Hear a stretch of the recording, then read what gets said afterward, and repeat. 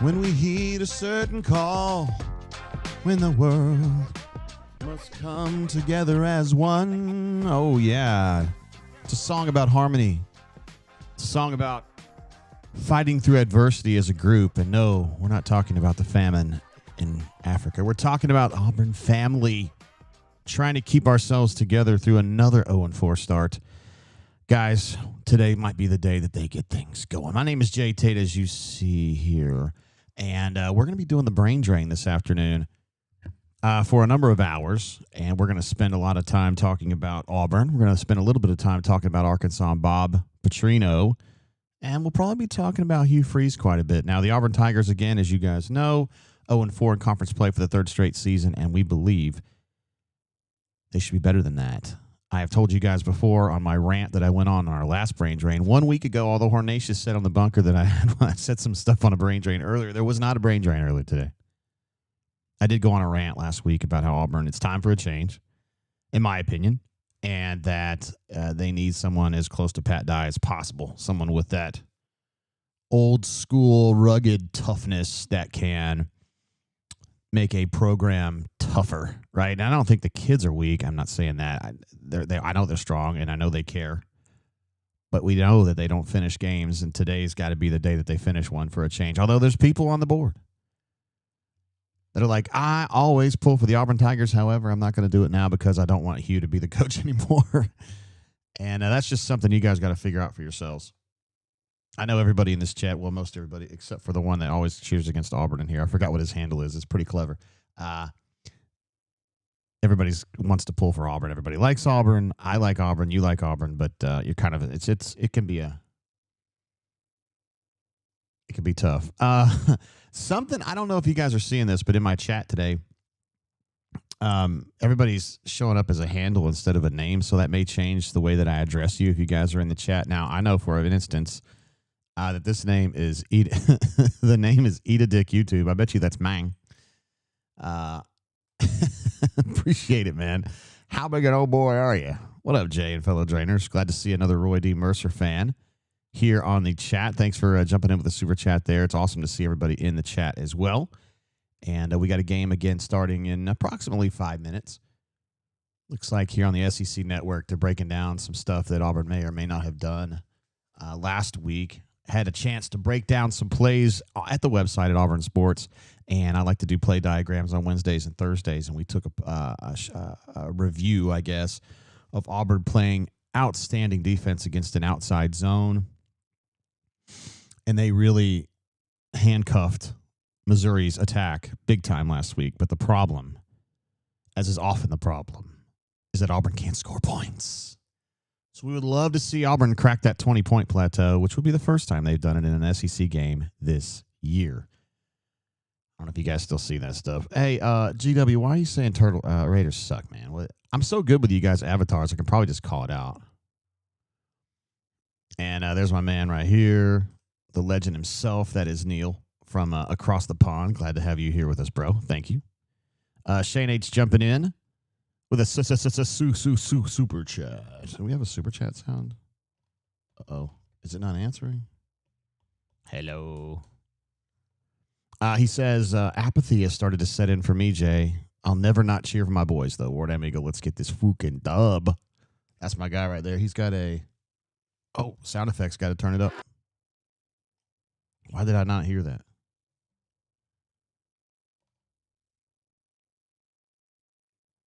Ooh, my stream deck's acting weird. I don't know what's going on. Let's see. GW says he phrases a beta. I don't know.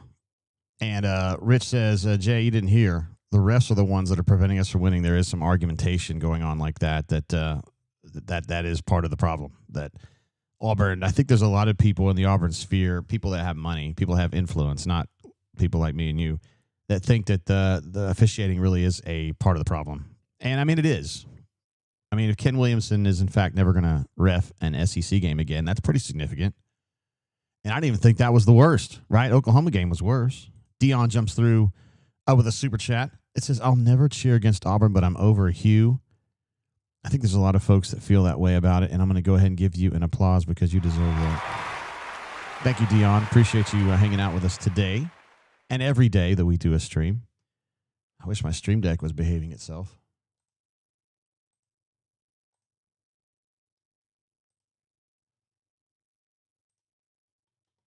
Let me see if I can restart that bad boy real quick.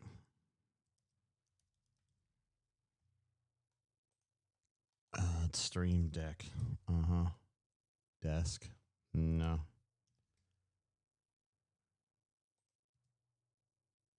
Kind is app. Elgato Stream Deck. There we go. Maybe it'll work better now. That would be awesome. There we go. Let's see if we can get an applause off that. There we go. Now we're talking. Let's see who else we got up in here.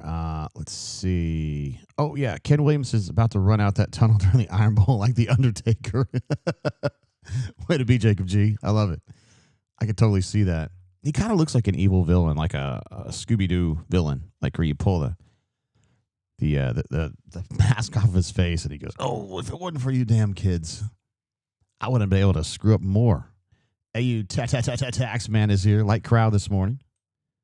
I don't know if you mean here or you mean there. Anyway, let's bounce over to our main page. Our in-game situation right there. Looks like 58 and cloudy. It was supposed to be pouring ass rain. It doesn't look like it is pouring ass rain. Looks like it has been raining. This time of year, I used to live about, 100 miles from there in Tulsa, Oklahoma. And this time of year, it just rains all the time. Not down here where I live now, though. In Montgomery, Alabama, it's been beautiful for like 6 weeks straight. Maybe longer. I don't know. I like Daniel P., a.k.a. Metal Fan, says, Bobby P. with a dual edition today. I like that. Oh, Bobby P. 22 mile an hour wind gust would be interesting. If why is it? Oh, I moved it. That's my fault. That's 100% on me. There we go. Much better. All right, what are we thinking today, guys? I picked Auburn to win this game. I did pick Auburn to win this game just because I feel like even though I think Hugh is not going to get it done, I think, why did I have 6-1? Come on now. They're not 6-1, guys. They're 2-5.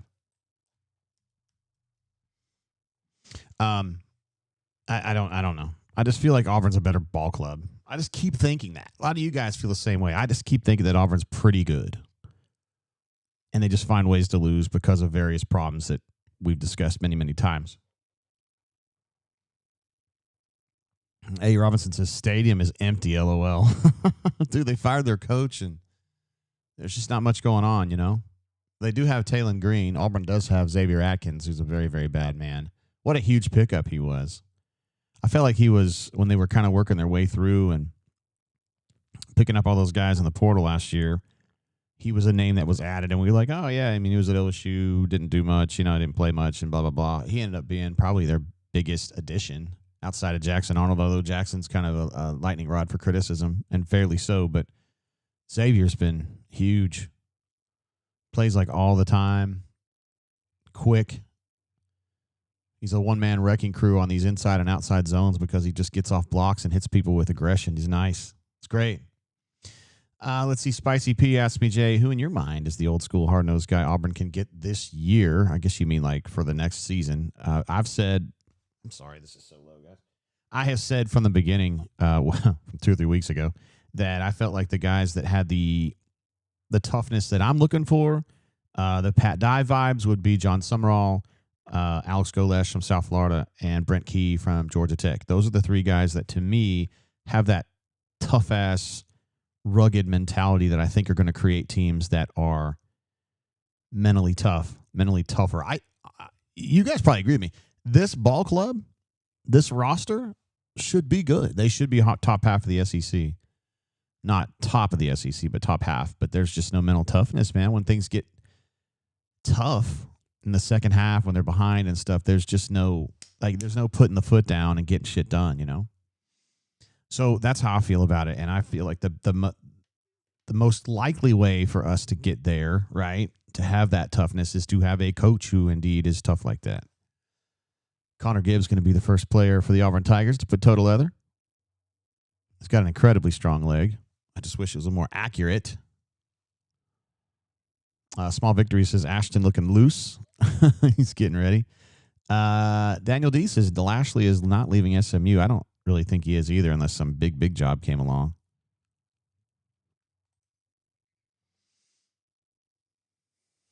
I mean, I think he would go to Auburn. Yeah, I think he would go to Auburn, but I just don't. Guys, I think there's not a strong appetite for another Gus type guy. You know what I mean? And I know Rhett's not Gus, but it's the same thing.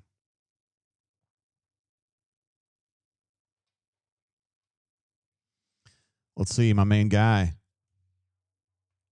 Boom! Hit the pylon. Wants to know, will Freeze have the nuts to bench Arnold today, or is he going to keep him on the pitch as his excuse for losing? That's so interesting that you bring that up. Neil, I love that Neil brings these up. Ephesians says flag on the first play. I love it. Yeah, let's get this thing started. I'll switch it over to the first quarter.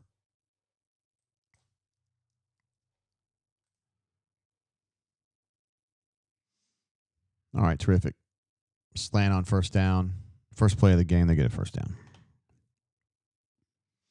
Turtle says Rhett Lashley is going to Florida. You can book him. You can book him, Dano. All right. Put you down for a yes. I doubt you're upset, though, are you? Well, I mean, I like Rhett a lot on a personal level. I just think that people are fatigued with Gustav at this point, even though he's been gone a little while. You know what I mean? Nice play right there from the Auburn defense. And guess who it is? Xavier Atkins again. And we got a flag coming in. A late flag, I might add. That doesn't necessarily mean it was late, though. It is going to be against the Auburn defense for a face mask, it looked like to me. Wonderful. Great play and a flag.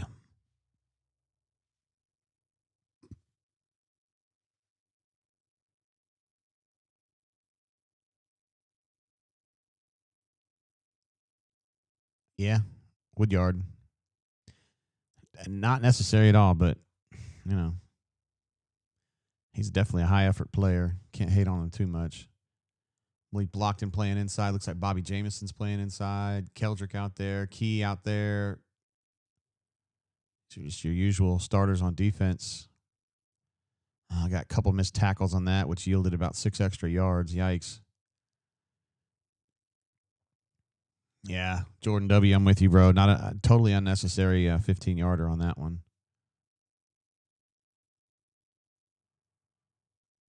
Missed tackle from Woodyard and also Champ.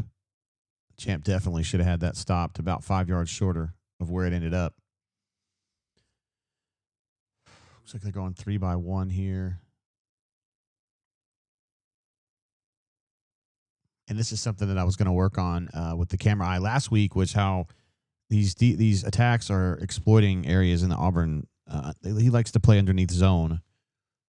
And I feel like these teams are just better than they have been in the past about sitting down in zones and just getting that little seam route or that little sit-down route. And Auburn just doesn't have a good way to defend it, really. They're just slow, I guess, getting there. Maybe their underneath defenders just don't have that smoothness. When I was talking to Coach Hunter about this, he said they've got to collision these guys more often. But you figure they're doing what they're coached, right? There's a little mesh concept, but Auburn had it defended really nicely. Neither one of those guys were open. I think Taylor Green was just trying to throw him open, but Jay Crawford was right there. Nice play.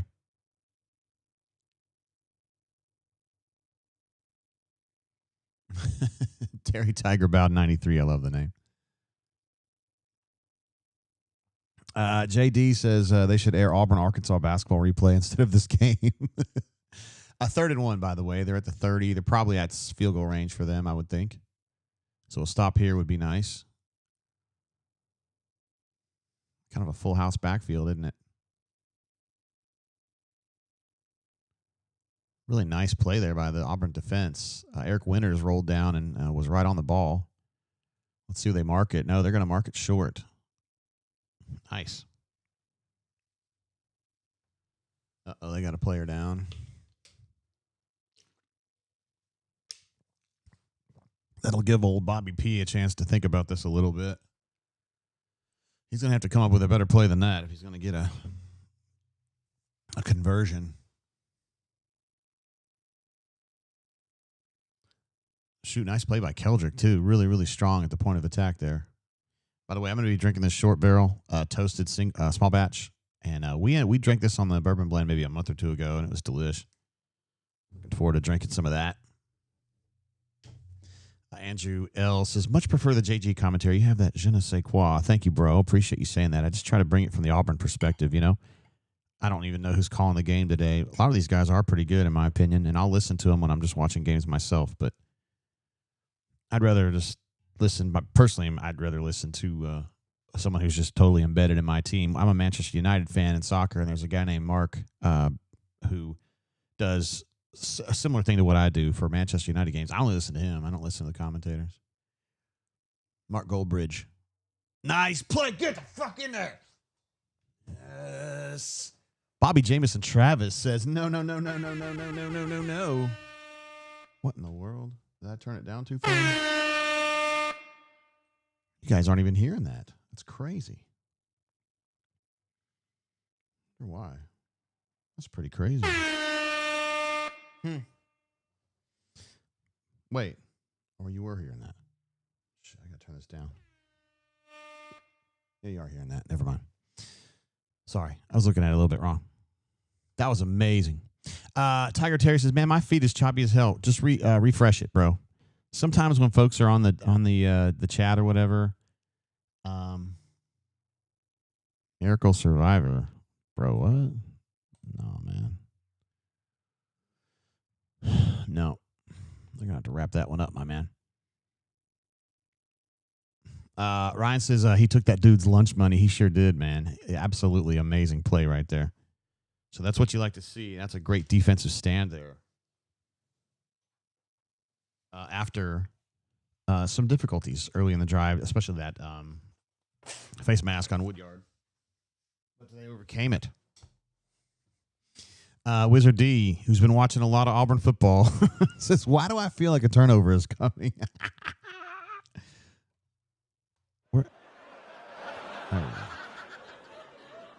Gunnar Sear says, War Eagle JG, hopefully we can get a win today. That would be good, I think, or bad, depending on some people. I'm good with a win at all times. And also, Caleb says, can we get a conference win today? That would be good. It's been a minute. And B. Will talking about South Florida is up a touchdown on Memphis today, which I thought is going to be a good little G5 game. Two of the good ones. Although Memphis lost to UAB, right? Yeah, last week, which was very surprising. Let me get a couple of let me get our third down stats updated. They are now 0 of 1 on third, and of course 0 of 1 on fourth. But we won't do the fourth. We'll just do the third. But Durkin's good and satisfied with that. All right, Terry Tiger Bowden says he's back, so that I guess that helped your situation. We see this come up periodically. A percentage of the folks that are watching the stream will say my stuff's getting choppy, and they think that it's on my end, and whether it is or it isn't, I know if you reset YouTube, it picks you right back up, and it's smooth after that. I'm not sure what's going on with that. It's been like that for a minute. Let's think about this. So people on the bunker and the corner are generally dismayed to learn that Hugh isn't quite on the hot seat that they think.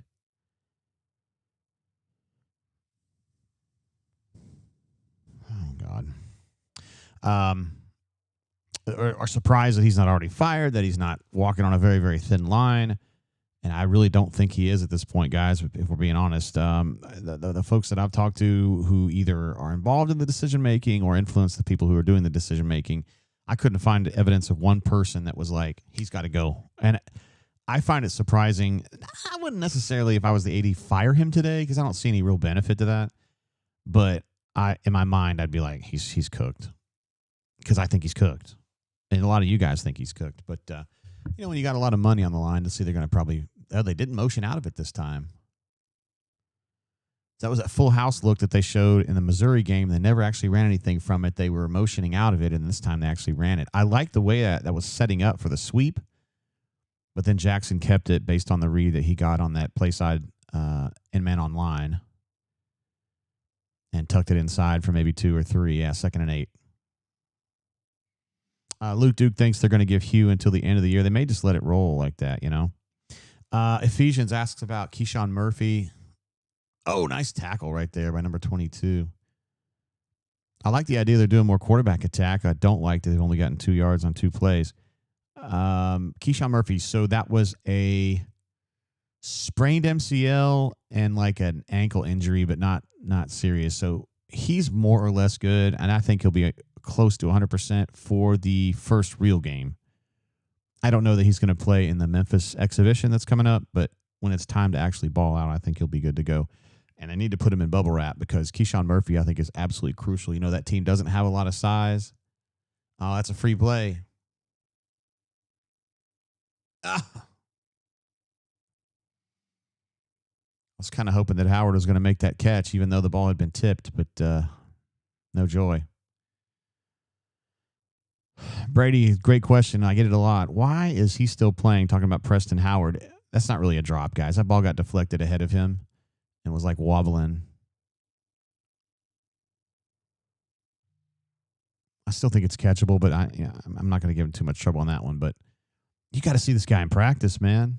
He's like the practice All-American, but then he gets in the game and he's not great.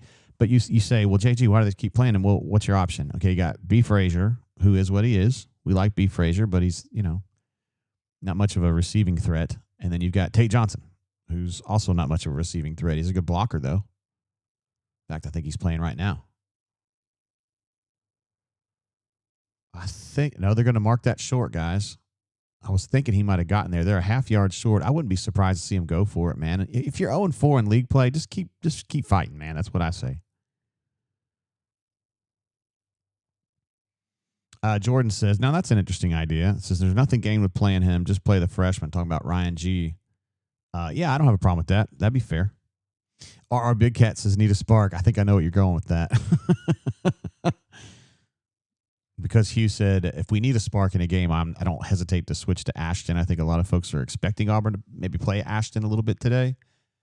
Just because Jackson's been so inconsistent. Yes, sir, Jeremiah. Nice run. That's a, 18, 20-yard run there on 4th and 1.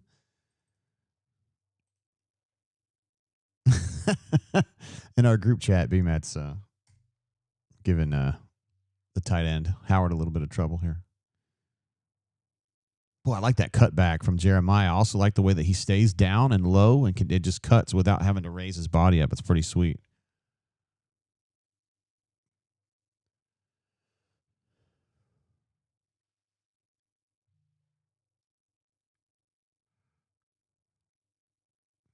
Daniel D., I wouldn't give him too much trouble for that one, personally.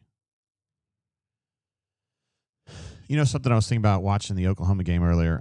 Oklahoma made this great play to get down to about the 20-yard line on a long pass. And these wideouts, when they make plays like this, let's say 40-yard catches or longer, in college anyway, they all like to do a chicken dance or something. You know, they celebrate like they've won the Super Bowl. And it's like, hey, man, that's a good catch. And I always think back to Cam, because Cam Coleman, like when he makes a great catch, he just kind of, like he might do the first down marker and he just tosses the ball and gets back to work. Like I like that a lot. I think you celebrate when you actually accomplish something. I don't think a catch, and even a good catch, is worth freaking the fuck out about it. But that's just me. I don't know. I think Cam feels the same way I do.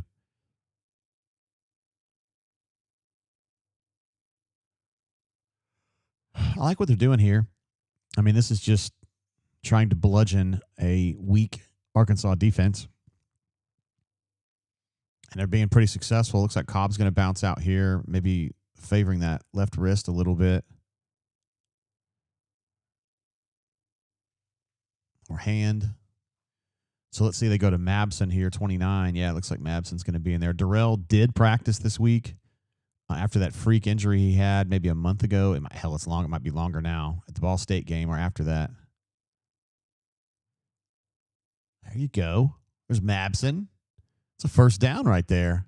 Hey, man, that was a good play from Jackson.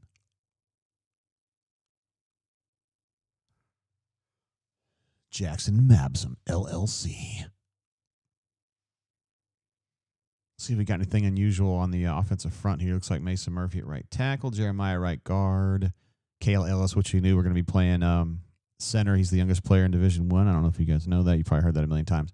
Dylan Wade at left guard, and Xavier X left tackle. So usual delights there. Perry Thompson now playing X receiver. That's pass interference, dude. Come on. Well, he caught it, so that'll do it. You see how, this is exactly what I'm talking about. So Cam makes a great play, right? Touchdown, by the way. And he doesn't do a crazy celebration. He just says, I scored. I mean, that's how you do it. The more you fuck around, the more you're going to find out.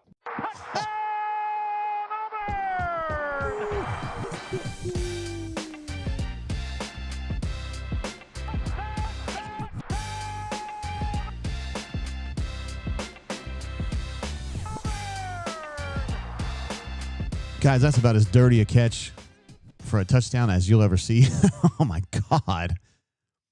He kind of pawed that. He didn't really catch it with his hand, but he pawed it and just brought it into his stomach and just landed and caught. I mean, just, oh, my God. The guy's a machine, man. I mean, he's just like Megatron.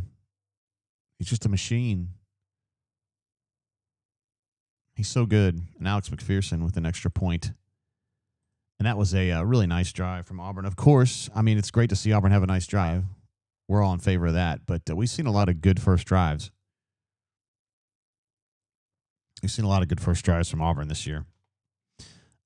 Chandler C says he's going to be good at Georgia. I don't know, man. I don't know. We'll have to see how it goes. It depends on if they can continue feeding him. I feel like he's had a good year. If he's having a good year and the scouts are coming around, I don't know why you'd leave. I mean, and they pay you right, but Auburn will pay him right. 3 of 3 for 37 for Jackson Arnold plus a tutty.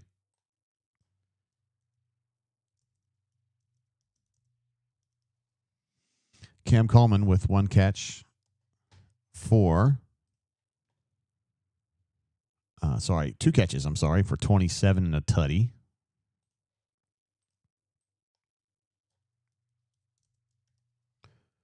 Jeremiah had a good drive there. Let's see what he had. I already clicked that off, bro. Jeremiah had 4 runs for 22. That's pretty good. And Arnold did have some rushes there. 2 rushes for 3 yards.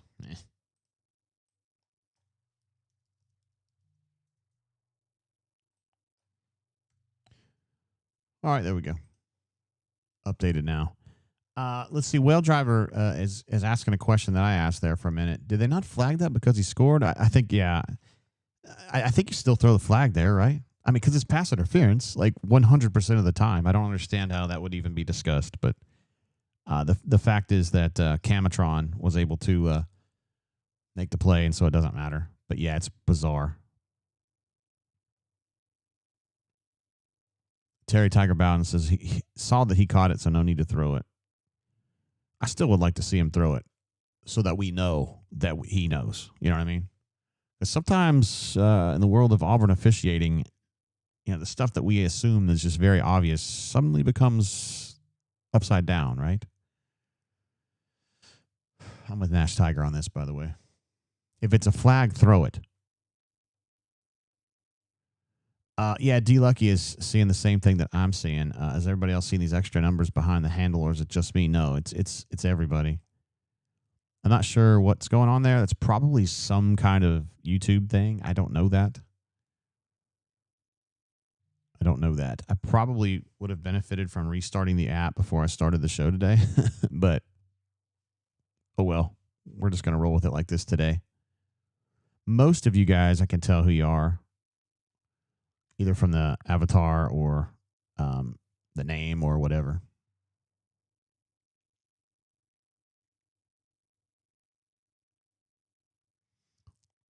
There you go. Yabo says, fire that man. Next time I'll throw a flag. That'll teach him. Look at him. He's a juggler. He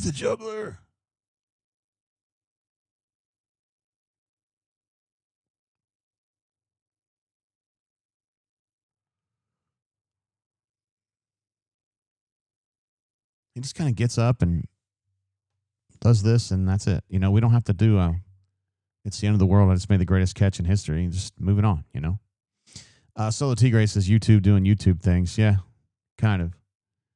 And also, Midro says, is that your assigned FBI ID? Nobody wanting to be in the FBI right now. They ain't getting paid. One of my friends that works in Washington for a federal agency, he showed me his check stub this week, and it was $0. It literally said 0 on it. He worked a full week. It's part of it. Not making this political. I'm just talking about the realities of some things that are going on in our country that are about everybody, not just parties. Got to get our money situation straightened out a little bit one way or another. Abby Laker jumps in with a super chat. Says, always thankful for sounds like these is probably what he... No, Arkansas had an explosive play. God dang it. Appreciate that, Abby Laker, for these super chats, sir. Super chat. Yeah, Abby Laker says, I typed that out wrong, bro. You're good. I just appreciate it anyway. Midro says, I wish Hugh was a federal employee. Come on, guys. That's funny, man. You got to give him credit for that.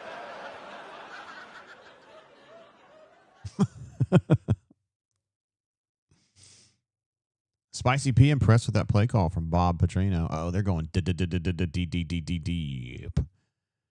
Kensley says, no, sir. You shall not be open. He wasn't open at any point, really.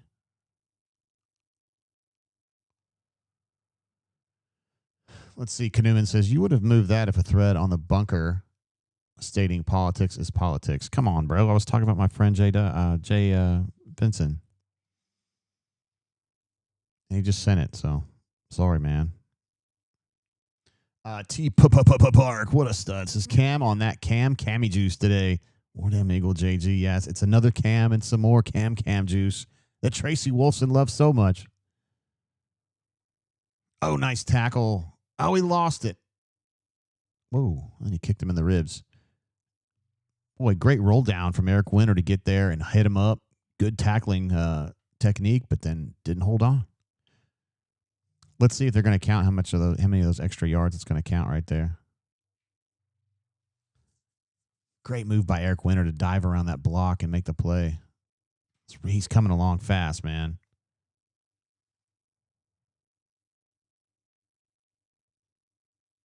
Neil J., whose name is coming through like normal now. That's good. It says, heading out on the town, we're winning 7-0. What could possibly go wrong? Listen, man, when Auburn's ahead in the game, they stay ahead. So there's no way anything bad's going to happen here. I can guarantee you that. Appreciate you, Neil J. You're a legend. Terry Tucker Bowden says, Petrino losing his mind. He does. Oh, I know what he just said. He said F and BS is what he said. He must not agree with that.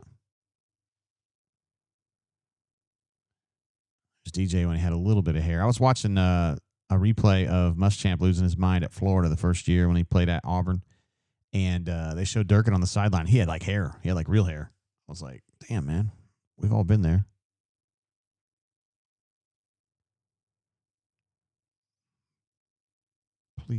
Please, no. No. Let's see. AU Taxman says Eric Winter is greater than Derek Winter. And Small Victory says you don't need subtitles for that one. Yeah, that was pretty easy, right?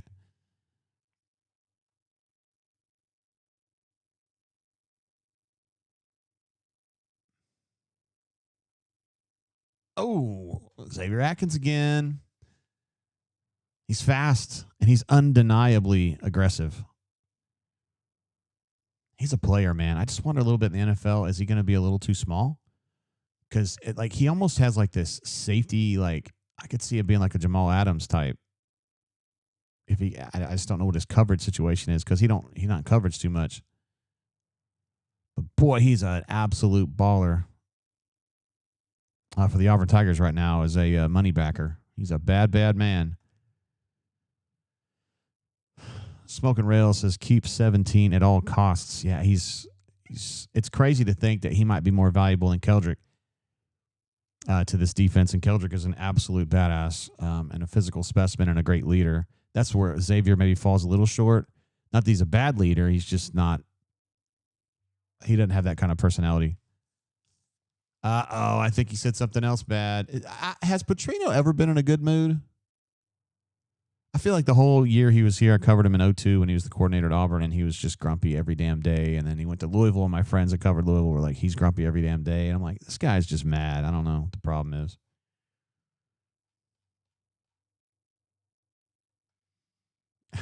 Don says, I see Coach Petrino's neck is doing good. He's made some progress there, yeah. You know, he has. He's made some progress. Cleared up that little affliction he had. Great play. Let's get some stats updated. At least we'll get this third down situation rectified. 0 for 2. By the way, total yards right now, 67 to 62. Arkansas. Now they're one drive ahead. Nothing else really sticking out to me, and they are 0 for 2 on third down, so I will update that right now. Give Auburn defense the full credit for getting that stop. Maybe this will be a day that Arkansas doesn't convert a third down. That would be sweet. I don't know what this is related to, but Canoeman saying, paying attention to the details wears on you. It ain't easy. Yo, yo, yo, yo, yo. Well, you're not joking about that, bro. Diego says, before the bike accident press conference, I'm sure he was happy and having a good time. No, I doubt it. I bet Becky was riding his ass. Solo Tigre, following up on that, says he was in a great mood once, and then he hopped on a motorcycle. Caleb says the energy in this game is poor. I mean, really, if you're thinking about the prototypical Auburn game not having a lot of energy, I'd say an 11 o'clock kick at Arkansas would do it. I just feel like that, to me, that's like the ultimate like JP type game, you know. Anthony R. asks a great question. JG, who's better, Zacoby McClain or Atkins? I would say Atkins. Similar kinds of players.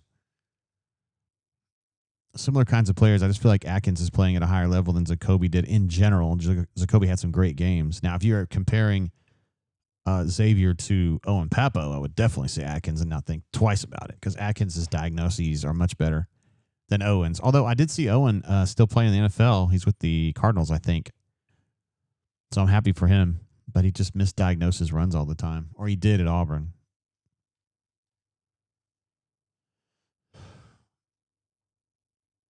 Let's see, Jay Robertson lives up that way, by the way. He's an Ole Miss fan who just likes hanging out because he's cool. Everybody's good. He did mention that the weather's crappy. And I was trying to see what else. I'm sure he had said something before that. Oh, my bad. A grad 778, which I'm guessing is somebody else. That's probably Cleveland Brown, but I can't guarantee it. It says, stay hydrated, drainers. Let's finally get an SEC win. War, damn Eagle. Just for that, I will drink some water right now.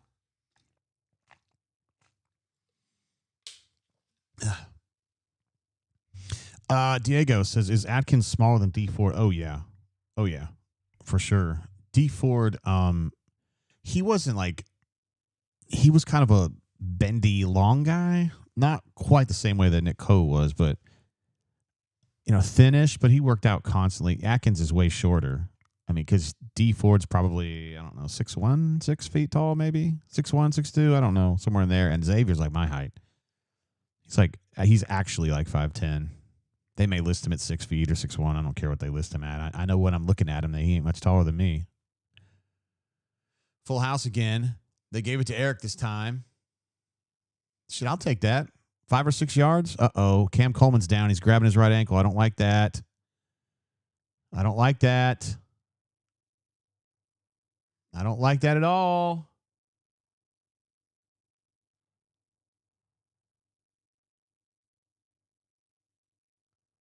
We got to see a replay of this and see what happened. This is a run play, and he was the X receiver, so he's out really wide. He shouldn't be in a situation where he's getting rolled up or anything. Man, he looks really, really in a lot of pain here. God dang it. I mean, that trainer's having to, like, hold him down, kind of. He did get rolled up. I'm sorry. I was sitting there talking. Please, God, no, don't let that be what I think it was.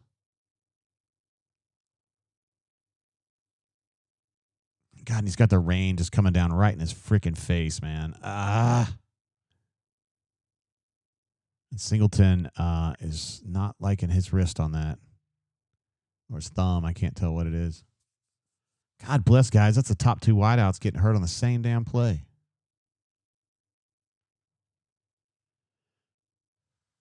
Spicy P has been there. He says high ankle sprain hurts worse than childbirth. I had what was a high ankle sprain and also tore my peroneal tendon in my right ankle at the same time.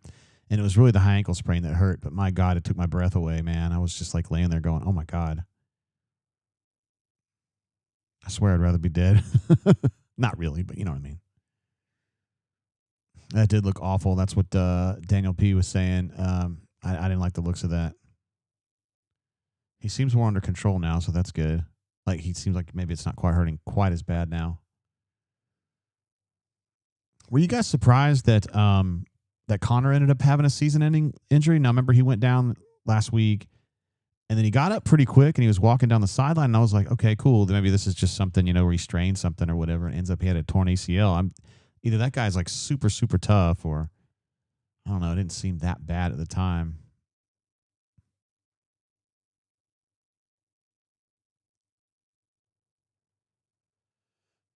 All right, this is good. Cam is walking on it, kind of. I mean, not great, but at least he's upright. They didn't have to bring the cart out for him or anything. Okay, so let's think about this. We got Cam down for the moment. You've got Horatio out. So those are your top two X's. Now Perry's going to have to switch from Z to X, which he plays X in practice a good amount. You could play Perry over there, and then backside, yeah, Malcolm, who I like more as a slot, but he can certainly play Z. Some confusion already going on here as they switch positions. Malcolm is playing slot here. And what's the first thing they do after Eric comes off the field with a wrist injury? Hand him the ball and have him run the ball again. That's good. Oh, good God. I don't understand. B. Will says Sam Turner time. I'd like to see it. Sam Turner busts his ass in practice. I'm not sure there's anybody on this team that practices harder than Sam Turner. That doesn't mean he's a great player right now, but it means he's going to give you a full day's work. There's no doubt about it. Trip Case wants to know, why are we running long sweeps in the freaking wet grass? I don't know. They weren't doing that earlier. When everything was going well, they were running the ball north and south, inside zone.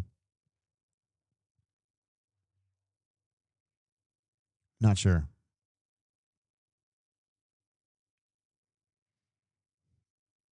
There we go.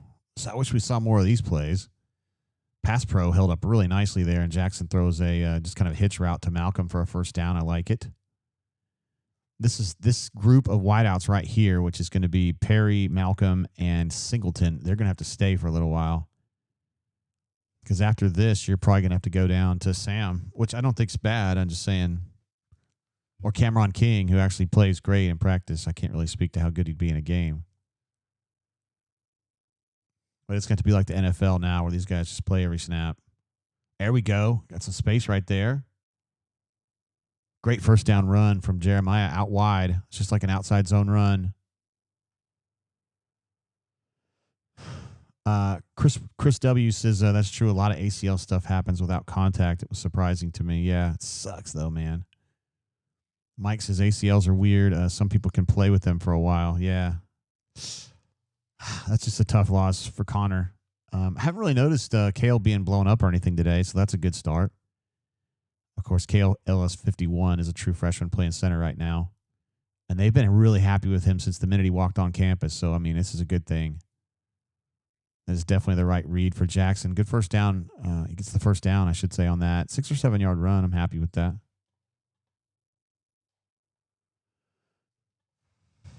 Yeah, Raslett says Cobb is getting better and better. I absolutely love Jeremiah Cobb, and I don't know that everybody agrees. A. Taxman says Hines Ward, defender of ketchup. I saw somebody write Hines earlier, and I thought that was funny. Bill Miner breaks some news for everybody. Did you know that Kale Ellis is only 17 years old, guys? He's the youngest player. He's the youngest guy on the field in all Division I. How about that?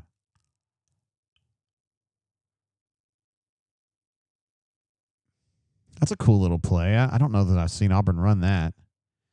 So they ran like GT blocking action on this, and it was actually a quick screen, which you don't usually GT block for. Certainly not into it. It's kind of like they're triggering the linebackers to to go to the left and then they throw to the left, which is kind of counterintuitive, but it worked. In that case, I like it.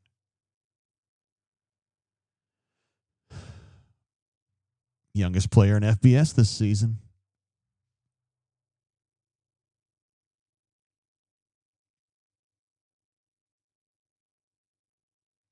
I think Sam Turner was playing Z receiver there.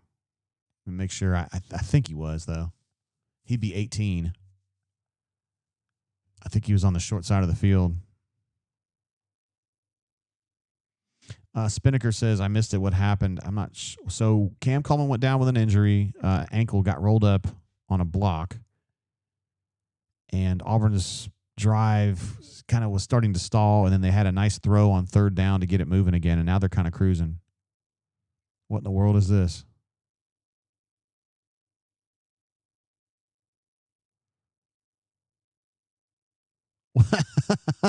That's almost so obvious. Like, that's almost like the Reggie Fish play from back, 20 years ago? That's kind of funny. I like that. Just to end the period or whatever. Here comes the replay of this.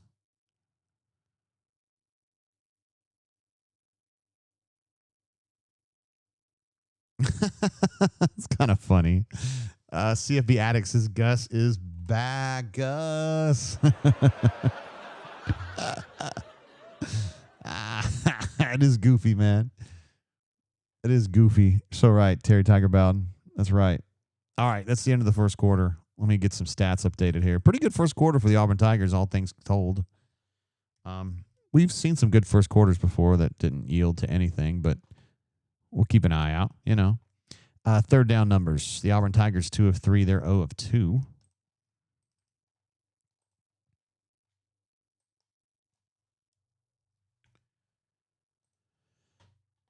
It was very Gus Bus esque, wasn't it? Jackson's currently, you guys are going to shit your pants on this one, 6 of 6 for 65.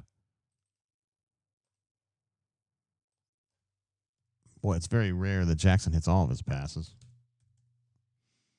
Let's see, Jackson did have at least one more run. He is 3 carries for 10. Jeremiah is 5 for 31.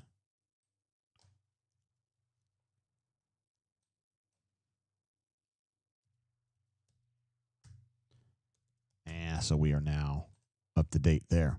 Abby Laker says, this is our Super Bowl, baby. He's living life. When Gus was the head coach, Gus was 8-1, 7-1 in the games against Arkansas as the Auburn head coach. It was just such a huge game.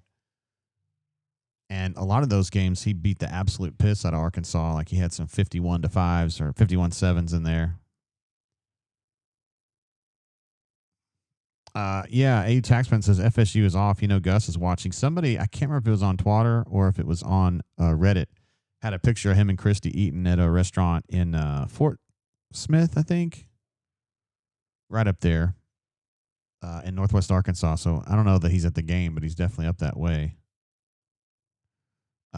Christopher B. says, Gus used to run that with somebody. Yeah, I think, was it McCaleb? Yeah, that's what Tiger Terry Bowden was saying. McCaleb, I think it was the guy that was doing that. Yeah. Terrence, you're so right. He says, JD, pretty good first quarter for the Auburn Tigers. We've seen this reality show before. There's no joking about that. No joking about that. We've seen some good ones. B. Will notes that South Florida is up 2 touchdowns now on the Memphis Tigers, which is one of the coaches, Alex Golesh from USF, who I think would be a wonderful match at Auburn. He's got that fucking toughness, and he's kind of all about the ball. And he has, at least, because I've been keeping track of him the last couple of weeks, just has a pretty cool personality. Sumrall, I think, has a personality that Auburn people would like, and will get that toughness that I think Auburn lacks. But to be fair, I feel like Auburn's been pretty tough today. Now, it's one thing to be tough when you're playing Arkansas. It's another thing to be tough when you're playing Georgia, Alabama, Ole Miss, which is who they're not playing this year, but some of these other games, Oklahoma. There he is, Hugh Freeze, as Andy calls him, Hugh Freeze. Thank you, Andy.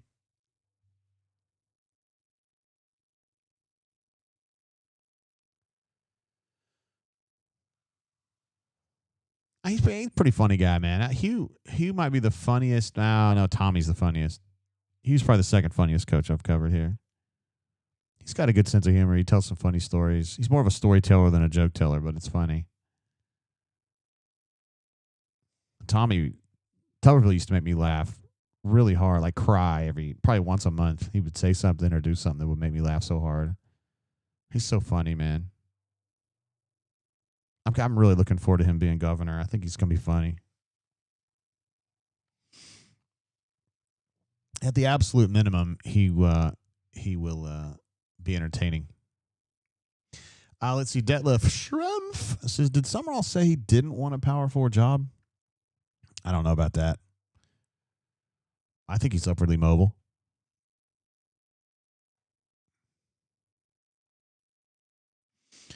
Terry Tiger Bowden says, man's got jowls and buck teeth. Biscuit. What's up, Big Daddy? Says JG on the YouTubes all the damn time. Much appreciated. Call me Biscuit. Thank you. He's talking about how, we do the Thursday show, the bourbon blend with my wifey Courtney, and Biscuit was huge in our chat the other day. He's on the show when he can make it, and he was great the other day. So thanks for being on there with me. I know some of the other the dozens, as we call them, are here. Of course, Kanuman and Don Proper Dickin, coming all the way from Maastricht, Holland, which is really shows you his dedication to the bit. Hayden jumps in with a super chat. Says, late, but I'm here. Wardham Eagle JG. Hayden, it's going pretty good, man. I know that you've heard this story before, but they're playing pretty good football right now. Their first drive, their scoring drive, they were just running the ball like pretty much straightforward, and it was capped off, consummated, as some would say, by an amazing catch from Cam Coleman, a death-defying catch, as you are accustomed to seeing from him. And then on their second possession, he got rolled up on a wide run, and I thought he'd like damn near broken his ankle, but he got up and walked off. He didn't look good, but he walked off.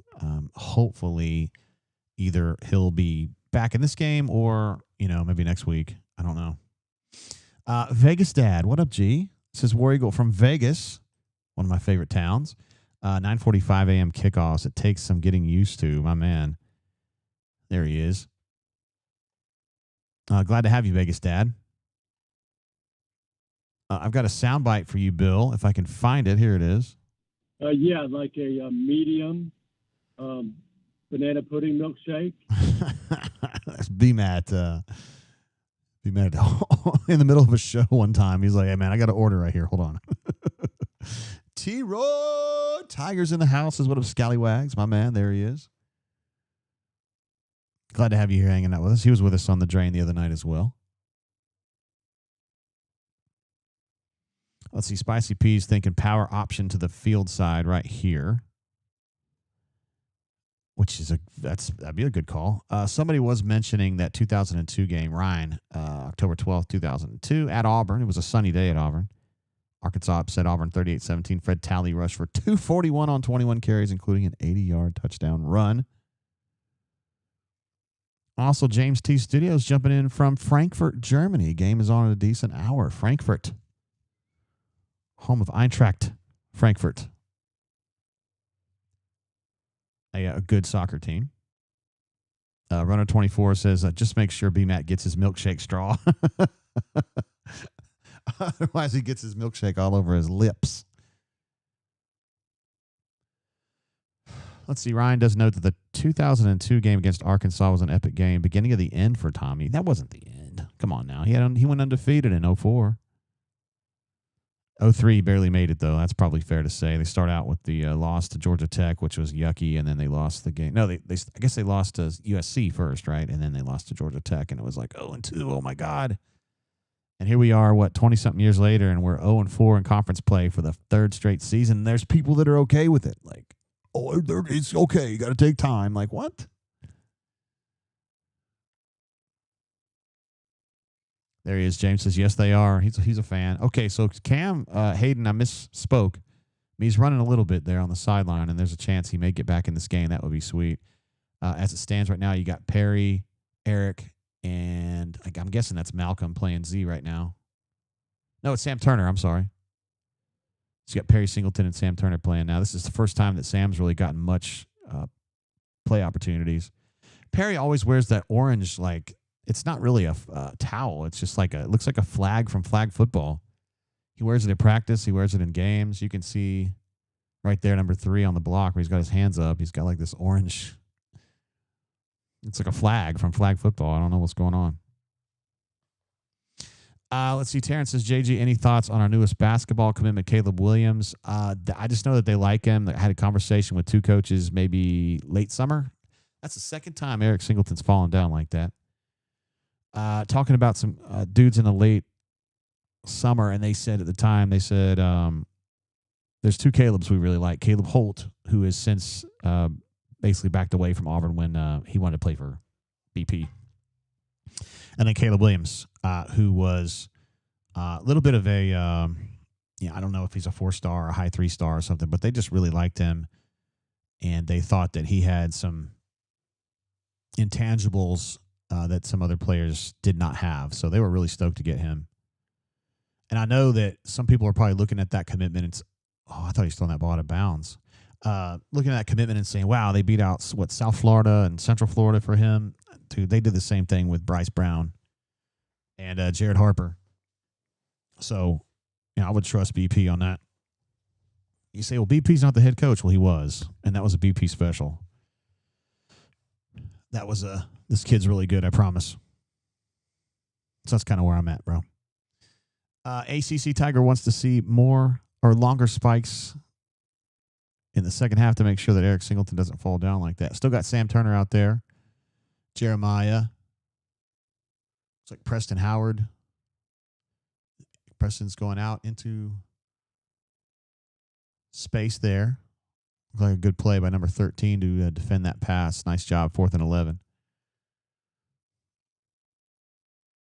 Guy Forks, great question. Why can't Freeze stick to the run? He got a little behind the chains right there in this particular set of downs.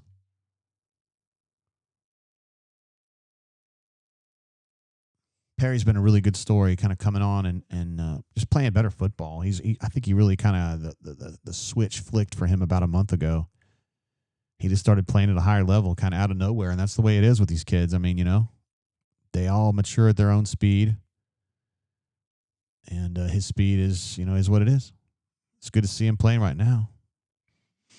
And Alex McPherson connects, and I'm going to find this field goal kick sound, and we're gonna put it on the board. But I got to find it first. Here it is. Nope, that's not it. That's not it. Field goal.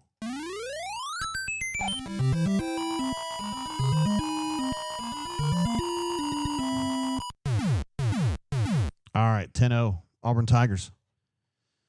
Our Big Cat says Arnold would make a great tight end.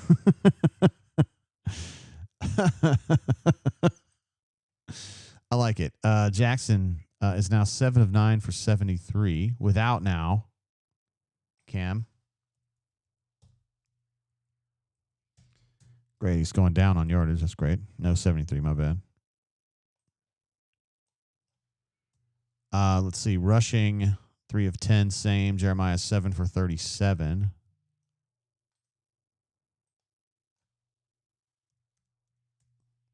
Coleman out right now still, and I'm guessing Auburn, those third down numbers changed a little bit.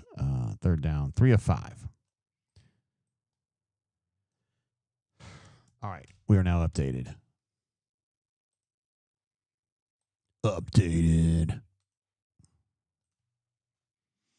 Daniel D says, let's see how we blow it. I will say this, Arkansas hadn't so much as pissed a drop. They've had one play so far that's been notable at all. Other than that, it's been nothing.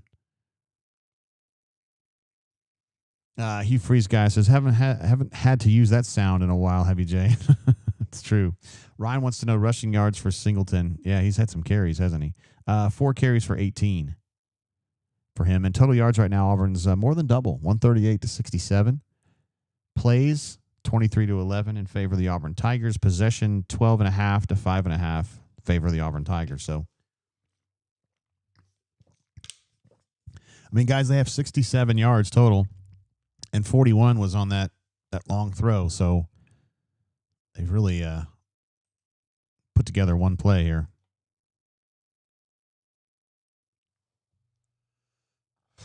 I think I picked Oklahoma to beat Ole Miss, and that is not looking like a great idea. I should have known better. I should know Arkansas. I'm sorry, Oklahoma's fake. Anthony R says, Jay, would this win change your perception about Hugh being the head coach? No, not at all. I just Arkansas is bad and Auburn's not bad. I know that we look at this and we watch this stuff go on all the time and we say, God, they underperform and God, they're so soft at the end. And I just want to. CJ jumping in with a super chat says, I can't help but ask how we lose this one in the second half. Come on, man. He's been watching a lot of Auburn football to be asking that question. Do I get a laugh or no? I don't get a laugh. Come on now. There it is.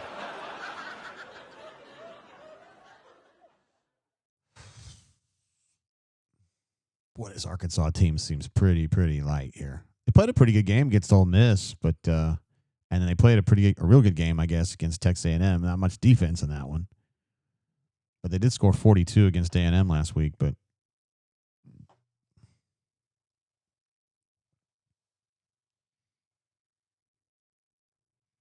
D-Meek says, you're right, Jay. Arkansas's 121st defense in the country. They give up like 0.5 points per play. We should be going up down the field, and we should have 20 already. Luke Duke says it's not the second half yet, JG. We can still look ahead, right? It's a good play, Taylor Green. Both from Taylor Green and also from Caleb Harris. Playing downhill and got knocked back a little bit, but he still held on. 6-yard gain. Jay Robinson says Arkansas fans, he lives up that way. Arkansas fans have been down bad for a long time. Yeah, I mean, but it's Arkansas. I feel like Auburn's like a full step, maybe a step and a half above Arkansas in the actual pecking order. I realize they're both having bad years, but Auburn's better than Arkansas. Even when Arkansas was really good under Petrino, Auburn was better. Remember Cam beat them in a really good game in 2010, maybe. What was that score? I don't know. It was like 51-45 or something like that.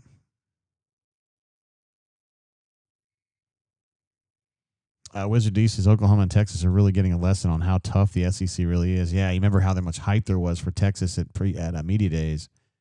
And I was like, okay, if Arch Manning is that guy, then they're going to be really good. But Arch Manning doesn't look that great. Nice job of Taylor Green right there for taking some of the zip off that pass and kind of floating it in there on the crosser. That's good. That's something that Jackson Arnold could get a little bit better at, honestly, having a little bit of the touch on the passing.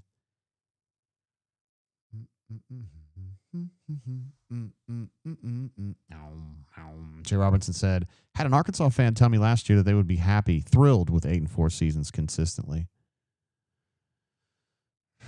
I don't think Auburn people would be, because that's kind of what Gus was doing. I know his last season was 6-4 in the COVID year, but generally he was kind of an 8-win guy.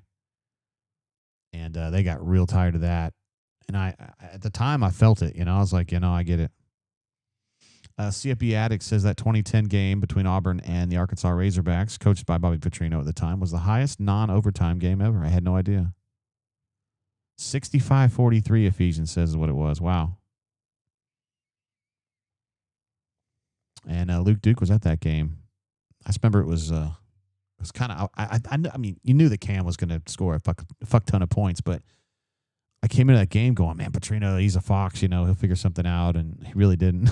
I mean, he scored a lot of points, but it was just like Cam was just like, you don't have Cam, and Auburn does.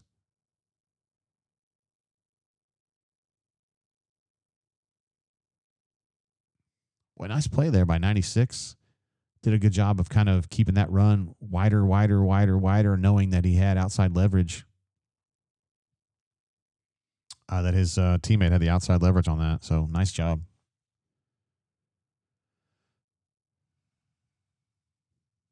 Let's see, Jay Robinson says, in a vacuum, Arkansas doesn't keep Petrino, but given the other open jobs in this cycle, he may be their best option. Interesting. Detlef, I don't think so, bro. He's asking, if Auburn does win this game handily. Oh, well, I say that, and now Arkansas is off to the races. New boy's not going to catch him, and that's a touchdown for Arkansas. How about that? Where's my... I took it off of here. Man, what a bummer. I don't even see the thing.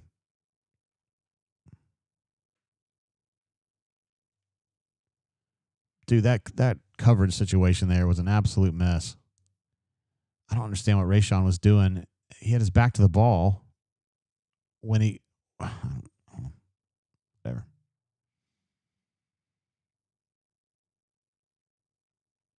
I can't even find out. Let's play this. Well, it don't make no difference. Just bring her on down. You're tough as hell on this phone. Anyway, Arkansas gets their 7 and adds some intrigue to this game. A game that just seemed was kind of Auburn was putting them to sleep. Looks like Rayshon fell down. Caleb Harris took a terrible route to the ball, and that's just off to the races.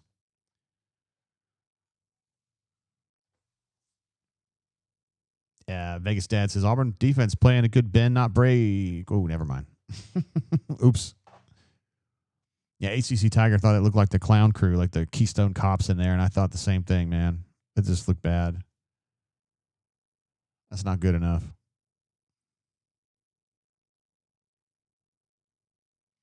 Mosivas says, oh, there's the spark we needed. Oh, wait, wrong team. The U256 just is pain. Yeah, Guy, I don't understand why Caleb was below Rayshon there. I didn't understand. I didn't understand what was going on there. Daniel P says Caleb has been unplayable this season. He's so bad. I think he's one of their lowest, certainly one of their 2 or 3 lowest rated starters, according to PFF. I care more about what DJ thinks, but again, according to PFF, he's been really bad this year. And I know he's been hurt, but he wasn't hurt like the first month. So...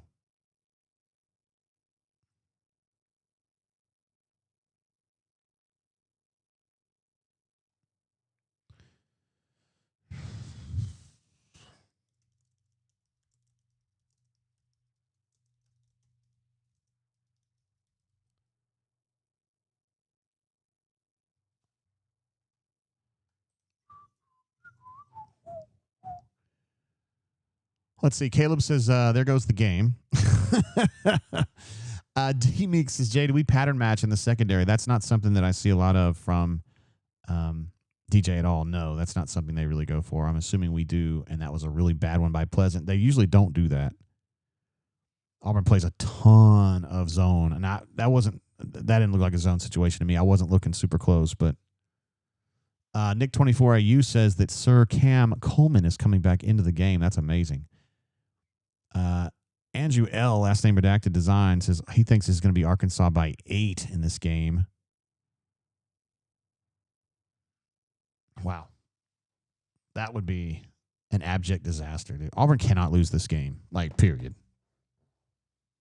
Come on, man. Auburn has the better team. The coaching staff's still together. They have better players. I mean, come on, man. This stadium's half full, which is just an embarrassment to Arkansas. That's just how I feel about it anyway. Who knows?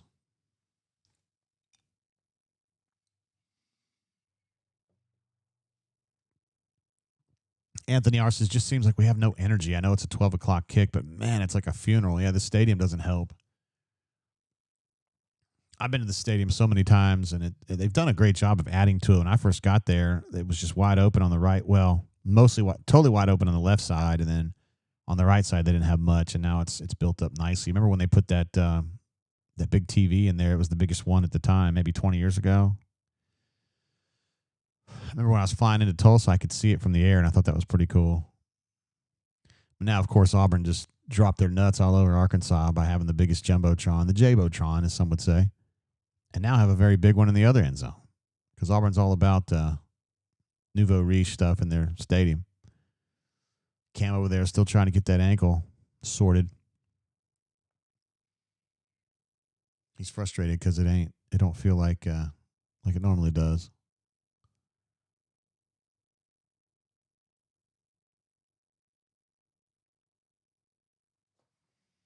Eric D says or Eric L. I'm sorry. It says Arkansas Stadium is nice. Yeah, I agree. I like it. It's one of my favorites in the SEC. I'm trying to think my favorite stadiums in the SEC, and I'm taking Auburn out of it, obviously. My least favorite is probably South Carolina because of the parking situation, and it's just ugly. It's just like in the middle of a fairgrounds, and it's ugly, and there's really nothing about it that I like. So Arkansas, thumbs down. I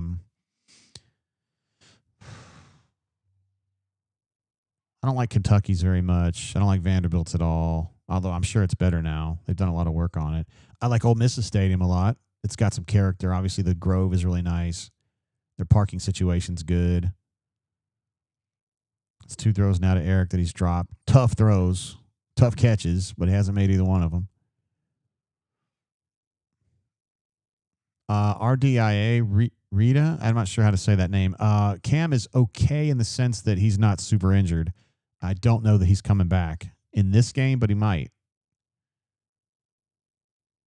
He's kind of stretching out his ankle on the sideline and kind of testing it. Spicy Pieces, I'm sorry. Our Big Cat says, Hugh forgot we have a running back again. And Spicy Pieces, yep, 3 passes and a punt. Guy Fork says, pass happy in the rain. I'm so sick of you. And a sack. Great. We could actually change the song. I don't know if you guys are Gwar fans. I am from the old days. And Gwar had a song called Sick of You that came out in like 89 or 90. And we could just change it from Sick of You to Sick of Hugh.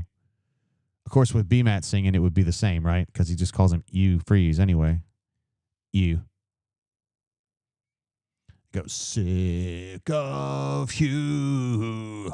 I'm so sick of you. He goes, could you have thrown it to a covered receiver like you did on first down and second down, please? Nick 24 says, deer in the headlights look from Jackson, and when he doesn't have his first read, I'm tired of this, man. Tired. They could give Ashton a chance. I don't know. I'm just throwing ideas out. We talked about how, Hugh talked about how if he feels like the team needs a spark, he wouldn't hesitate to go to Ashton Daniels. Well, if Arkansas does something with this drive right here, they're going to need a spark. Period. I'm going to try to get my Bluetooth set up here. You know how this goes.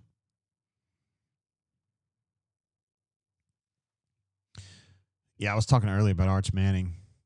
As long as he was going to be the absolute duke of college football, they would have been fine. But he's just been okay, I guess. Not super bad, just average, I guess. A lot of people surprised by that. I'm not sure you guys are. We got the smartest chat in all of the YouTube. Let me see if I can get some of this going. I'm trying to make sure we're good for calls here if we need it. I'm going to call my own phone this time. Nope. There we go. It's working. Uh-oh, they have a play to right off the bat here. They sure did. Good golly, Miss Molly. Here we go. All the way down to the 12. Golly. Come on now.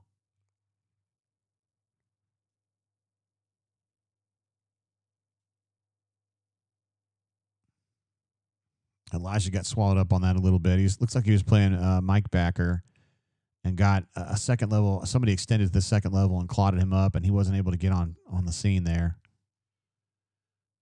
I'm usually a big fan of Elijah, but he didn't play great.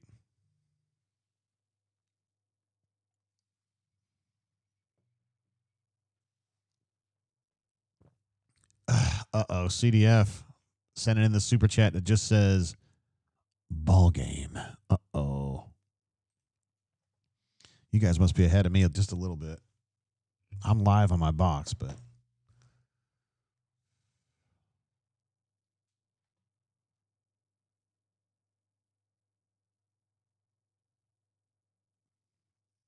All right, so it's going to be 2nd and 1. They may have gotten the first down on that. They can get a first down here as a 1st and goal at the 1.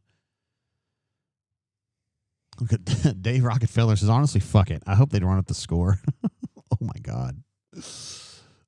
Oh, don't even, man. I just don't even want to be around to see this. Like, I'm serious. Oh, my goodness.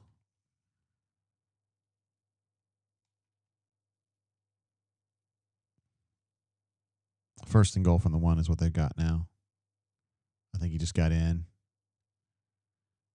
No. Side judge says he's not in. Going to leave it at like the quarter yard mark there.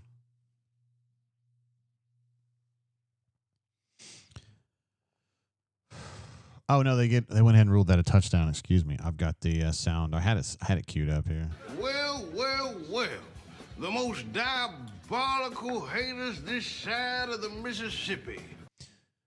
Yeah, Terry Tiger Bowden, excuse me, says I'm a play behind. I guess I am, dude. I'm watching it on cable, and I mean I'm completely live on my box, live. So that's the way it goes sometimes. CDF thinks this could be a real problem here. Poppy Clan jumps in with a super chat that says cooked. Cooked. Appreciate you jumping in, Poppy Clan. And Blake R., the man from the East Coast, one of our czars out there. Says JG, sorry for being late to the Dre. No problem. Glad to have you here. Been listening to the game and see and hear Hugh should have been fired already. Arkansas looks like all Americans. Maybe one day Auburn won't suck while I'm at. We'll just leave it at that. Maybe one day Auburn won't suck. Love you, man. Appreciate you, Blake. This guy, I love this guy. He's amazing. Yeah, Solo Tigre wants to hear the jerk-offs. I got to figure out where that was, man. I had to change up my buttons, and I took that one off because I was kind of like hoping that we wouldn't have to push it a bunch this season. You know what I mean? But, yeah, here we go. I don't like your jerk-off name. I don't like your jerk-off face. I don't like your jerk-off behavior. And I don't like you. Jerk-off. Do I make myself clear? So somebody asked in the chat earlier, if they lose this game, that's it for Hugh. And I still don't know. I think it is. I think that would be it for Hugh. Because I already think he's cooked, but I still don't know that they would fire him right then and there. I don't necessarily know that helps you a lot. But at that point, that would be a good opportunity to say, whatever. That'd be a good time for Hugh to kind of negotiate his exit. And maybe they say, he won't be back and blah, blah, blah. I don't know. But, guys, we got a long way to go in this game if we're being real. All you got to do is have some Chandler Cox wheel routes, and you're right back in the game. It's that simple, guys. Maybe run some of that Blue Darter full house backfield with the pirouette. I think that would really confuse the Razorbacks. Touchback. And Auburn's got 5:24 to go here in the second quarter. Plenty of time to put together a scoring drive. In theory, I say that in theory. Oh, my God. This is the first time it's ever been said. Nick A says, I miss Peyton Thorne. Never thought I'd say that. We had to do a little GIF or like a meme of like Peyton smiling like this or something that says, miss me yet? D Lucky says 0-5 in the SEC ain't on the refs. Oh, nice cut by Jeremiah. Nice missed tackle by Jeremiah. And then kind of straightens out and just starts gearing it down the sideline. I love that run. I say that about Jeremiah like every third carry.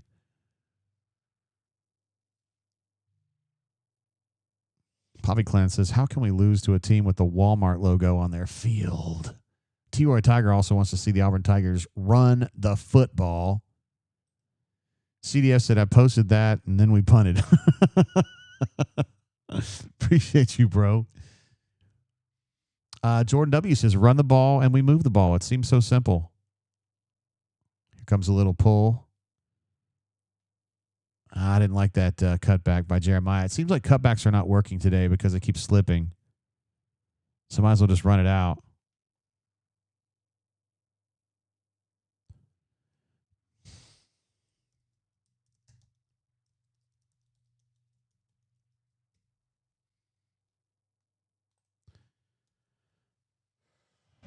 Bragg PD says, run the damn ball. I think that's what I should have put right up here at the top. Run the damn ball. instead of Hogtown turnaround? Question mark. Love what Jeremiah's bringing right now.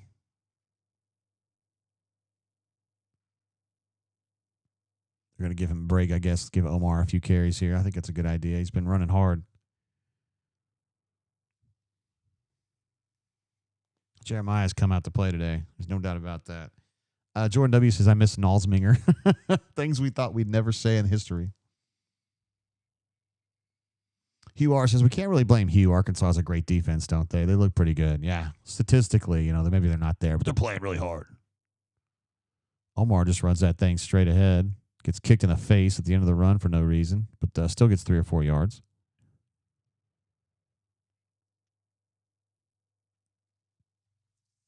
I'm curious to see what Auburn's overall running cut numbers are here today. 19 carries for 92 yards, so almost 5 yards a carry. More than double, approximately double of what Arkansas is doing on the ground. Jeremiah's now 12 for 73. So he's racking up stuff here. He's getting some yardage. Omar got a nice run going right there off left tackle. Gets the first down. Auburn's continuing to matriculate down the field when they run the football, as we've been talking in the chat. D. Meek said, only 2 yards on that play. Back to throwing.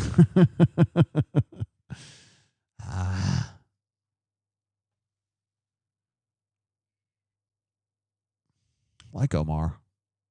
I like Omar a lot. I like how he stays low and he runs physical. Even though he's not a big dude. He's not Brandon Jacobs. You never mistake him for Brandon Jacobs to look at him, but both of those tailbacks, they like physicality.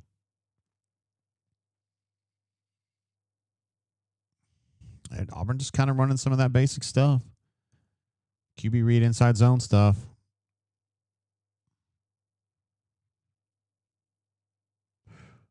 J.K. Kelly thinks Omar's giving off that Trey Mason vibe. I think it's physically he looks more like Trey, but I feel like Cobb is more of a Trey runner. And I probably would say that Matt Mabson might end up being kind of a Joe Cribbs. You see him get just a little quicker.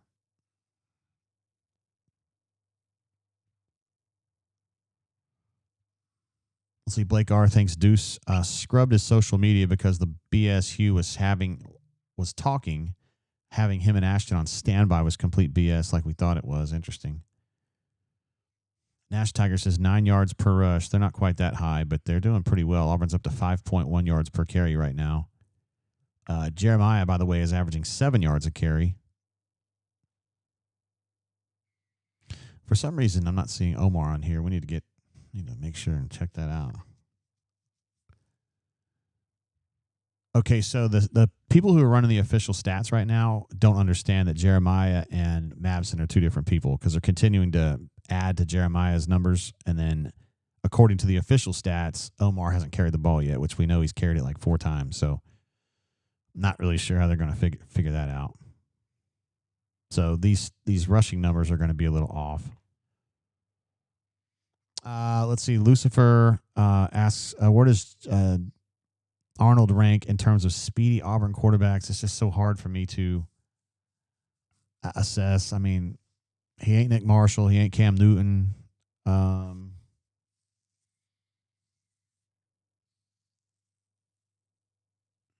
don't know. He's probably next after that. At least the people that I've covered, which is since 98, I think. Unless I'm missing somebody. I mean, he's faster than Cody Burns was. I think he's a better runner than Cody Burns was. P-Pass says Omar equals smaller William Andrews with good knees. That's an interesting comparison. I like it. Yeah. Robert saying the meanest thing that's been said in this chat. Hugh will throw to number 15. Don't you start with that. Don't put that out in the universe. I forgot about Bo Nix. Great point, D Meek. I think that Jackson's actually a better athlete than Bo is, but I think Bo had something about his field vision was really, really good. So he made the most out of every run. I think Jackson sometimes doesn't do that. JF3 is an interesting case, Nick. I have forgotten about him. Yeah, John Franklin was better. He's a better runner, yeah. But he was just playing at a time when things were really confusing. Of course, Jackson is too, but I really like John Franklin III. He was so great to talk to. And people ask me all the time, like, who's your favorite player? And I'll never remember to mention him. And I should, because he's just great.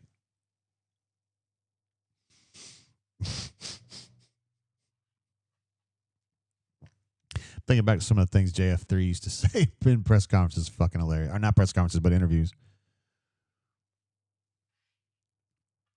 He'd be talking about like players getting in trouble, and he'd go, "Hey man, I tell him a couple times that he oughtn't be doing that, but at some point, man, it's every man for himself." That stuff always makes me laugh. J.K. Kelly says Chris Todd slander. I like Chris Todd too. Not as good a runner as Jackson. I just wish that we, all of us, had been able to see Chris Todd prior to the grade 3 shoulder separation that he suffered before he got here. I feel like even when he was playing his best at Auburn, he was like, what?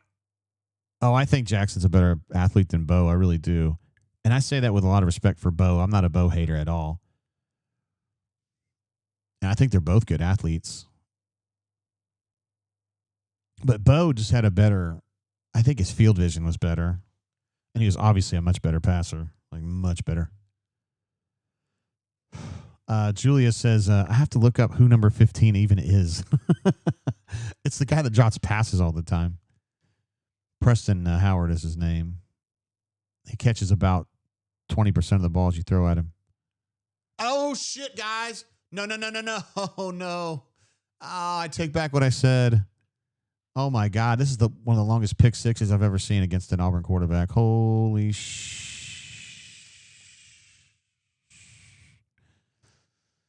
Oh, my God. I don't like your jerk-off name.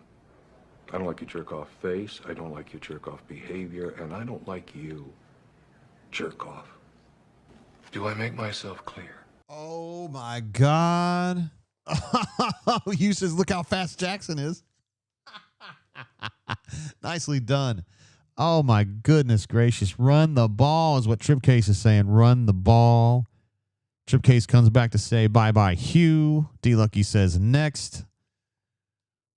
And Hugh's just shaking his head going, what happened? Jesse Stone's having to explain this to Jackson about, what are you doing, bro?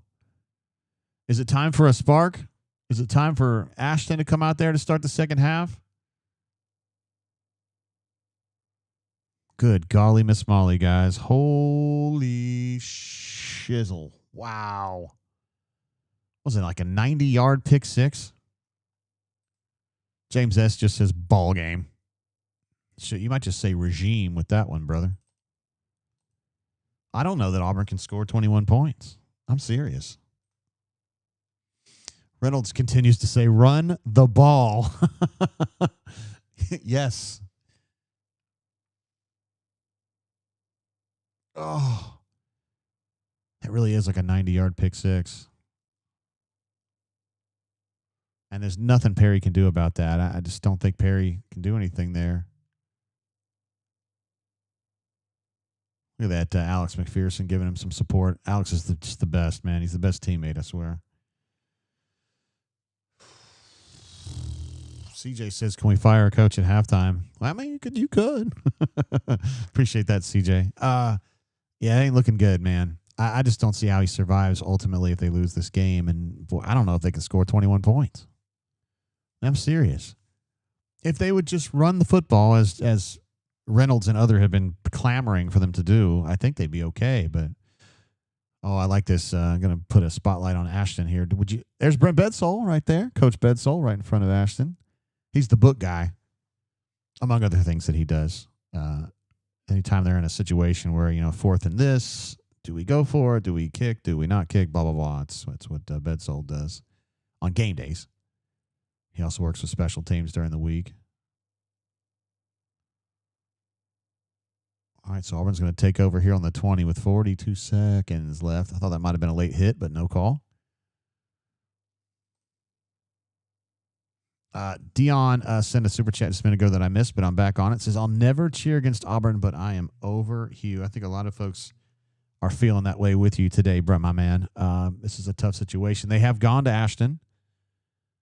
Ashton is in the game now. This is going to be his first snap of the season. And again, guys, he talked on Tiger Talk about 2 weeks ago now, Hugh did, that his plan was to redshirt Ashton. Now, playing in this game doesn't affect his redshirt at all. But if he comes out here and plays a good game and he looks like he's the better option at quarterback, I don't know what you do.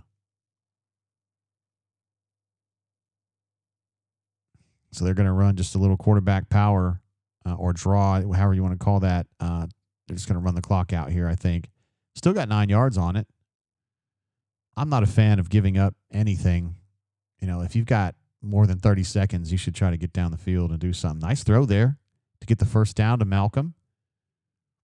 Why don't Auburn call some timeouts here and try to preserve this potential scoring opportunity? You got a quarterback that can throw the ball now.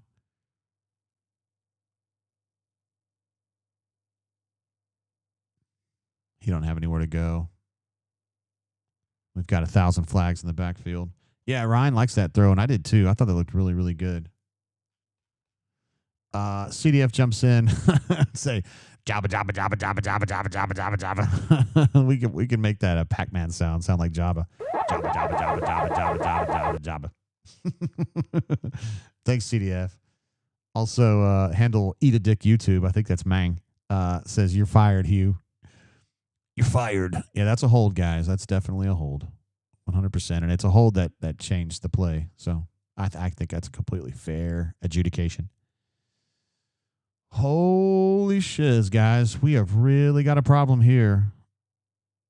Oh, and Coach Hunter says he's not going to be able to be on the halftime call. And I didn't hear anything from AK either, which is odd because usually AK gets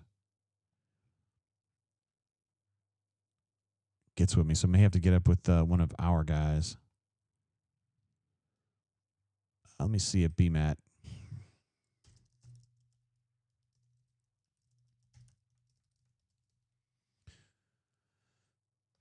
All right, we got halftime now. This is, boy, guys, this is, wow. I don't even know what to do here. I don't even know what to tell you guys. Not sure there's anything I can tell you. I want to get some of these stats updated just to make sure we're good going into halftime here. BMAT does want to come on the air, so we're going to get him on in just a second. Let me get a couple stats updated. Third downs, 3 of 6 and 0 for 2. Crazy, they only had 2. They had 2 third downs in that whole half, and they're still ahead of Auburn. Absolutely nuts. Jackson is 7 of 12 for 73, 1 pick and 1 touchy.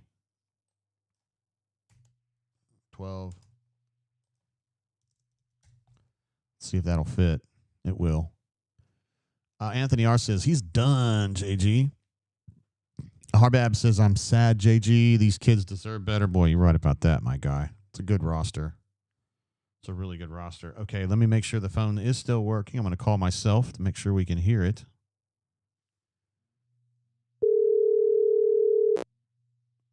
We can. And so now we're going to go to Sir Brian Matthews, and I want to hear what he has to say about this situation. I bet he's not going to be in his best frame of mind on this one.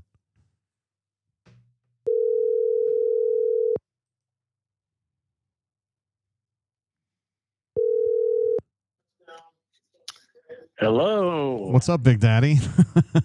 Oh, my God. I don't know what the hell I just watched. I know. It's ugly, isn't it? I'm going to have to just say, but what the actual fuck were they doing on that last drive? Or not the last drive, but the second to last drive. I mean, what were they doing? 8 plays, 60 yards, all runs, dominating the line of scrimmage. Oh, no, it was 2nd and 8. We've got to throw the ball. I mean, what are they doing? You talking about leading to the pick six? Yes. Yeah, there's some numbers here, Brian, that are making my brain melt down. Okay, first of all, Jeremiah's averaging almost 7 yards a carry. They're averaging as a team 5.2 yards per carry, which is terrific. Yep. I thought Omar's looked really good too. And here they are passing the ball. What are we doing? Yep. I don't know. I do not know. Do not know. Do not understand this offense. The previous drive, incompletion. What was it? I don't forget. I remember what they did on third down. I have to go look. But this is just bumbling idiocracy. This offense has been crap all year. It's crappy design, not good enough players at key positions, and terrible plans and play calling from the head guy who does not do enough, does not hold players accountable on that side of the ball. There's not a sense of urgency. There's not an attention to detail. This is what happens when you get all those things. All right, so let's just say, B-Matt, that this holds and they lose this game, okay? Would he be cooked? I mean, would he be officially cooked at that point? Yeah, I think so. I mean, do you think he doesn't make it to Tuesday? I get why Auburn is not jumping the gun on this, right? You can make the case that the 4 losses were the top 10 type programs, a couple on the road, et cetera, in all games, close games, overtime loss, blah, blah, blah. But you cannot go up and make an excuse for one of the worst teams in the SEC in country, one of the worst defenses in the country, and getting your butts beat and fail. But if that's what happens, we don't know what's going to happen in the second half. It's 21-10 right now. Auburn has given this game away, in my opinion, played terribly. Even the thing with the players that keep slipping. I don't. Maybe I missed it. Have you seen a lot of Arkansas players slip in the ball? No, I haven't.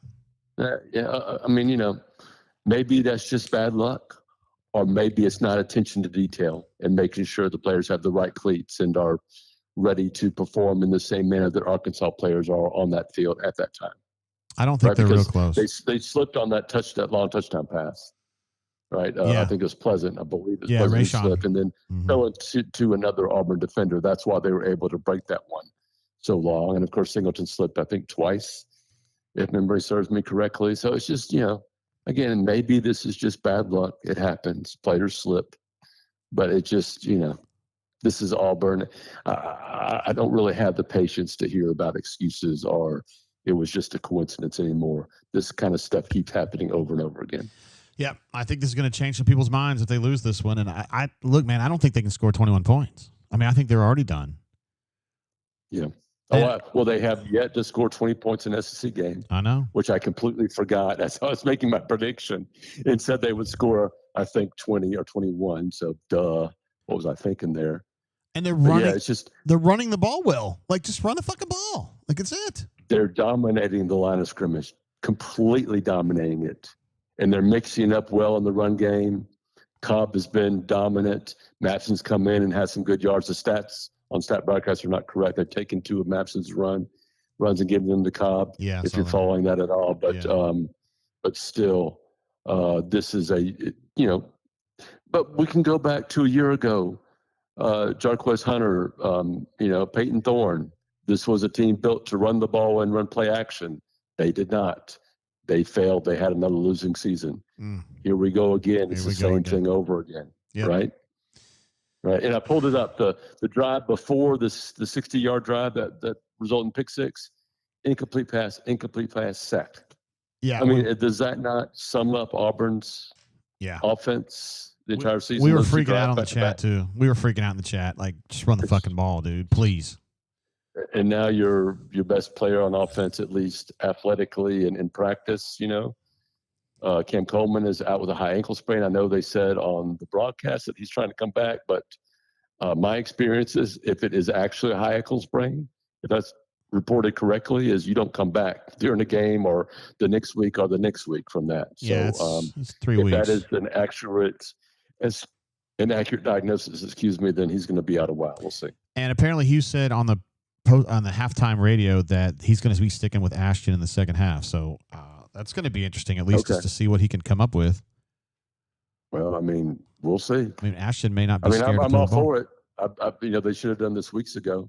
Yeah, I know. We've been calling for it. As soon as the game plan, as soon as the defense figures out what Auburn is doing, whatever new little tricks they have on that first drive, he can't do anything really offensively. He's incapable of going through reads and making plays and throwing to space and doing all the things that a really good quarterback does. So I'd love to see Ashton get a shot. If he can't do it, give Deuce a shot, although that may have already been, we'll see. May run out of time on that. Yeah. All right, B-Matt, we'll try to pick you up after the game and see how you feel then, all right? I'm sure I'll be thrilled with the outcome. I'll see you, bro. Thanks for coming on. All right, late. Bye. All right, there he is, Brian Matthews, the legend himself. Also did get a text from Alex Kozan, AK, as you guys know him, and he is good to go. So we're going to get Alex on here in just a second. Some really good stuff in the chat going on right now. This shit is making me laugh while we're trying to do the calls, and you guys are making me laugh. But lots of talk about we're really close, guys, and everybody looking it's so close. It's just a couple bad calls here and there, and this game could be completely different. Whatever, you guys are cracking me up with that.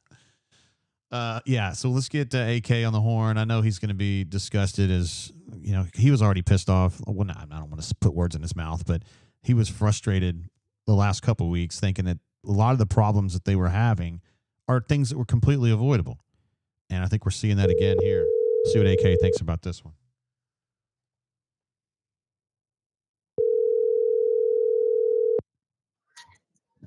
JG. Hey, what's up, Alex? Well, you get gut punched right there before the half with that pick six. That's just atrocious. You can't make that stuff up. I think in general, offense, run game, we are winning because we are controlling, I think, the perimeter. I think the wide receiver and tight end blocking is pretty good right now. It seemed like Freeze finally figured that out. And then once you get inside the red zone, you got to have a little bit better execution, a little bit better play call. And then, obviously, in that pick six, that play can't happen. And unfortunately, it did. And I'm assuming he's going to go to Daniels here in the second half. He said on the radio he's going to stick with Nashton in the second half. Yeah, at least for the first couple series. But in a close game like that, you just can't make that mistake. And then the defense hasn't had the cleanest performance, obviously, with a couple of missed tackles that have led to big plays. And then kind of got ran over there on the goal line. So. Are you kind of baffled by the look, Alex? When they run the football, they've been fine. Cobb has been averaging 7 yards a carry. Well, I think it seems like Hugh gets to these plays during the week. He sees the script, they execute their passing game on the script. And the second they get off script, the passing game seems to die. But Hugh's obviously a pass-happy coach, so you see, after those first two series. You see pass, 3 and out, pass, sack. An atrocious sack, by the way. I don't know how many weeks in a row we're going to see the offensive line give up a sack on a basic tech stunt. It is infuriating how they can't seem to pick that up. I mean, this is high school football type stuff. Completely ridiculous. These aren't even that great about SEC defensive linemen either. It's just basic, fundamental pass blocking football that they can't seem to do. Why is that? Why would an offensive line like Auburn's, these guys have played a lot of snaps, all of them, well, except for Kale, but still, how can they miss these?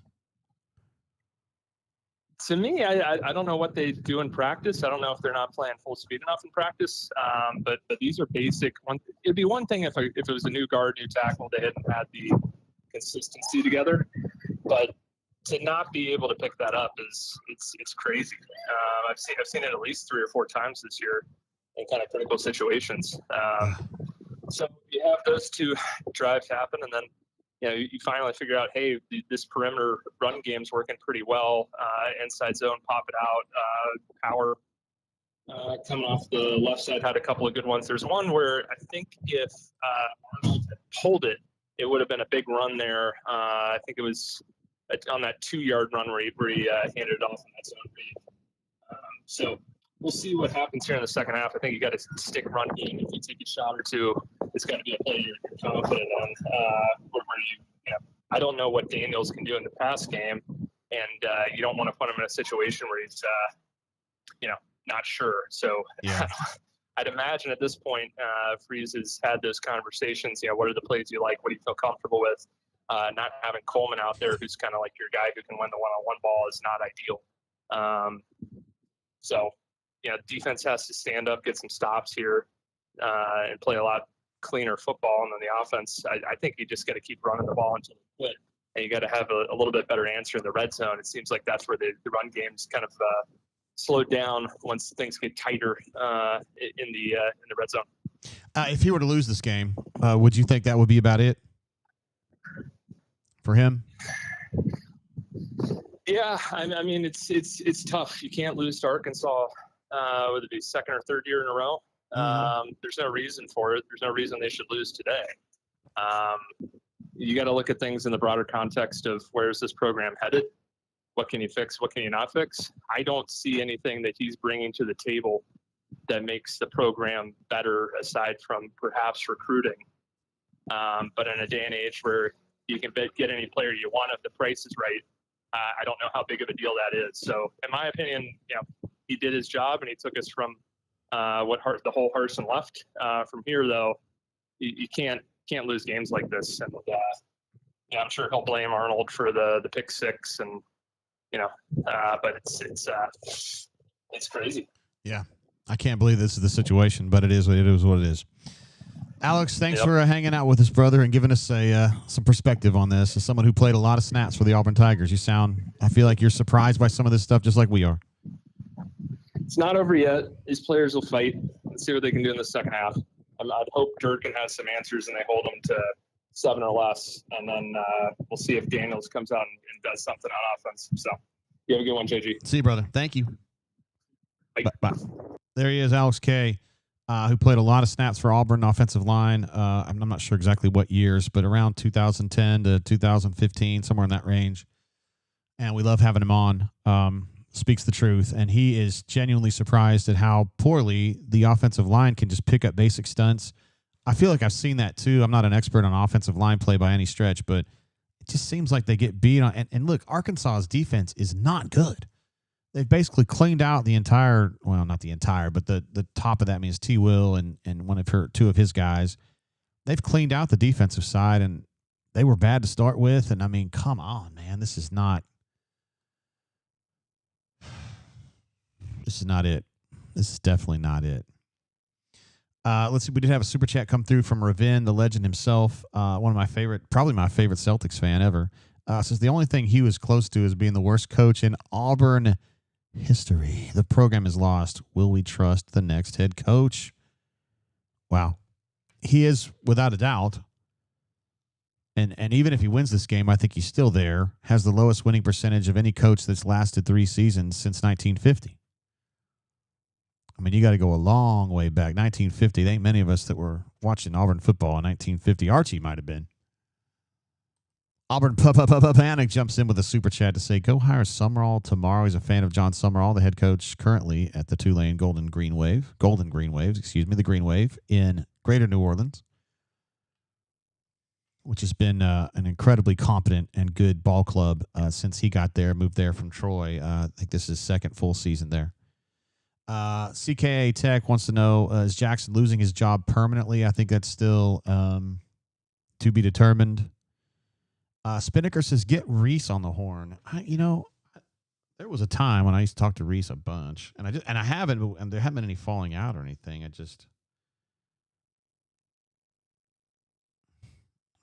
says I don't have him in my phone, but I know I do.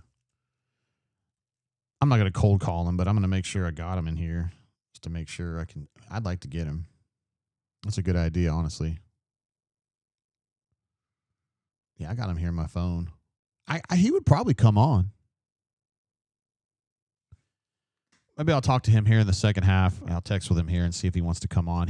You're completely on the money though. He's almost too real, and I say that I'm someone who's very real myself, so I respect the hell out of him for it. It's a reason he's one of my favorite people to talk to back in the day, but. We'll see if we can get him on there. Big Homie Lander says, cannot wait to hear from Alan Head post game. He did say, because this is kind of an unusual time for him, the middle of the day. He is working today, and he was like, hey, I think I'll be able to. I hope so, blah, blah, blah. So that would be nice. And CJ, he thinks it's going to be wonderful to have J Head on post game. Chip says, Reese would crash the stream. I tell you what, I must go ahead and text him. Blake says he loves Reese. I mean, yeah. I mean, obviously, he's amazing. And Manchester United won again today. How about that?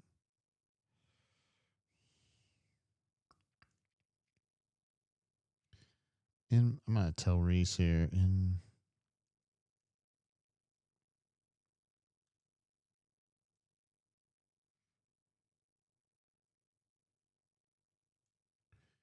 Sorry, guys, I'm texting. I can't talk and text at the same time.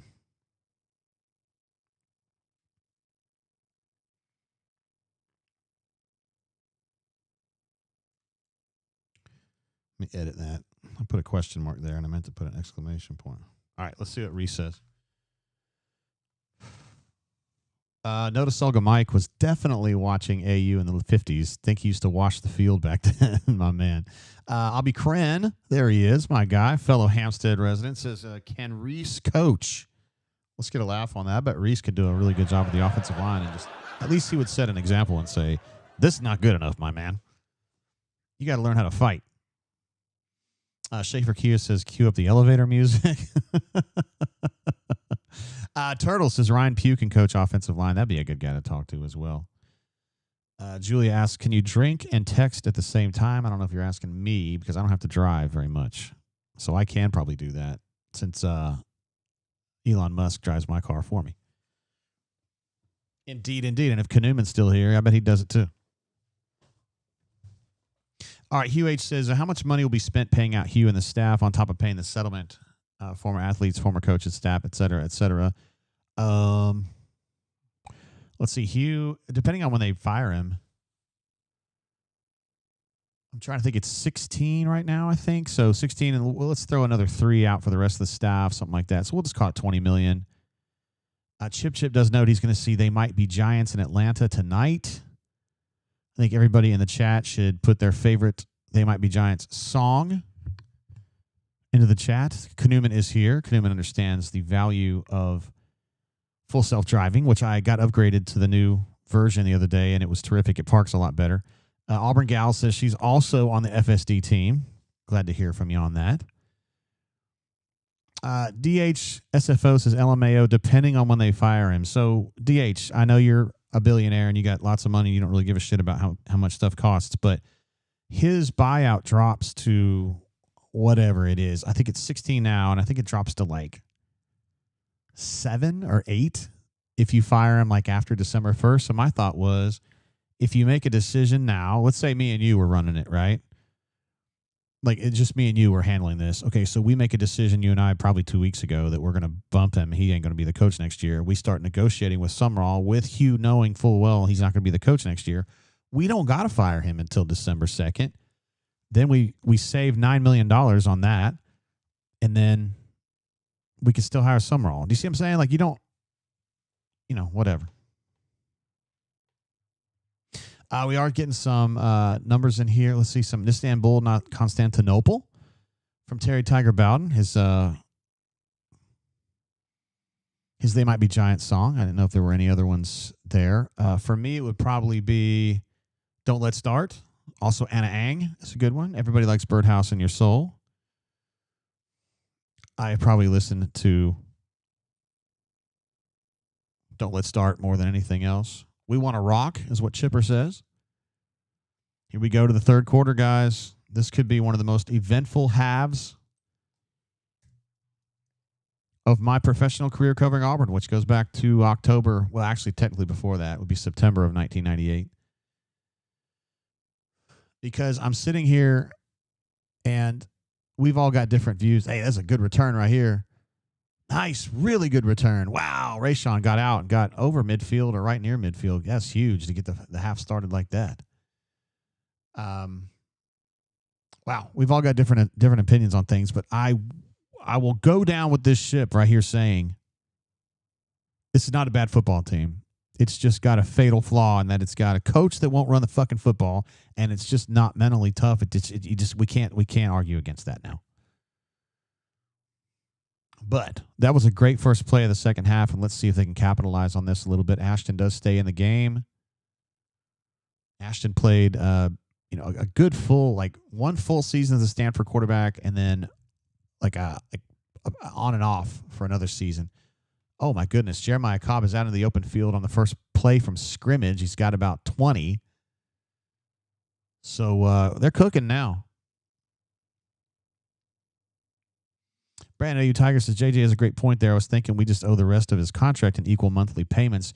There is something about his deal where you only have to pay it out. It's not like it's due in 30 days. It's due over the life of the contract, so you don't have to do it tomorrow. And that's good too, but if you can knock $9 million off of it, you might as well. And it doesn't preclude you from being able to go out and still, have an opportunity to get the guy you want, Reese just texted back and said he is definitely good to go. So we'll get Reese on at some point here, whenever it's like after the game, try to get him early. I'd love to hear from Reese on here. Alex is a real straight shooter too. Actually, Alex and Reese used to do a podcast, which I thought was great.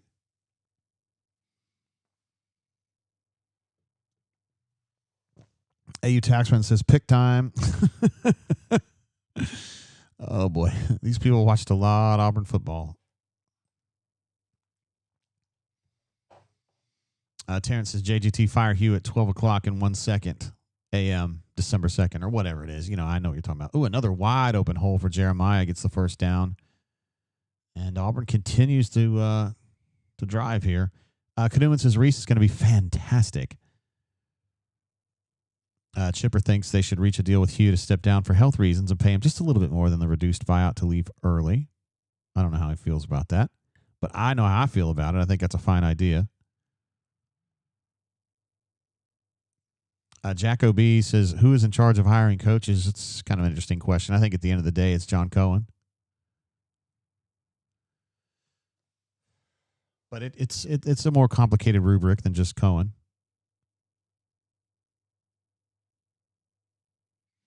CJ said, surprised we haven't abandoned the run yet.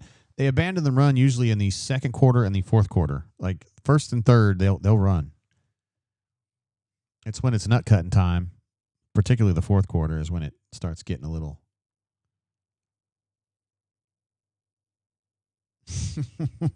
You guys are funny in the chat, man.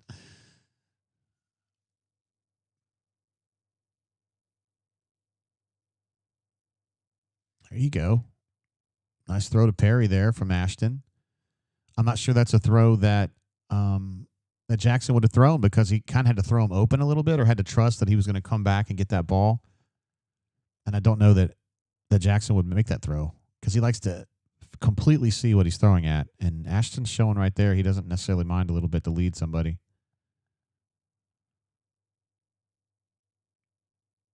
All right, that fade, that back shoulder fade throw didn't work so good there, but Perry kind of doing this to make me think maybe he ran a little bit of the wrong route or something like that.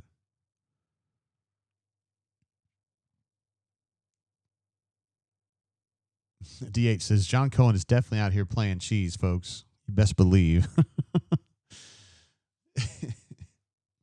Call Me Biscuit just says, run the damn ball. Also, Robert S. thinks Ashton's making quicker decisions in the pass game. Second and goal, by the way, they ran for about a 2-3 yard gain, so it's going to be third and goal from the 5. Could be the 4.5. Looks like Jeremiah Cobb's in a disagreement with Colby Wooden. Mason Murphy comes over and says, don't you worry about that. Don't worry about that dude. He was exiled from our family. Not actually.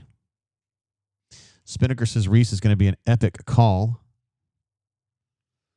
Poppy Clan says, is Perry really 6'3"? He seems a little shorter than that, but he's definitely taller than me. I'm 5'10", so he's a good bit taller than me. 6'1", 6'2", I would say.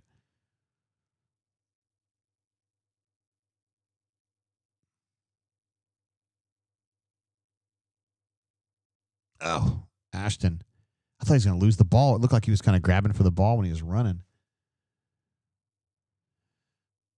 All right, so third and goal from the 5, and Ashton is running for his life and just goes out of bounds. I mean, look, you got to live to kick, I guess. And here comes Alex McPherson for a short, should be a short kick, short, easy kick for him. It's definitely going to be a short kick. There's no arguing that. Just a matter of can he put it through the wickets. I agree that it's a missed opportunity. Call me Biscuit. Field goals is not what needs to be happening right here. And Alex puts it right through, so that's good. 3 points on a drive that I didn't necessarily see coming. I thought they were going to come out there and lay an egg, but they didn't.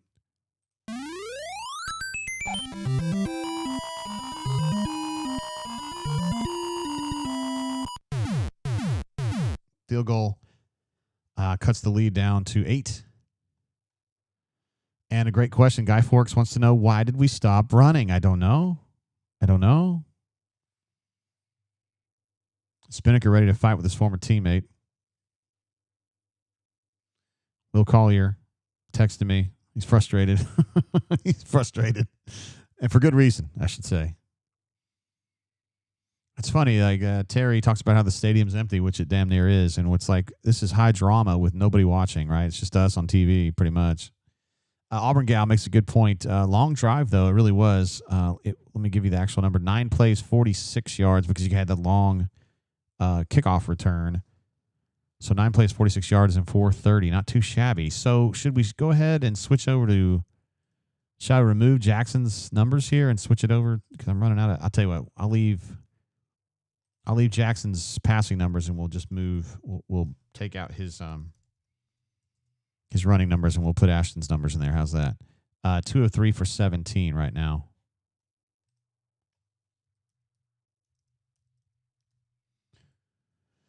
And Cobb rushing is now 16 for 115. Jeez Louise.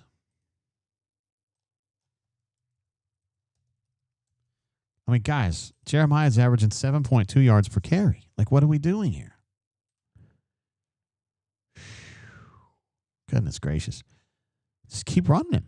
This should be like that Carnell game at Georgia where he ran 40 times. Just run the ball, and you win. It's that easy.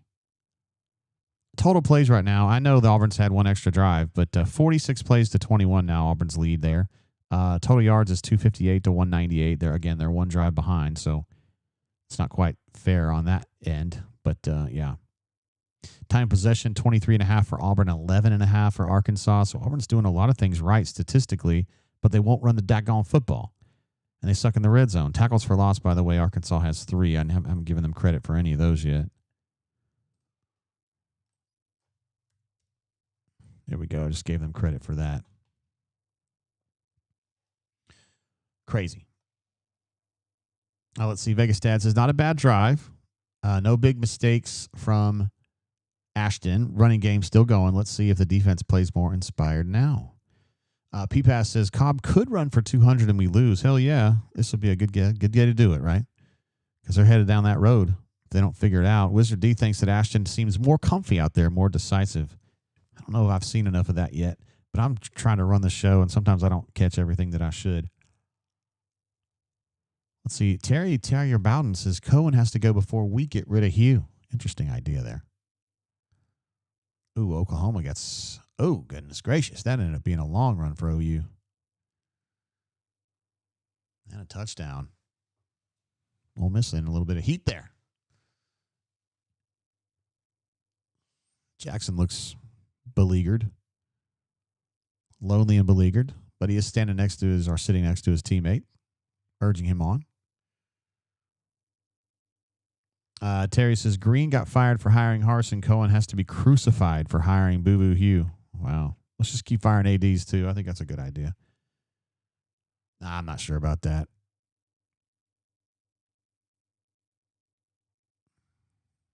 Oh, God, Caleb Harris, bro. What?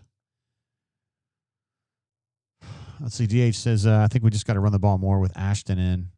I think that's a Hugh problem, but yeah, I'm with you. I mean, if you got your tailback averaging 7 or 8 yards a carry, you've got the winning formula right there. Robert says, can we try out Knight? We did. He fumbled twice. Remember?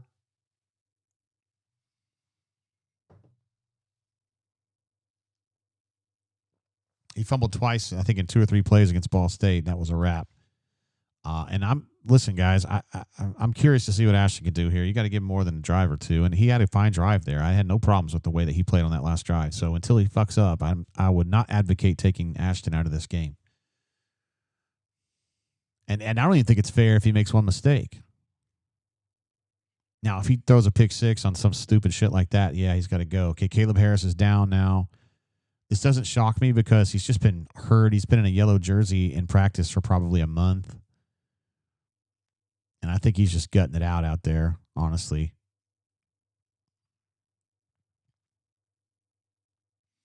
A. Robinson says, let's just fire everyone and cancel the program. Just fire everybody. I like that. Yeah, I'll give you one of these. But how about you, fella? How about you? How about you? There he is. GR says Harris has regressed this season. It's definitely been a disappointing year for him, no doubt about it. But he's been hurt. He has various injuries. And he's trying to play through it. I mean, he's their most experienced safety outside of Jaquez, and I don't think we see much of Jaquez today at all. He takes terrible routes to the ball. We've seen some Eric Winters. We've seen some New Boy. We've seen Caleb. I don't think we've seen a lot of Sly Smith either. But we have seen Champ, so those have been your guys. Let's see who's going to go in there. You got Sly in there now, 19. Looks like a hip flexor for Harris. He's been kind of dealing with something in his back or his hip. All right, Arkansas is going to be 2nd and 5 from their own 30 at this point. An 8-point lead.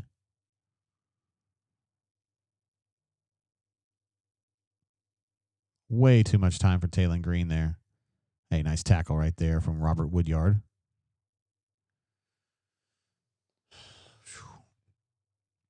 Not enough pass rush there, guys. Johnny Be Good, what's up? Says, hey, yo. What up, G? Glad to have you here. I know the situation on the field is probably not what you're looking for, but yeah. 3rd and 4.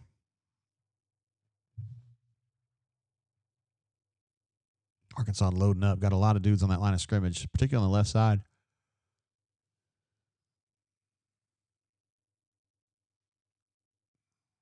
Malik blocked and got through there. And as expected, Xavier got in there and got his arms on Taylon Green and made him throw that ball away. So nice play from Xavier Atkins. Also from Malik, number 47. Little swim move got him past that tackle. Hey, man, that's a good defensive hold right there. I like that. Stop. Excuse me. I always say hold. I don't know why I do that. Felix the Cat jumping in with a super chat. Says, do you think Auburn keeps Hugh and make him hire an OC, or does Auburn gut the Hugh situation and go for broke with another head coach? I would say the latter. I think that Hugh's in a lot of trouble. Lot of trouble.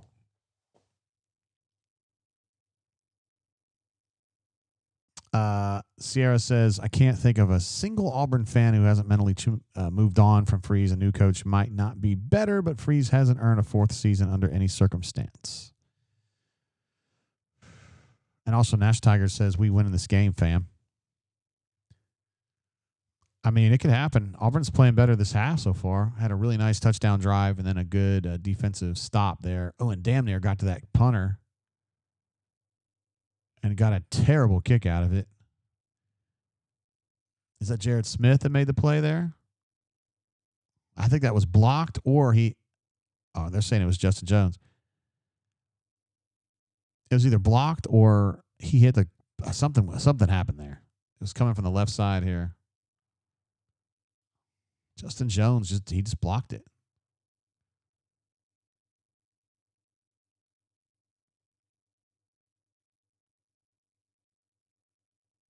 Nice. Another big play, another big special teams play. So you had the big return that prefaced their touchdown, this last touchdown drive to open the 3rd quarter. And then now you've got a blocked punt that gives them possession at the 44, plus 44? Plus 43, actually. So some good special teams plays there. First time I've said that all year.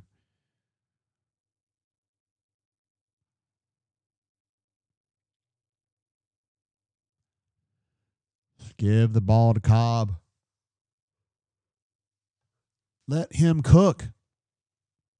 Oklahoma has just pulled ahead of Ole Miss, by the way. I don't know what happened, but I see that on the crawl now.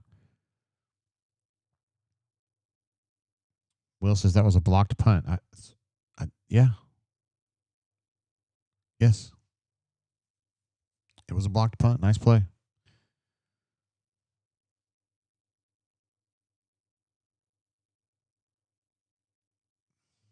Oh, we got Cam Coleman back out there, too, at X receiver. Nice.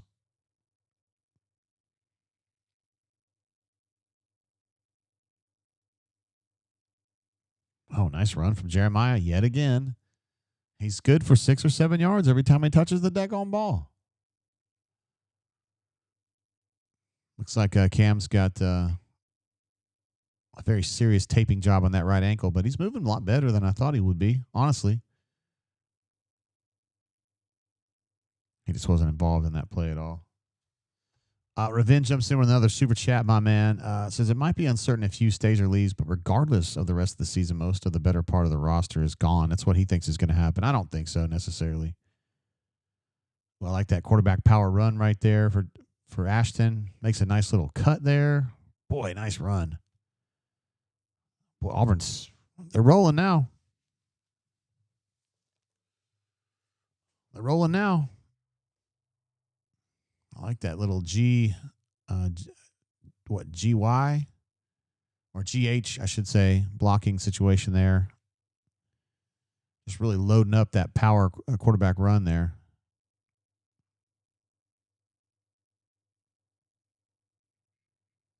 Everybody's liking the way they're running the football, but we thought this in the first quarter too, and they got away from it. I wonder if Ashton had anything there downfield. Ends up throwing to B. Frazier on the outlet pass and gets about 3 yards. He was really tempted to throw to Cam, and he didn't do it. I thought Cam was going to be open, but I would need to see more of the coverage scheme down there because he had gotten past that shallow corner, but I think he had a safety on top of him too. Chaotic saw Perry blocking really well. I didn't see it myself, but Perry has really upgraded his blocking. All right, there's a rare scenario where Jeremiah didn't get a good run there. Got about 2 yards. It's going to be 3rd and 5, 3rd and 4, something like that. Wizard D says McPherson kicking field goals to win this game would be nice. Justice for him, that would be nice. But I'd rather see Auburn score some touchdowns. That would be nice.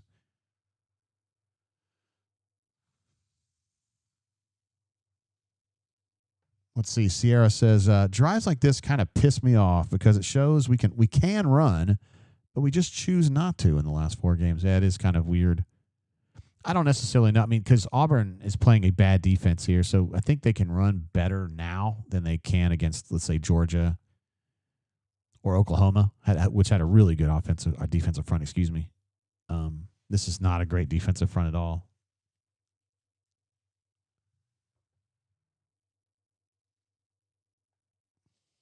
Spinnaker says, not opposed to more Daniels runs. That could be Raven. I don't know, though. And if so, I need to talk to you about that. Because I used to do a little sailing myself. All right, so you got Perry, B. Frazier, Malcolm, and Cam now.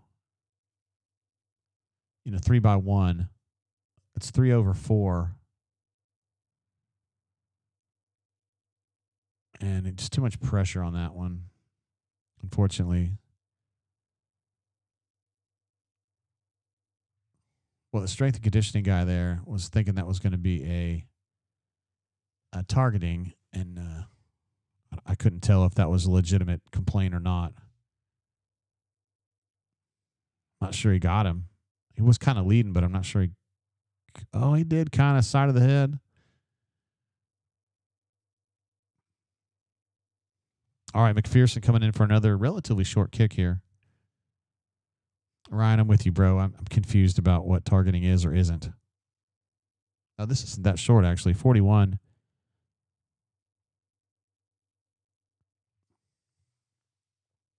Are they going to review that?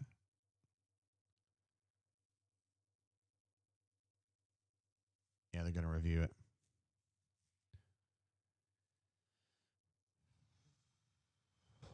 I think you could argue he's a defenseless player in that scenario, just because he was sliding and he was kind of backward.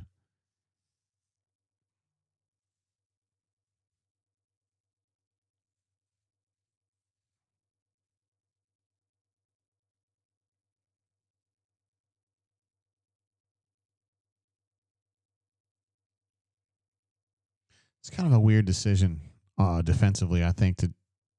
He's going down, and I don't know. He's technically already down. He's already got his butt down. But again, man, I don't know. I'm just glad they didn't hold me to these standards, and I played football. I was a terrible football player, but I feel like you can't have that kind of body control.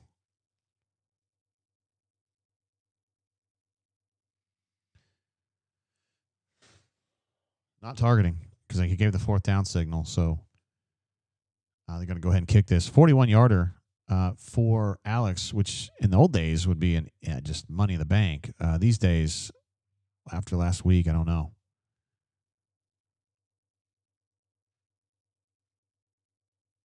We'll see.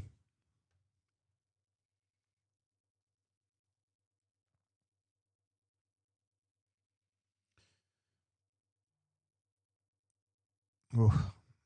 I mean, he made it. He made it. Just barely, but he made it. All right, where's our field goal sound? Come on, intern. Field goal sound, please. Can't believe I took it off my button. There we go. Field goal.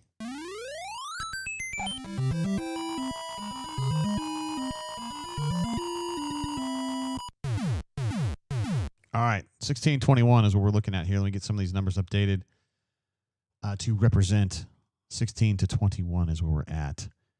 Total yards 281 to 204 in favor of the Auburn Tigers. Plays 51 to 24 in favor of the Auburn Tigers. Time of possession 27 and a half to 12 and a half in favor of the Auburn Tigers.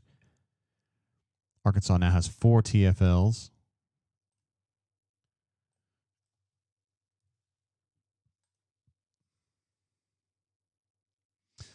Hugh Freeze guy says, we good at kicking again, Jay.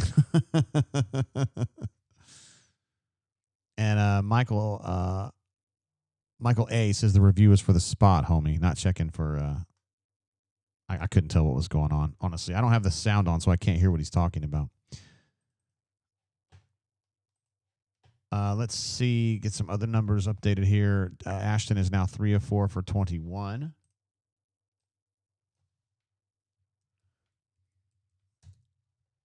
All right. Jeremiah is at 18 for 122.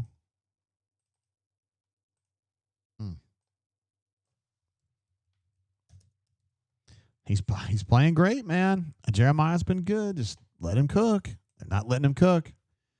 I hope it doesn't cost him. Third down, Auburn is 3 of 8, and they're 0 for 3. They've only had 3.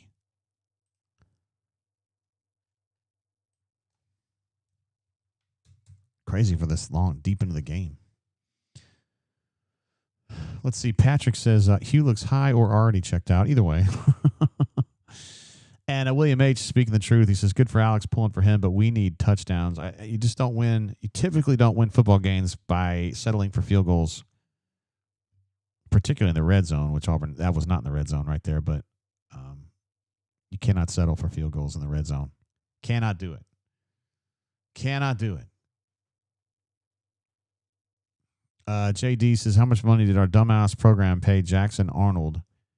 Yeah, it's between 1.5 and 2 was my understanding. My guess is that he probably won't make that next year, wherever he is.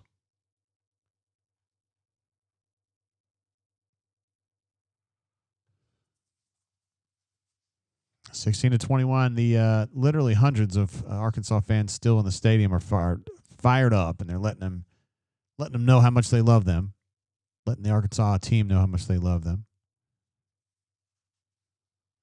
Now, Arkansas has, obviously they're ahead in this game. They have a pick six, and they've had just like sporadic individual plays on offense that have been, oh God, the kicker just fell down.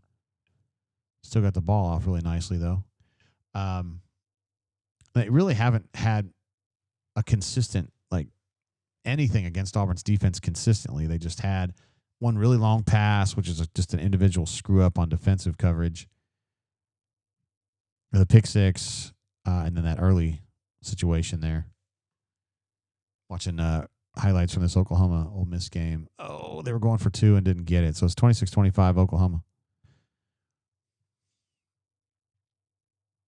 Ooh, I line it up in the eye, like right here. I like this.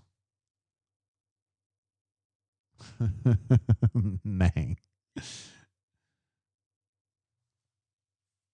Boy, they're going to be happy with that run. 6 yards on first down while Auburn takes 2 of its own players out. Eric Winters gets knocked out by Robert Woodyard. I don't understand what happened there. Mang jumps in with a super chat to say 1.5 to 2. You mean dollars? What? Dollars? What?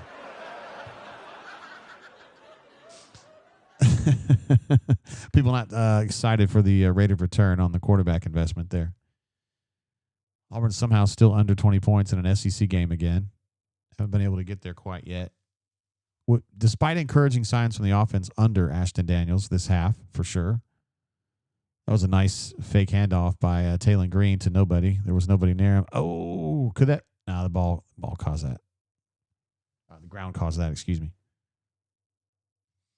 This is where we get in the coaching situation where everybody's kind of pulls out their favorite obscure coach and say that's the only person that can do the job. Terrence jumps in to say, I say hire Ohio State's wideout coach, whose name is Hartline, as offensive coordinator and receivers coach. He has to know something about offense and would be a home run in recruiting. I mean, who's he going to coordinate for? $2. Hey, Ryan, I want my $2. 4 weeks, 20 papers, that's $2 plus tip. Nice little pass there from Arkansas to get out to the 43 or 44. Robert Woodyard is not satisfied with how this is going down. Had the look of a wheel route to me, but I'm not sure that's what it actually was. D8 says, why is everyone obsessed with Hartline? I feel the same way. He is a great recruiter, though, but I don't understand why would he come here? Like, he's not from here. He doesn't recruit the South, really. I don't know. Or maybe he does a little bit for Ohio State, but Malik Blockton, what a man play right there. That's going to be a hold. Malik created that penalty, by the way, by just being a big, bad man.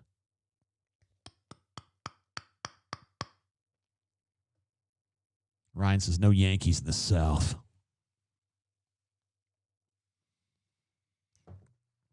DH, definitely that was holding. Malik forced him into a hole on that one because he's about to kill his quarterback. Man. Let's see. Heavy P says, Jay, does a loss today force Cohen's hand? I don't know. I don't know that it would force his hand. Look, you're kind of preaching to the choir with me because I said it after, I think, the Georgia game, but definitely after the game last week. I said he's cooked and he's got it. He can't be coaching here next year.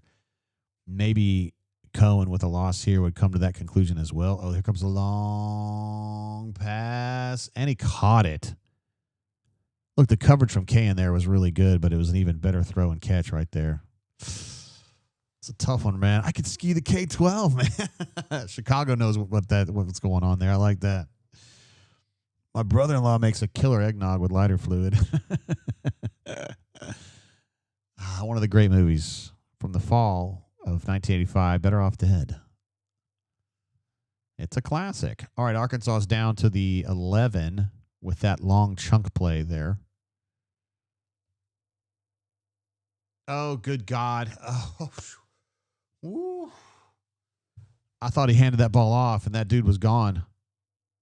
Instead, the quarterback decided to keep it, and Xavier Atkins put his dick in the dirt.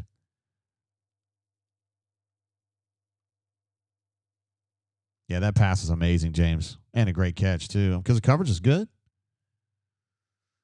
All right, so it's 2nd and 13 now. I bet he really regrets not handing that ball off because I think number 0 was going to be walking into the end zone for a touchdown there.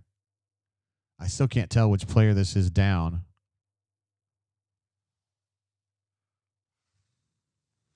I want my $2. What's up, Will? Will knows that one.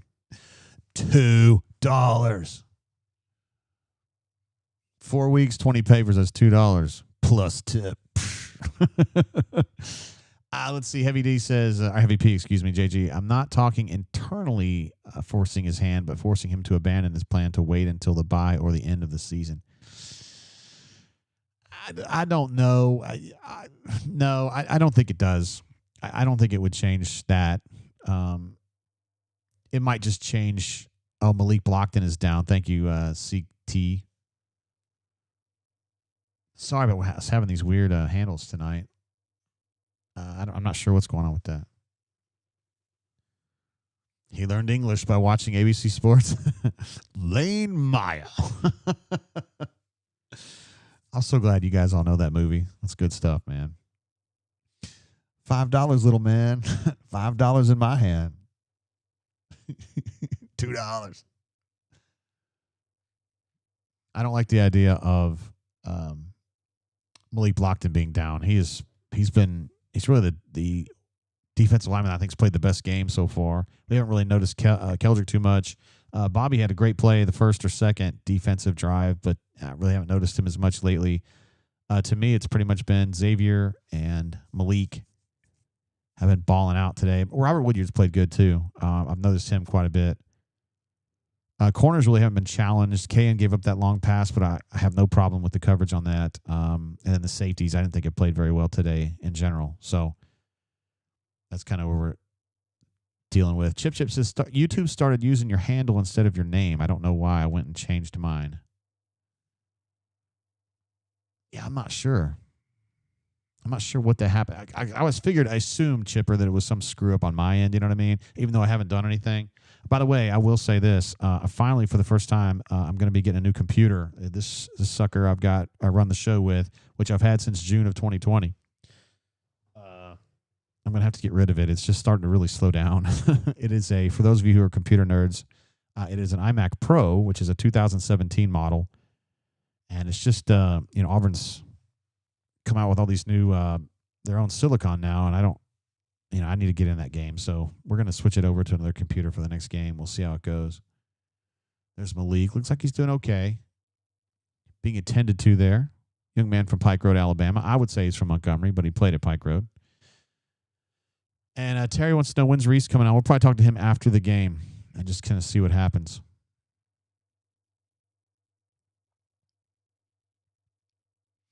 P-Pass says, Jay, more memory. I can't add memory to this, unfortunately. I mean, I'm sure there's probably a way if I soldered it on there or something, but for a regular mortal human being like me, it wasn't going to happen. So the next one I'm getting, I've already ordered it. It'll be here Tuesday or Wednesday. It's going to be I spent 2 weeks just obsessing over it. I'm getting a Mac Studio M4 Max with 64 gigs of memory, 1 terabyte SSD. Yeah, I think that's all. Yeah, that. And I think that's going to be a bad boy. We'll be able to use that for a while. We'll be able to use that one for a while. And I've got a Thunderbolt 5 compatible external over here, too, that even on my older Thunderbolt... Oh, shit. Good coverage there on that crosser from Kensley, it looks like. 4th and 8 is where they're at. Definitely going to have to kick this one. Kensley with a nice... He was matching that nicely. Michael says, all right, seen enough to go rub one out. Keep up the good work, JG. Wow, we're glad to be here for you, my guy. Going Mac Studio next, JG. Yeah, I was kind of debating between the Mac Studio and the Mini M4 Pro.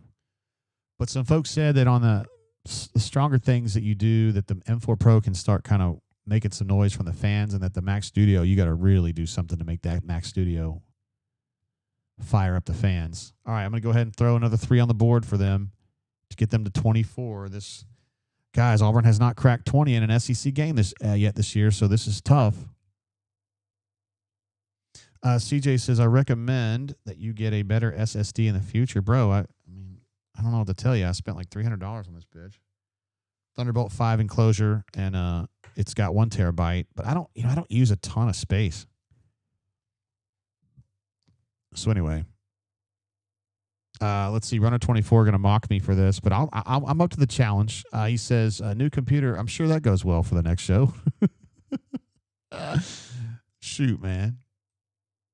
Nah, he's just teasing. He's been here with me the whole time. I was so glad. The computer equipment that I had back prior to COVID was just laughable, and I was having so much trouble with it, and I was able to use the super chats to buy this badass iMac Pro. But it's kind of come and gone. I mean, the days are over. P-Pass says, Jay, in 2 years, you may need more memory. I will say, now I can still turn this bitch back in. My third choice was going to be an M3 Ultra with a 96 gigs of RAM. But the problem was that computer, when I was reading up on it, it's really good for multi-core tasks, but I don't necessarily think I do a lot of that, you know?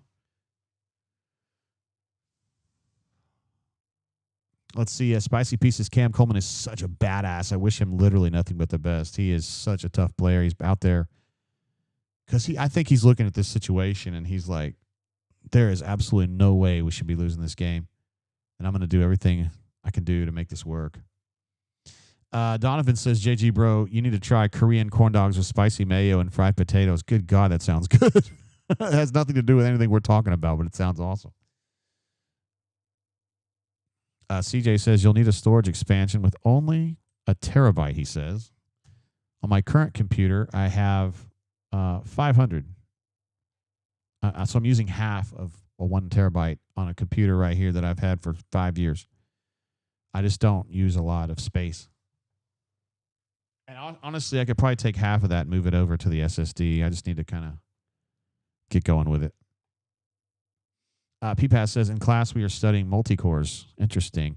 I do like the idea of the M3 Ultra having basically two chips put together. That's a lot of computing power, but I don't really need it, man. All I do is like Photoshop and this and the basic stuff. Oh, Ashton's going deep. Yes, sir. Eric Singleton. I was like, I don't know if Eric's going to be able to out-muscle him for this, but by God, he did. What a great play to end the quarter to get Auburn flipping the field right there. Great play, man, and a great throw. Probably a throw that Jackson doesn't make. Probably not a throw that Jackson makes. I don't even think he attempts that throw.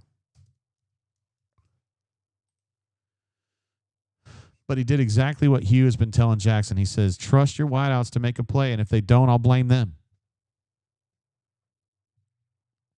Will Collier says Korean corn dog sounds like an LSU graduate teaching an LSU graduate teaching assistant in calculus.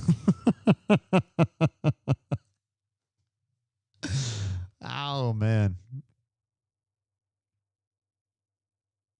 Oh yes, Poppy Clan says, can we get a Pac-Man sound for Pac-Man Cobb? Hell yeah, we can. I will continue to play that as he does his job, man. Thank you for reminding me that, my man. Somebody mentioned earlier, I'm interested in the computer chat. I'm sorry, guys, because I kind of feel like I'm all out on my own. None of my friends are computer guys, so. Terry says, F multi-core, you need multi-threads. Yeah, you're getting over my head on that one. There were only like 3 computers I was looking at, so. I may end up sending it back and get them M3 Ultra with 96 gigs of RAM. I might do that. I don't know. Guy Fork says that catch by Singleton reminds me of myself in high school. Outstanding. Nice job.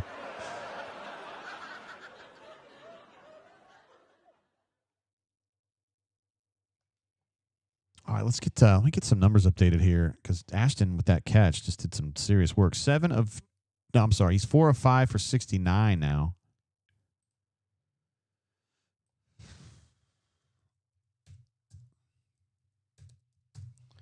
And let me see if Cobb's been able to add his numbers. 19 for 131. That's a 6.9 average.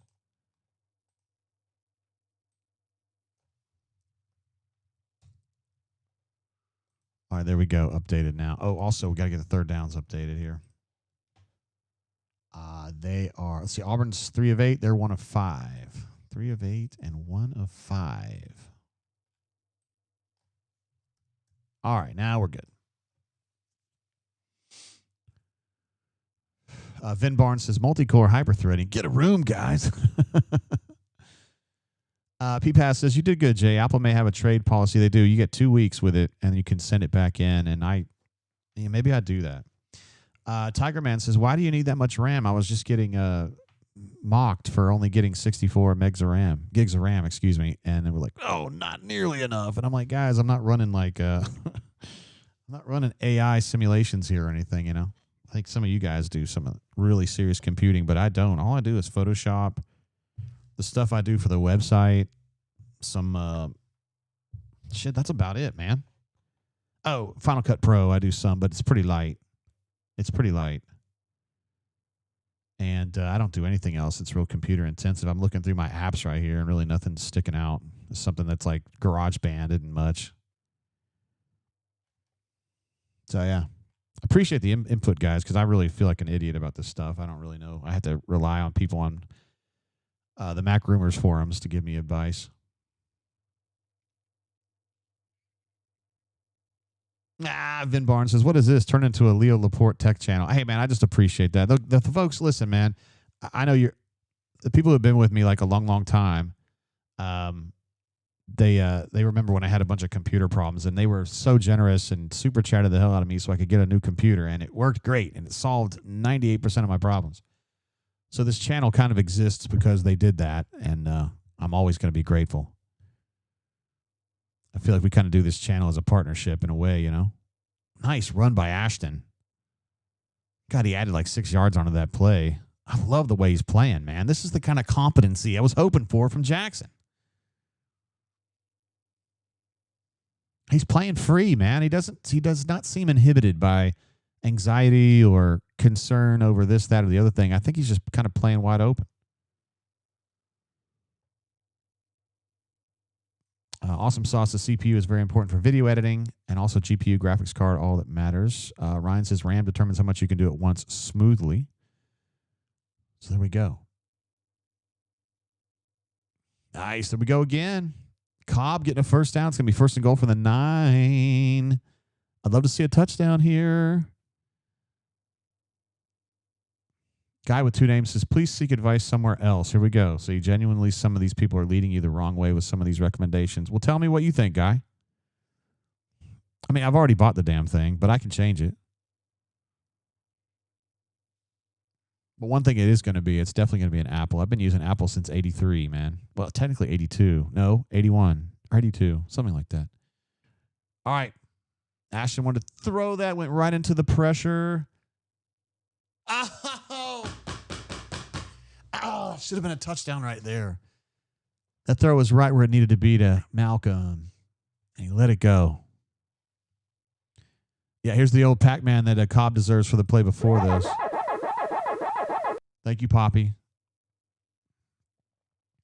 Dude, Ashton made a great play there to get that ball to Malcolm. Oh, and he was wide. I mean, it just couldn't be more wide open. I know he was under pressure, but good golly. Tiger Man says, LMAO, even 64 is high. Your CPU is going to be used the most with PS, correct, and video editing would use more GPU. Thank you so much. I should have talked about this on the bunker. That's my bad. Shoot, it was Cobb against the world on that, and he still got 4 yards. Give him another Pac-Man sound on that one. All right, 3rd and goal from the 3-ish. Really need a really need a touchdown here. Really need a touchdown here. Poppy Clan says, we got a gamer in Daniels. I love the way he's playing. I'm concerned about this redshirt situation, but I mean, we'll talk about that as we get there. JD says, Malcolm is the biggest disappointment on offense this season, and I just don't see it. I think it's Jackson. Dadgummit. Cobb hit the hole really, really fast and aggressively, but number 3 was up to the task and slowed him down. It's going to be 4th and goal from the 2. I think you've got a kick here, though. Hugh looks like he's going to go for it, but I think you got a kick here. I don't think you can afford to get stuffed here. It's just my opinion. Got a super chat coming through from CJ. It says, I need to hit up his dad for the computer stuff. I should have done that. I just wasn't thinking.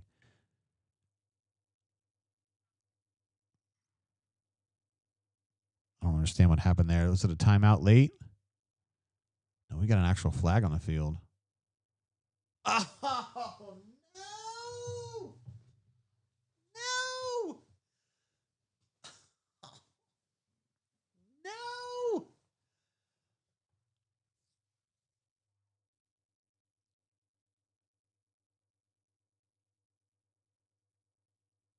Oh, my God. All right, so they're going to have to kick it now. Now that it's, 4th and goal from the 8, 7, something like that. It's going to be a chip shot kick for Alex, who's been good today. 3 of 3. 2 of his kicks are really short. And he puts that right through. So this is good. Yes. Very stoked about that. I'm glad to see him having a good day after what he did last week. He missed some key kicks last week.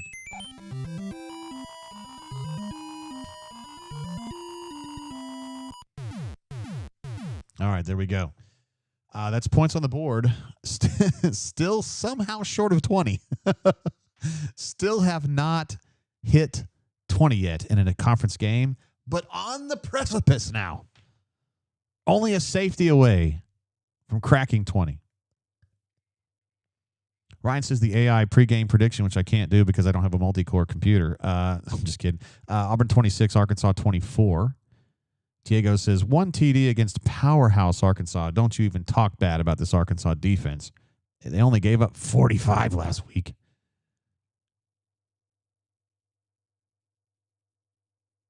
Man, this is still not 20, RR. Nope, not quite there yet. Hey, give me about 1 minute. I got to go for a break here. I'll be right back. Crazy.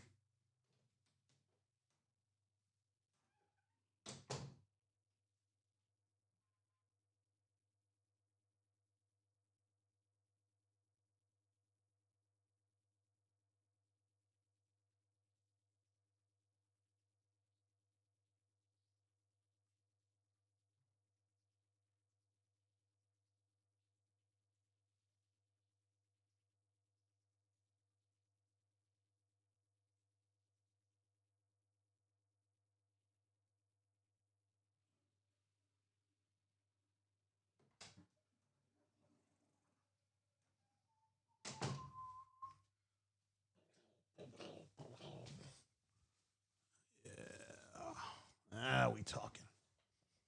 Now we talking. Now we talking. Yeah, when I put on the America bandana, that's the rally call right there. CJ said Auburn is so bad it made Jay literally take a shit. I like that.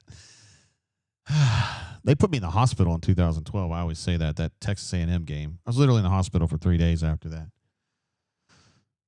Mo Cephas says, so close. They're just so close to scoring 20. Yeah. Terry says that was a quick one. Yeah, it is. Mr. Nay says, thanks, it's bourbon time, JG. I got some in my hand. I haven't been drinking a lot today.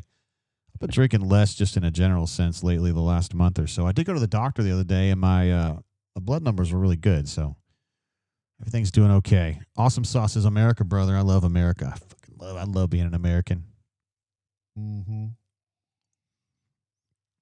Love our country. Love our folks. Got to hang out with a dude from San Diego last night who was in our bar for no apparent reason, but he was cool as shit. I liked him.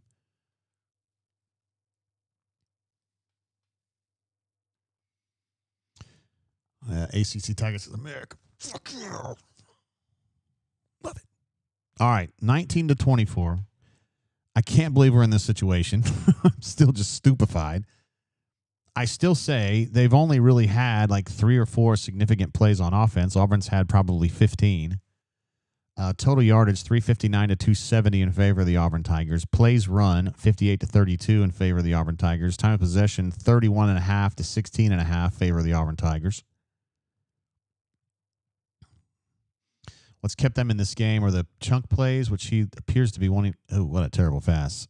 Lack of turnovers for Arkansas has been a big plus. And, of course, Auburn has the one turnover that turned into 6 points immediately. It was not great.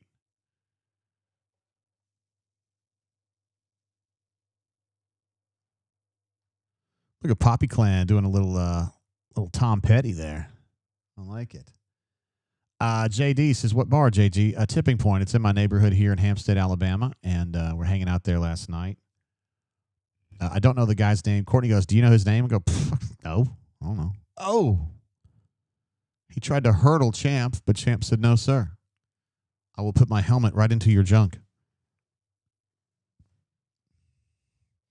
Let's see. Small Victory says, stupefied but moderately more hopeful with Ashton in the game. 100% agree. He's definitely been better than Jackson. I'll put it that way, without a doubt. However, why do we have one touchdown? Why is there only one touchdown on the board? I don't understand that. I do think there's enough time for 2 field goals. Nashville Tiger, excuse me. I think there is time for that, but they got him on a crosser there. Jay Crawford just maybe one step behind where he ought to be on that one, and the throw is where it needed to be, and the catch is where it needed to be. So they get a first down out of that.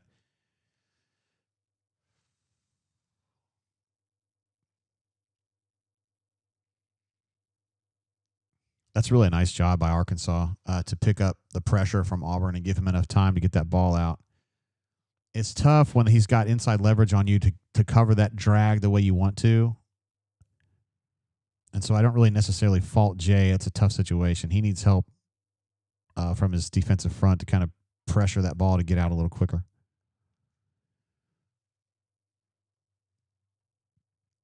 Third and Durkin again. Patrick S. saw that. Daniel D. saw that.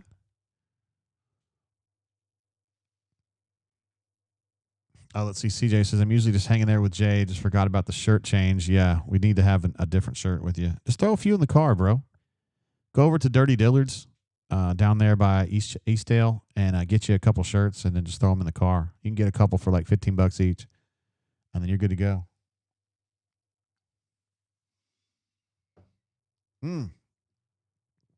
Boy, who was that?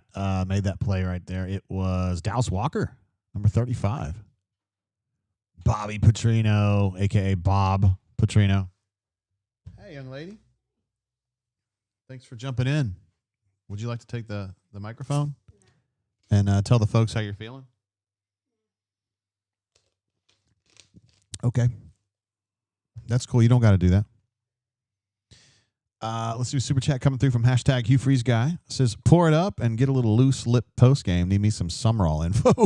I like that. Oh! Rayshawn Pleasant. He's going to the house. He's going to the Hizzle. Yes, sir. I'm talking about. Wait, where's my sound? Where's my... Man, this thing's been... The more you fuck around, the more you're going to find out.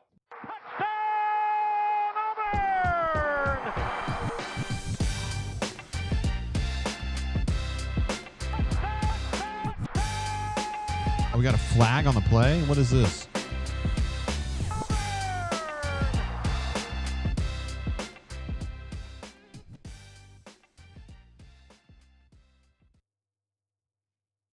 That's going to be on Arkansas, though. I knew this one. This blindside. That's what it is. Blindside block.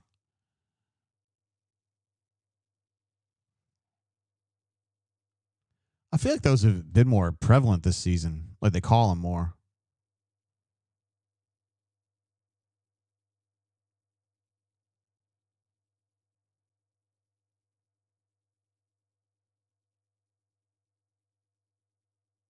Trying to read lips here.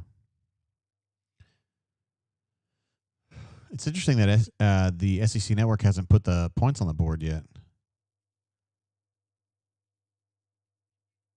Oh, that was nice. So Auburn was dropping into 4 underneath zone, and Rayshawn Pleasant said he just squeezed that route because he saw it. He didn't have anybody in the zone, and he said, that's what I ought to do. All right, 25-24 with an extra point coming. That's a big-time play. They trade pick sixes in this game. Ashton, of course, after consulting with Coach Bedsole, the bookman, he says, go for 2. And he's going to get in. Do we give it a touchdown? Yeah, we'll just play it again. I don't care. Might as well. My little thing's giving me attitude. The more you fuck around, the more you're going to find out.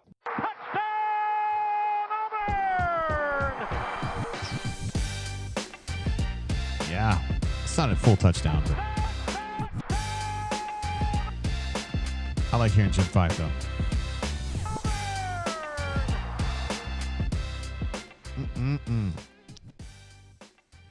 All right, so 27-24, the Auburn Tigers have blasted through the 20-point barrier for the first time in SEC play this year to get it up to 27-24. Brad J's fired up, says, that's 20 points, bitches. We back. Everything's fine. Everything's fine. NDY says, patriotic JG and the worm turns. We're so back. Nick, we can't call danger zone, can we? We can't call danger zone. I wouldn't do that. And Small Victory says, we could have played Daniels all year. All year long, he was just sitting there, right? Some of us have been calling for this for 3 weeks now. Let's get up. Ashton's still only 4 of 6 for 69. I mean, it's just that everything else is like working much better. Let's see, running Jeremiah is at 22 for 145, continues to just gobble up yards.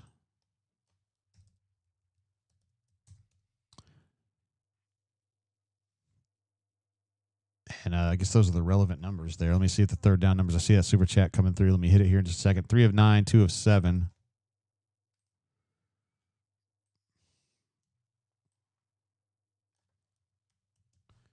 So we are now fully updated there. And we also have a super chat coming through from Poppy Clan. Says, we got a gamer. I think he's got it. I think that Ashton Daniels may be some of the secret sauce that they needed just to get over that hump a little bit. You know, if you believe Hugh, Poppy Clan sound. If you believe Hugh that they were close, I'm not sure that we believe that. But anyway, Ashton might be enough to kind of flip the scales just a little bit, at least against the worst defense in the league. Robert S. says, it's just Arkansas. Don't worry, we'll F up this game. Wait and see. Okay. Let's see. Don Proper Dickens says, I'm going to Dick's tonight for a Daniels jersey. Just get a Brady jersey and put Daniels on as tape on the back. That I think everybody would know who you're talking about now. Tennessee versus Kentucky tonight. True story. Wifey and I were buying her a car in 1995-ish, I guess. And I was sitting in the waiting room while the Kentucky-Tennessee game was going on. And I think they blew it, as is customary for UK. It was Harry Zahari. Hello, beautiful lady. How's your beautiful car? Vin B says, JG, what other games interest you today? Let's see. I'm going to be probably catching the second half of the Bama USC game. And what else? See, I wish I was watching the Oklahoma Ole Miss game. I wish that was later in the day so I could kind of peep that. I can't say I know of anything else. Looks like that South Florida-Memphis game is a really good one. What am I missing? I don't know what else is going to be going on. D-Mink says Hugh will have the dumbest press conference ever after this game. Aw, shucks, y'all. I told you we were close. I meant close to playing teams we could beat. Ortho says, too bad we couldn't try this 4 games ago. Taylor Green sees something. He's able to exploit a soft spot in the zone there and get about 15 yards. They still got 9 minutes to go here.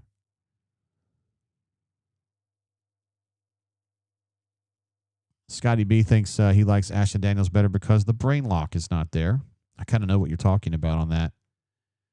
He seems to just kind of play kind of free, I guess, like he doesn't seem inhibited by anxiety over. There's another situation where they're, is that a fumble? They calling that a fumble. Sly Smith trying to take that down the field. That was called a fumble on the field.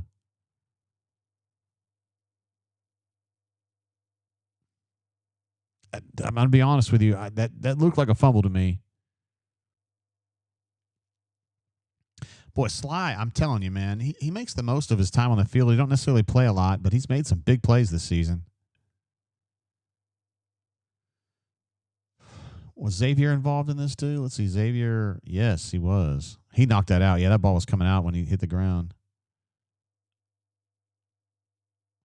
That's a fumble, guys. That's definitely a fumble. Big time play from Xavier and then picked up by Sly. Nice job. That's a big play right there. Now just let Ashton get out there and get them in the end zone. And then we got some situations here we can talk about. Good things. That would be nice. For a change.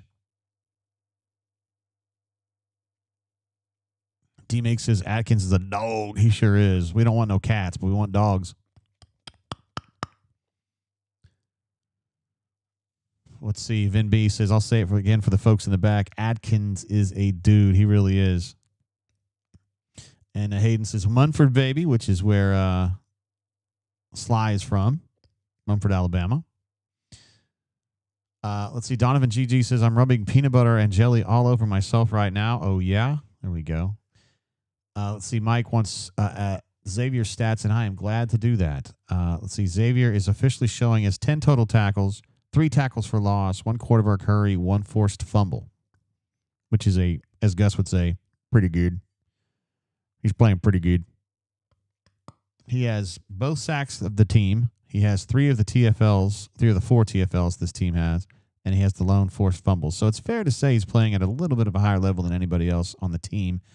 By the way, the other tackling leaders are Robert Woodyard, KN with 3, and Caleb Harris with 3, and Keldrick with 3. And Eric Winters also has 3. So 10, 6, 3, 3, 3, 3. It sounds like a Stuart Vance commercial. 3, 3, 3, 3, 3, 3, 3, 3. 3 for me. 3, 3, 3, 3, 3, 3, 3, 3, 3, 3.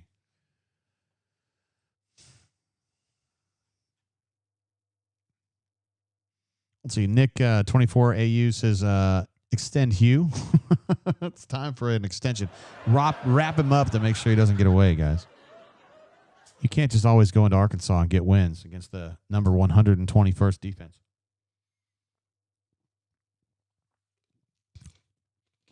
Robert S. is a Xavier transfer. He's a portal guy. Yep. He played at LSU last year. Well, he was at LSU. He didn't play much, but he was at LSU last year. And they said, hey, man, if you come over here, we feel like you can play a whole hell of a lot. And he said, word. And so he came on over. Stu Puff with the Super Chat. He Super Chatted us every single show we've ever done. When I was talking earlier about the people that helped me get this computer together or going back during COVID when we were having so many problems, Stu Puff was definitely part of that effort. He says, got home just in time for the fun stuff. I'm glad you're here.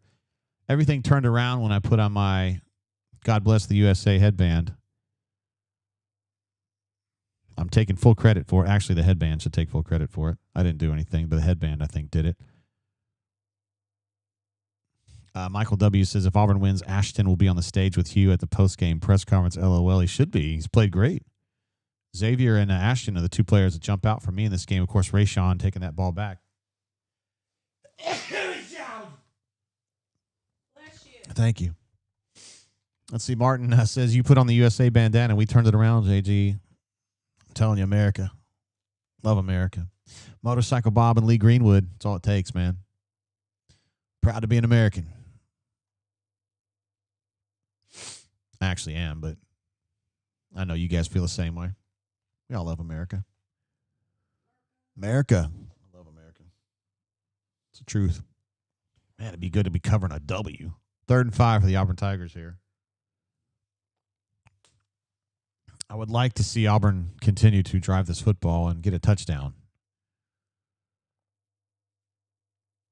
That would be great. Perry, Singleton, Malcolm, B. Frazier is the backside de facto X. Simmons gets the ball, but didn't really have much of a chance there. So it's going to be 4th and 5, excuse me. And this is going to be right at the edge of McPherson's range, I think. So this may be a decision they have to make. Looks like they're going to keep Ashton on the field. No, now they're switching. Now they're switching into field goal. I wonder if they're going to keep, if Alex is going to take this kick. He is indeed. What's the distance on this bad boy? He had a 43-yarder earlier. Still don't have a distance on this. About 40-ish, right? Yes, sir. Cash money. That's 5 for him today. That is terrific, man. What a great story. Having just a terrible game last week, and then this week he's had a terrific game. This is more like what I thought he was, and what this is the kid I know who this is who he is. You know what I mean?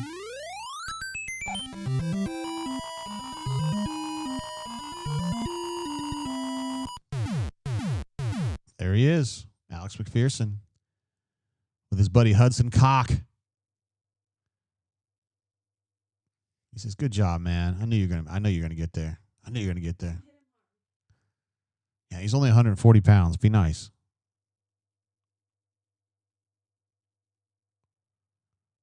That kid's a stud, man. Absolute stud. Just absolutely just refuses to be told he can't play anymore. It's like, that's just not an answer that's going to be okay with me.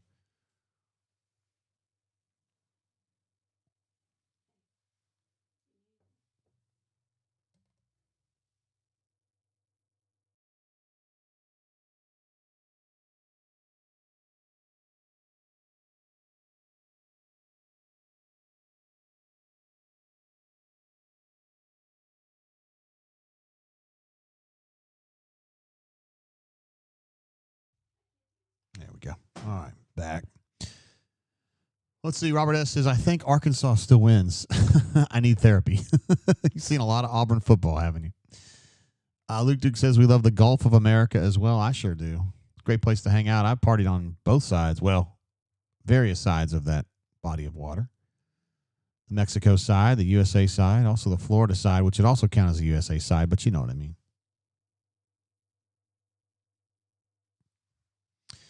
All right, 30-24. The Auburn Tigers have taken control of this game at the moment, but Arkansas still, a couple chunk plays away from being able to turn this thing around a little bit and add some intrigue at least. And Arkansas is going to take a timeout. Let's see. Poppy Clan says, Jay, top kickers in AU history. I'm not sure that I'm qualified to judge that because I'm sure I'll miss somebody. But, Al was one of the great ones. I would have thought Alex was going to be one of the great ones, but, right now he's kind of not himself. But he's had a great day today, obviously. Wes was really good. John Vaughn, but I just can't get over the LSU game.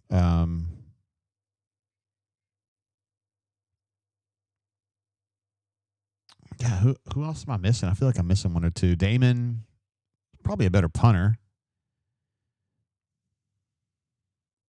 Terry Daniels, man, he was really good. Cody Bliss is a great punter. Duvall's one of my favorite bad guys. He's kind of a bandit, but he's great, man. He's a good player, and he had a lot of fire about him. And that's what I like about him. Yes, sir. Nice play right there from Xavier Atkins again. Who else? Guys, we're going to do the Pac-Man sound for his ass now because he's just been like Pac-Man on that side. He's just gobbling dudes up, man. They don't have an answer for him.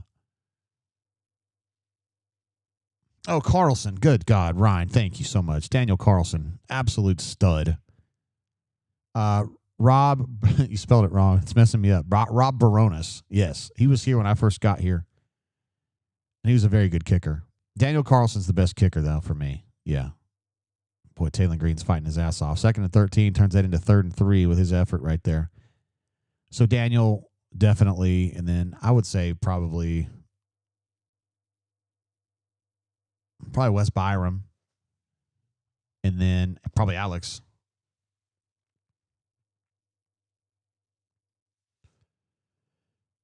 Al's in there too, Wes. Thank you for that. I mentioned him at the top. I just don't know how good he was, but he's definitely good. He's definitely real good.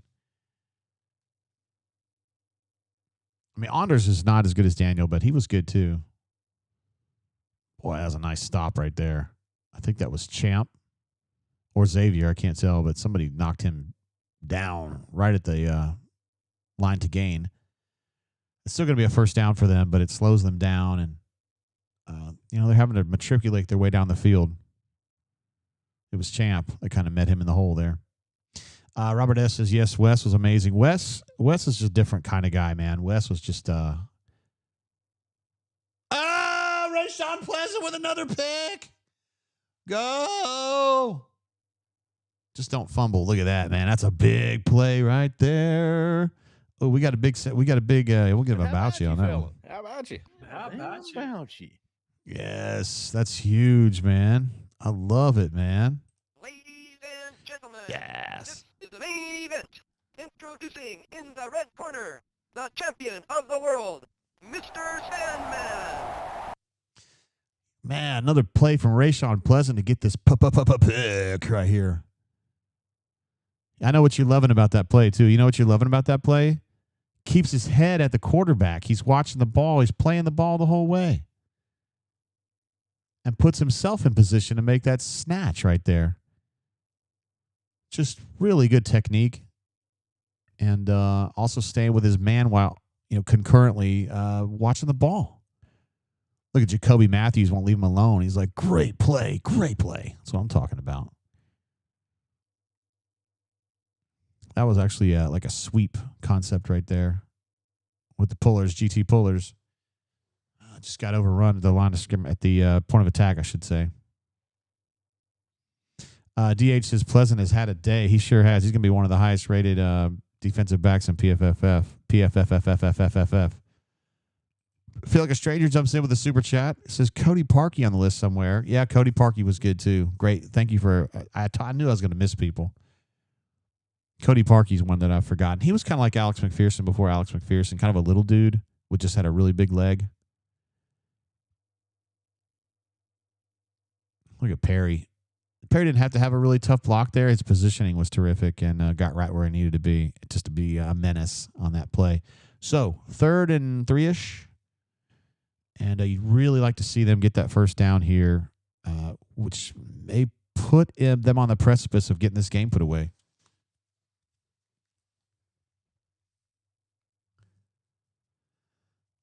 Let's see. Taxman says, F.U. Pleasant saving Hugh's job. I don't know about that. I'm not sure they're quite there yet. But they've played better football this half. There's no doubt that Ashton Daniels made a difference. Rayshawn made a huge difference. But I think we'd all agree that the offense has been a lot more competent. Oh, that was a nice stop. I think Jeremiah's still going to get the first down, though. They're going to mark him short. I don't know about that, man. So you're at the 28. A field goal would put them out of the game. So I think you go ahead and give it to the kicker that's already hit 5 in a row. And let Alex ice this game, man.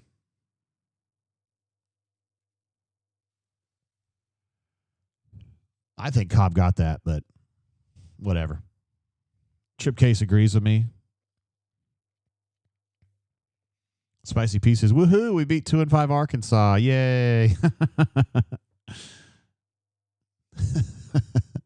Can't be happy about nothing.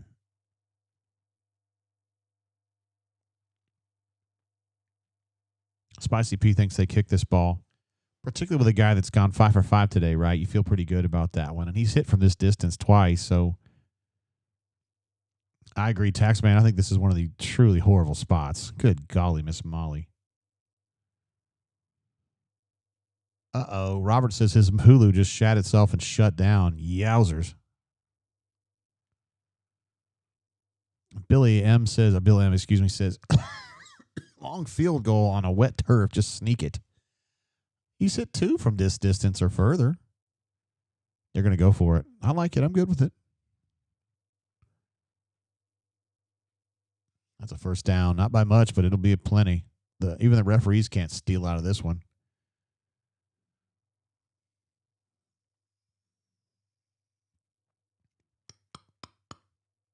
Hey, it's a first down either way. Clock's running.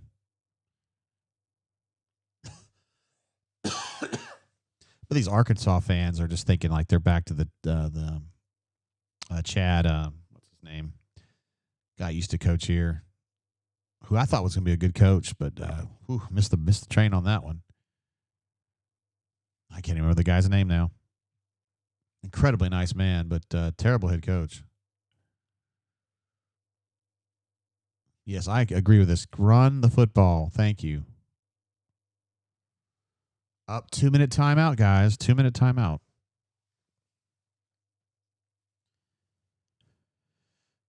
Let's see. Stoop says that was some good game management for once. I like that. Chad Morris, thank you. Nick, appreciate you. He's an incredible human being. Great, great guy. One of the really nicest people I've ever covered at Auburn. But, man, he was a bad head coach at Arkansas, wasn't he?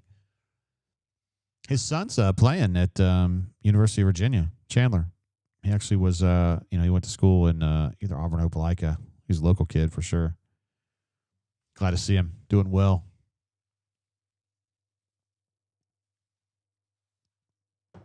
I didn't think that was a face mask, guys. It looked like it kind of, the way he spun him around, but I do think that the spot on that was trash, but I like the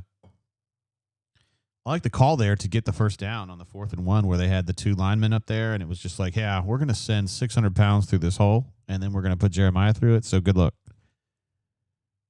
I like that.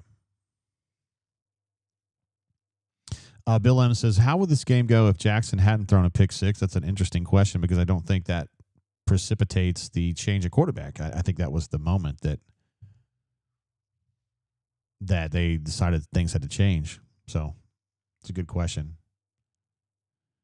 Let's see. Robert S. says, we suck ass on offense. It's a win, but not a good win. No, I don't think anyone's saying it's a good win. Let's see. Dave Rockefeller says, Memphis about to cool the Golesh Express. Interesting. Wyndham says, one step closer to the Birmingham Bowl. That's my guy right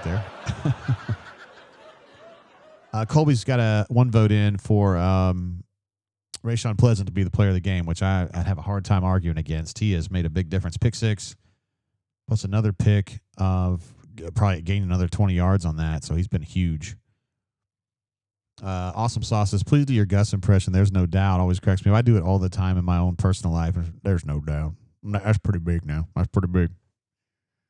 Heard you had a new hire there at the site. That's pretty big. That's pretty big. Well, there's no doubt.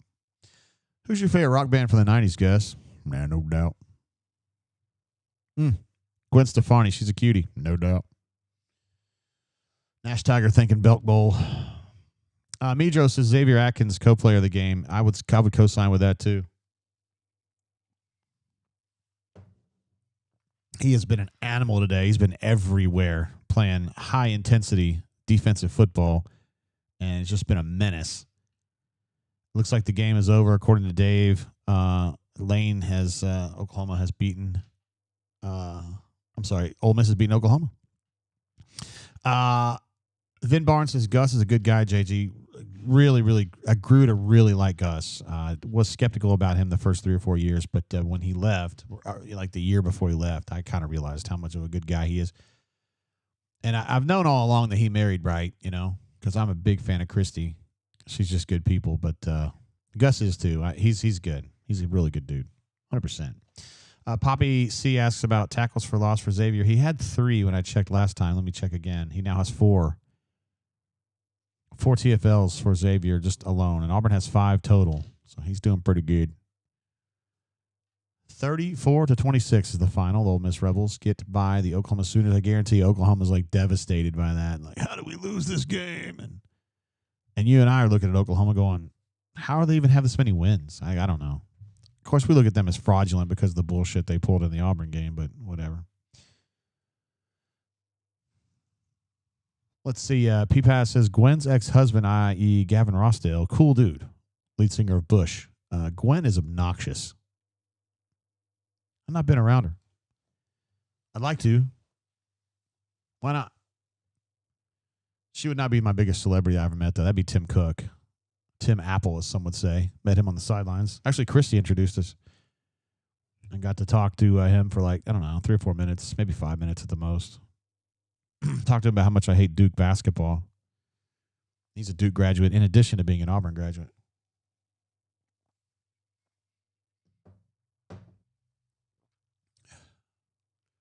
Ashton trying to get to that first down marker, gets to the 20, so he's going to be a decent bit short here, 2.5 yards short. And McPherson's going to have to attempt a chip shot here, but this puts the game out of. I mean, they can't win. Well, you know what I mean. It's going to take a miracle. See, Nick says Wooden has been a little chirpy with Cobb. I think Cobb likes to. Ooh, AU Taxman says Christy Malzahn in sweater season. I have no comment because this is a public forum. But Christy is amazing. She's a really, really cool chick. Among the coolest I have ever met in any format. Like top 10. All right, Alex McPherson. Thinking about another one, a 6th field goal for Alex McPherson. Stupid says it's not a chip shot. What's the distance on this? 28 or something like that? I said if he hits this, he's going to put it away. That's what I said. I didn't say he's going to, it's over. Justin C says, JJ, if we miss this field goal and they drive down to win, ... DH says we're icing our own kicker. That's funny. All right, so big kick here, honestly. I mean, if he can hit his 6th kick here, that puts the game out. Gives Auburn a 9-point lead. D makes his 3 points in a cloud of dust. That's funny. All right, let's see. He's kicking from the 25-ish, 27-ish, so 37er. Yeah, it's not a chip shot, but it's right through the wickets. Some of you guys are gonna be mad, but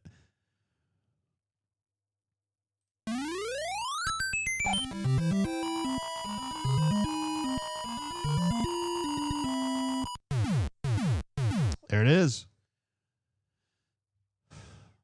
Alex McPherson puts the finishing touches on a nice offensive afternoon. 33 points for the Auburn Tigers. Of course, you got to take 6 or 7 off for Rayshon Pleasant having to pick 6, but still a much better situation with Ashton Daniels behind center. There's no doubt about that. Daniel Deese's game not over. And A. Robinson says Alex POTG, excuse me. It would be tough. I don't know. Xavier's played great. Alex has played great. Ashton's been a huge part of the game, and I would also say Rayshon Pleasant's been big. So there's no shortage of good players to consider discussing. I think it's time for us to play this. This is a sound we have not played in a month and a half, I don't think. The danger zone. This is your redheads, your strippers, anyone named Tiffany. This is where your car gets keyed, you get a bunny in the pot, your tires get slashed, and you wind up in jail. There it is. Anonymous says Turning Point, book it. And also Alex K, AK, texted me to remind me that a 6 field goal day saved Gus's job many years ago. Against LSU in 2016. Interesting. 6 field goals from Sir Alex McPherson. He's been good. At least small victories is concerned, I think, about me playing that at all. A. Robinson says, play it again. It's been a long time since he's heard that one, and he loves it. Yeah. Robert says, we haven't found shit on offense. Dude, I mean, listen, I understand why you're being skeptical. I am too, but let's give Ashton his flowers, man. He's played great. He's been better than Jackson. There's another fucking pick right there. Kensley. And he wisely just slides down and says, I'm not even going to risk a turnover on this. Let's just get it over with. Auburn with 3 picks today, plus a fumble. So that's 4 turnovers created by the Auburn defense. That's been huge. Absolutely edge. We'll go ahead and give the danger zone again because I like hearing it. The danger zone. This is your redheads, your strippers, anyone named Tiffany. This is where your car gets keyed, you get a bunny in the pot, your tires get slashed, and you wind up in jail. Yeah, they're in trouble there. Arkansas is in big trouble here. And the 6,000 people in the stadium are really ruining that. Let's see. Robert says Ashton MVP, Xavier MVP, number 14 MVP is gone with the 3-headed monster, a hydra, some would say. And Auburn in an unusual formation here we are not used to seeing, the victory formation. Job done at this point. Let's see. ACC Tiger with the comment of the day, I think, as effed up as Auburn is, thank God we ain't Arkansas. It could be worse. Let's see. Wizard D thinks that Atkins, who's played out of his mind, and Alex co-MVP. 4 turnover miracle to win by 9. LOL is what Dave says. Yeah. Let's see. Okra, my man, says JG just able to tune in. I'm in Wildcat country. A win is a win. Glad to get one. By the way, Hugh gone. Praying. First SEC win since November 23rd, 2024. It's a long time ago. Great job, Bobby. You're doing a great job. Yeah.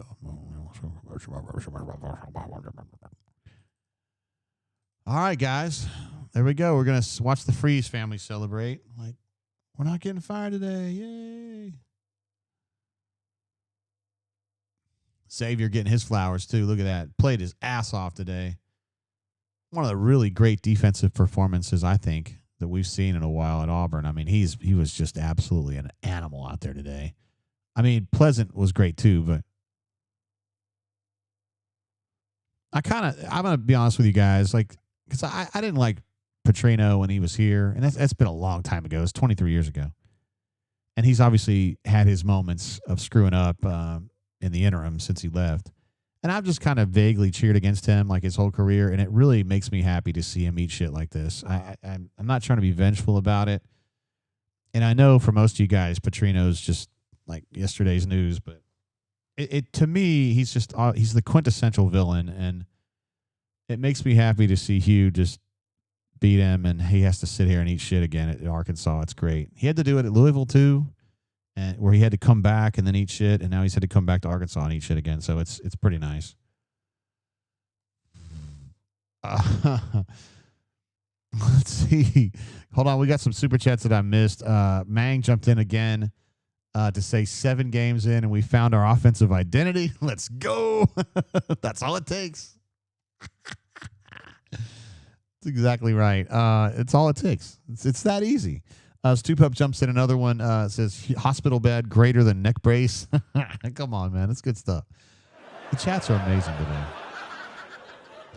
Crocky Poo jumps in and says, have you seen the Ret score? Cross him off. I'm guessing SMU's getting stomped by somebody, huh? CFB Addict, whose opinion I trust on all matters, says Pigtrino is not a good dude. He is definitely not one of the good guys. I would never say that about him. Big G jumps in with a super chat to say, Hottie Toddy and Wardam Eagle today. Love my AU people. Appreciate you, Big G. And I feel like 100% of the chat tonight, in our chat anyway, was 100% fired up for Ole Miss beating Oklahoma, because there are no Oklahoma fans in this chat. Absolutely none allowed. And you can't even really blame that. Well, I can blame Oklahoma for running the cheat play that they were told not to play. But it's not their fault that it was adjudicated so poorly. But anyway, congratulations to the Ole Miss folks. I think you guys are going to get in the playoffs. And that's pretty damn sweet. Should have gotten in last year, honestly, over some of these other ham and eggers that didn't deserve to be there. Small Victories jumps in with a super chat. Says, here's to what people call, quote, victory formation. Something we have not seen much of this year, on the Auburn side anyway. So that is nice. Schaefer Kia says, like the headgear Hulkster. I put this on right around the time that Auburn needed something good to happen, and something good happened, so that was a plus. Let's see, I got to turn this off. Well, let's see it right there. Let's see. Somebody said fire him after this game. It was CJ. Fire him after this game. Florida did it. That's correct. They beat Mississippi State in a close one, and then they fired him, but they're not going to fire Hugh right now. Let's see. Small Victory says, oh, God, shots because he said we've been so close. Cohen and Freeze just hugged right now. You guys saw that on TV. P-Pass says, Ole Miss loses Egg Bowl in a thrilling fashion. I don't like you saying that. I don't really have a problem with Mississippi State. I pull for Ole Miss when it's not Auburn. I like Ole Miss. My daughter almost went there to school, and we had when we were visiting over there, we went twice. It was great, man. They got a really nice school there. She didn't want to go to Auburn because it's just too close, and I respect that. I went a long way to go to school, a long way from home, so I kind of get that. Don Properdicken says, honest question, do we lose this one if Arnold stays in? Great, Drain, Jay, War Eagle. Appreciate you, Don. It's only great when you guys show up. I'm going to be honest. I don't think so. I think they let me rephrase that. I think if they keep Jackson in, they lose this game. I felt like he was feeble and not getting anything going on. Change the record is what Patrick says, and I'm glad to do so, my guy. I'll do it right now. Auburn now 4-4, 1-4 in the league. Arkansas now 2-6, and they are, I think they're 0-4 in the league now. I think they're one game behind Auburn as far as how many they've played in the league. But anyway, Auburn's 4-4 now. Get a little, there we go. I don't know. That looks good. Whatever. We'll take it like that. Appreciate you, Dawn. We got a super chat coming through from JWM66. Says, thank you, Jay. Thank you, bro. I would be nowhere without you guys hanging out with me and spectating for the show. Let's see. CFP Addict, you got to give me a little more information. It says, did y'all stay with Neil? I don't really know what that means. Do you mean, are you talking about McCready? Like, rephrase that. Give me a little more information. I'd be glad to answer it. Gunner says, I agree, JG. Jackson would have lost the game some way, somehow. Yeah, when they were down, what was it, 21-10 right at halftime? Is that right? So, I mean, I had no reason to believe that they were going to have some kind of an offensive revitalization with him at quarterback. It just wasn't going to happen. I mean, it just straight up wasn't going to happen. So, we don't need to be playing with that game. That just wasn't going to happen. Robert S. says Robert S. has been on a heater today. He is mad about everything. Says the glaring stat is one offensive touchdown. A lot of field goals today.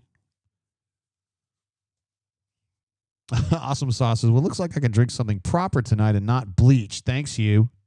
Bitch. Let me see what's going on here. AK Alex Kozan says, today's game wrapped in one sentence is, whose passing game was worse? Super chat coming through. We're going to check those numbers here in just a second. T-Park has a super chat I want to get up here. It says, this one is for Durkin and JG. Real ballers holding this program down. Appreciate you, T-Park. He's holding down the entire city of Atlanta and all the suburbs out there. Even in Duluth, where my daughter lives. T-Park's representing that city well. Ephesians says, JG, put the word out there. We back up. Unfortunately, that's not true. I like that. T-Park, appreciate you, bro. Okay, let me check with J-Head to see if he's good to go. I can't tell what time it is. So his sister's getting married today. I'm sorry I didn't read these chats earlier because I was kind of working on the show. His sister's getting married at 4:30, and he's in the Eastern time zone. I think. Well, no, that doesn't necessarily mean she's getting married in the Eastern time zone. So let me see if that means it's going to be in 30 minutes, because we might be able to sneak him in here for like 5. It's just his sister. I mean, you know, so whatever. Excuse me. And we also got Reese DeSmukes we're going to be talking to tonight. We can sneak in and get him right now. Hold on. We can get J-Head right now. Let me make sure the phone's working first. Always got to check to make sure the phone's working. Wait, hubby? Whoa, what? What are we doing? Okay, here we go.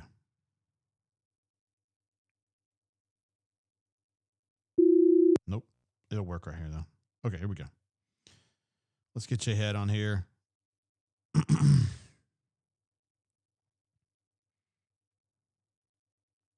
No. Get back. Sorry, guys. My bad. All right, here we go.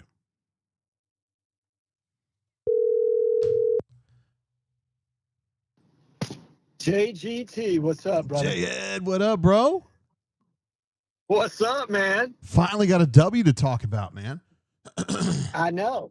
It's very exciting. Yeah, I know there's going to be people that are going to be. Oh, no. You know, it's their right. You know what I mean? But I would hope that everybody's celebrating today because Auburn won. It's nice to see the program get a victory, to get off the snot a little bit. And now I guess we'll do what you and I had talked about, Hugh and his 7-day contracts. And so he's going to kind of move forward on the next 7-day contract, right? That's exactly what's happening against Kentucky. Yeah. But, I mean, at least he won one finally. He did. So he won one. I know that people are a little bit upset at the offensive performance and that the defense had to really kind of probably be what led the charge here. But I was encouraged by what Ashton Daniels was able to do. He managed the offense. He hit that one shot play that he had available to him. They didn't ask him to do too much. And Auburn can beat Kentucky this way, and then we'll just kind of see, what happens against Vanderbilt.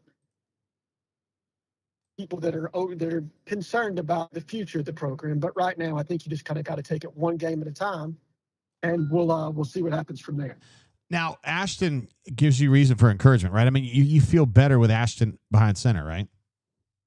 Significantly. I felt like Jackson had flatlined, Jay. I mean, watching him in the first half, even when they had things working in their favor, it just felt like he was waiting for the other shoe to drop. And I think at the quarterback position specifically, you have to play this game with confidence and know that you're able to lead this team and to be the leader of this team and to get the most out of them. And what the other guys in the huddle are looking back at you, they know you're going to be able to deliver. And I think at this point, and I don't want to speak for people, but just watching his body language, it felt like Jackson had lost confidence. And there's just not a lot you can do with a quarterback that doesn't have the confidence to get it done. 100%. So you would obviously start Ashton in the next game, right, for Kentucky? No question. All right. Like if Freeze is even debating that, fire him now. we can have that conversation. But it's so much money. So much money into a guy who's not going to play. Like, ouch. I know. And that's tough. And I get it. And we are in a new era, right? Because if this were the NFL, it would be a similar conversation. We're paying this much money to a premium starter. Shouldn't he be the one getting the snaps? But at the end of the day, I think Hugh has to look at this for what it is. Ashton gives you a better opportunity to win against Kentucky, and you've got to take it one game at a time and play the guy that gives you the best opportunity to win. And if you can put another game like this one together, well, now you've got a little bit of a winning streak, and we'll see where it goes. That'd be nice. Talk about the defense a little bit, J-Head. Rashawn Pleasant had 2 picks. They created 4 turnovers. Xavier Atkins was an animal today. A lot of good stuff on that side of the ball. I mean, I think DJ Durkin and his crew continue to do what they've done all season, which is play an elite brand of football. Arkansas has scored points on everybody, Jay. So to give up 24 points to them is no small feat. I mean, I think they put up, 35 on Texas A&M last week, and Mike Elko and that group are as good as anybody in the league. I think it was 42. So to be able to, right, 42. So to be able to go into their house and to shut them down sub 30, I mean, I think it speaks volumes because they could have easily lost the team this past week. I mean, they could have very easily lost the team. And the Q word that we hate to say out loud could have very clearly reared its ugly head, but it didn't. This team came out and played, and they played an inspired brand of ball in the second half. It's not always pretty. It's not always what people, I know there are people that want to move on and they're tired of the Hugh Freeze experience. But I'm cheering for the young men on this team, and it was good for me to see them play up to their level of expectation defensively today and for the offense to catch a spark. But again, you can't say enough superlatives about the defense. Being able to come out there, continue to play competent, not give in when everything around you has not gone the way that you wanted to, even when you've played up to expectation. So hats off to that group. Really happy for Rashawn, really happy. I mean, what a find for Atkins. You know what I mean? Like, what a find of a 3-star that wasn't lauded by anybody. And that kid has just come out there and played head and shoulders above what I think most people thought he was. Oh, he's been so good. He might be first team all SEC. I agree. And he's a true sophomore, Jay. So long as he's not interested in entering the portal, you've got an opportunity to see him play this time next year. Yeah. And that would be huge to have a building block like that back next season. Does this change how you feel about Kentucky and Vanderbilt games? It doesn't change. I mean, I thought Auburn was going to be able to beat Kentucky anyway. It doesn't change much for me on Vandy because you still got to go there. But again, I think what this starts to do is build confidence for those kids on the team. Sometimes when you're bottoming out and you're just scrapping for anything that works, you lose faith and confidence that you know how to do this, that you know how to win. And I think what this will do is provide some of that confidence moving forward. And if you can beat Kentucky, well, now maybe you have a little bit more confidence moving into Vanderbilt. And we'll kind of see the progression of Ashton Daniels. That's the biggest piece to this, right? To be able to go in to Vandy, to be able to go to Nashville and get a victory, a place where LSU got beat last week. So this is a good football team you're talking about here. He's going to have to play a better brand of football than he played today. but part of that is getting reps, and part of that is getting experience with first team reps and getting live game competition, in the Auburn offense. So we'll see how much of a step forward they take next week. I don't think you ever want to get you, out in front of your skis. And again, it's just, it's another week of a 7-day contract, and we'll see how Hugh does. But let them celebrate tonight. Good for them, and proud of the team. Love the 7-day contracts, Jayhead. Listen, are you a long way from home for this wedding?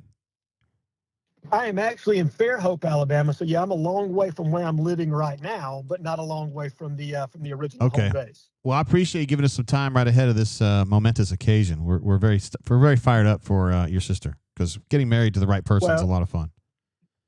It is, and he's a great Auburn guy.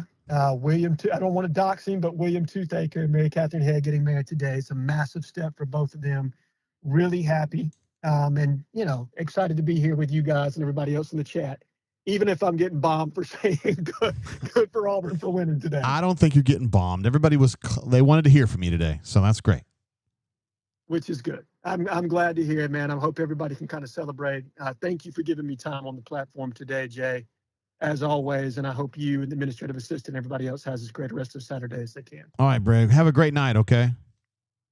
Thanks, buddy. I appreciate it. See you. Bye. There he is, Jayhead, working us in while he's doing some family stuff there and making sure his sister gets married to an Auburn girl. That's Auburn guy, excuse me. That's amazing. Had to keep it in the family like that. We did get a big super chat from the man himself, Patrick D. He says, fire Hugh, cut Jackson, give 17, a.k.a. Xavier Atkins, Arnold's remaining NIL, and ride with DJ, my man. Wants to keep DJ Durkin going as part of the Auburn situation, which I like DJ a lot, so I think I'm good with that. I don't know how I feel about the head coach situation kind of moving out, but I'm good with I would have been really good with DJ. In fact, if Arkansas had won this game today, I think we'd have had a decent shot of DJ taking over pretty soon. But at this point, I like the way that Jay talks about it as a 7-day contract. It's just kind of like, well, if they shit the bed against Kentucky, then we're back talking about this and blah, blah, blah. So anyway, great call from Alan Head, who's a good dude, and we're happy to have him. I texted Reese, just making sure he's still good. He hadn't gotten back to me yet, but that didn't necessarily mean anything. And so we'll just kind of go with it from there. We'll probably add some of these guys from our staff as we move along during the afternoon, talking about Auburn defeating the hated Razorbacks from University of Arkansas. Let's see. We also got super chats coming through from Jackson S. Preachy Patrick D. Always super supportive here. Glad we won, but don't want this to keep you around. I think that's probably the overarching sentiment from everybody in the chat. I think that's probably the way people are. They're like, love cheering for Auburn, love seeing Auburn win. Kind of wish that this wouldn't perpetuate the situation with Hugh. But that is what it is. All right. Reese got back on me, so we are now good to get on the hone with Reese Dismukes, who is without a doubt one of my favorite players to talk to back in the day. I haven't talked to him lately, which is really on me. For some reason, it doesn't show up over here. Hold on. I'm just going to write his number down. Remember, no, I got a whole phone just for the brain drain. So, sometimes I have to transfer numbers. That's true. All right. And Stephen Pearl just tweeted a War Damn Eagle, and he's fired up for the football team getting that W. That's what you like to have. Little synergy from the coaches. All right, here we go.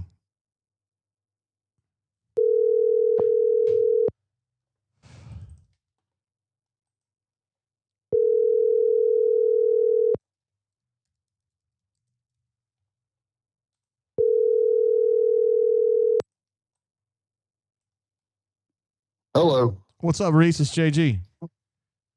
JG, what's up? What up, man? We're stoked to have you on the air. Like, people were just clamoring for you. They said they wanted to hear from you. Oh, God. Because they feel like you tell it straight. What's wrong with Man. that? They say you. Are we live? Hell yeah, we're live right now. Nice. What are your general thoughts after that? They definitely did some stuff in the second half I didn't expect. Wait, what was that sound? Damn, did I lose him? I guess I did, man. Shit, my bad.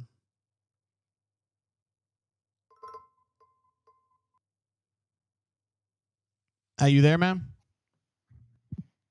Reese, you there, bro? I'm here. I'm here. What up, man? All right. Tell me, what are your thoughts about the team at this point? I mean, because I thought first half they were cooked, and then they come back in the second half, and they're a hell of a lot better. I don't know. Hey, we found a way to win.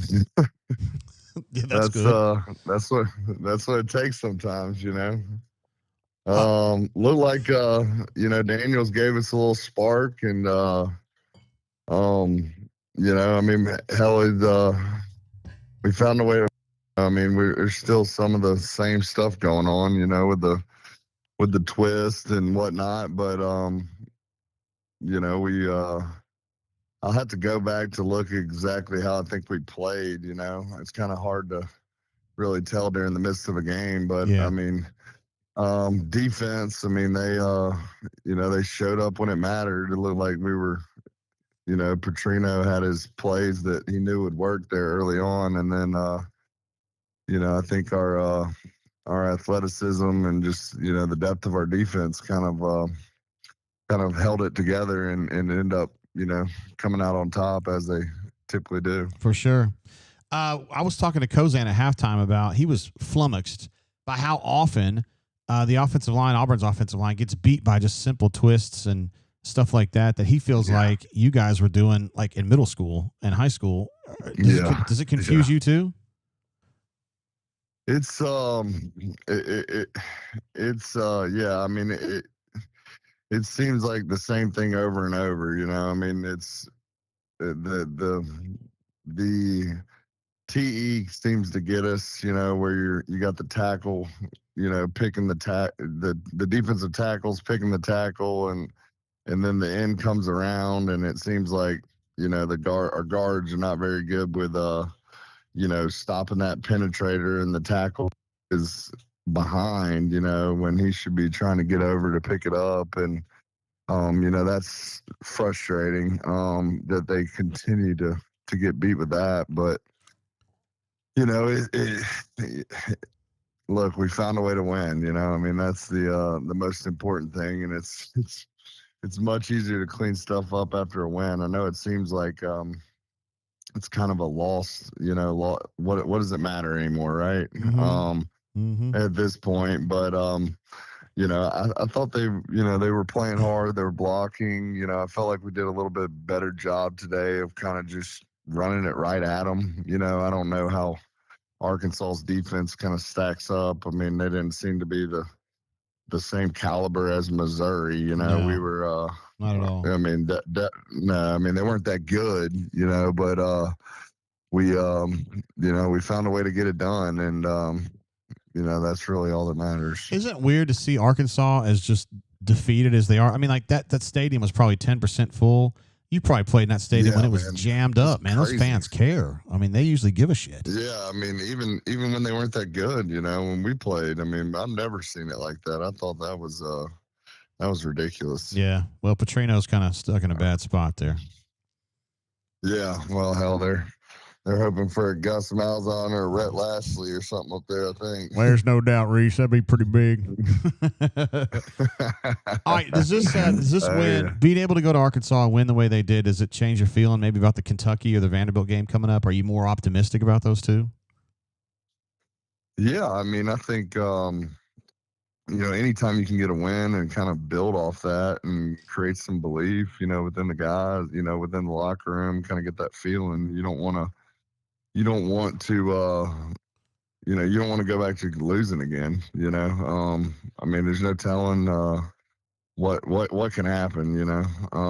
But I mean, I think we should have a chance to beat Kentucky, and then hell, you go to Vanderbilt, and you know, at this point, what do you have to lose? You know, I mean, exactly. Everybody's kind of counting you out, and you know, hell, the situation on offense, and you know, the defense is elite, and the offense has continued to struggle, but I mean, I think hopefully they build on this and, just continue to improve and prove everybody wrong. Word. Reese, thanks for jumping on, man. I know this is our first time having you on the air, but everybody wanted to hear from you, and I think it's been a plus. Oh, yeah. Appreciate you, man. Oh, yeah. Well, hey, good thing it's early, Yeah. Maybe we'll try to catch you next time, too, man. Yeah. Let me know. Next week we got a big one against Kentucky and another night game in Jordan-Hare. So I know the fans are going to show up and show out. So hopefully we can take care of business and just continue to build on the positive stuff that we did today and eliminate the mistakes and keep the wins coming. That's what I'm talking about. Appreciate you, bro. Yes, sir. See you, man. All right, appreciate you, JG. Have a good day, War Eagle. Bye.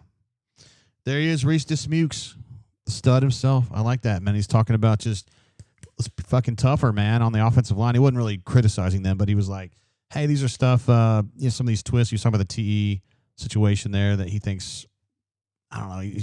I think him and Kozan, who both just defended that so many times in their life, pick those, with Reese playing center, he's got to call those out.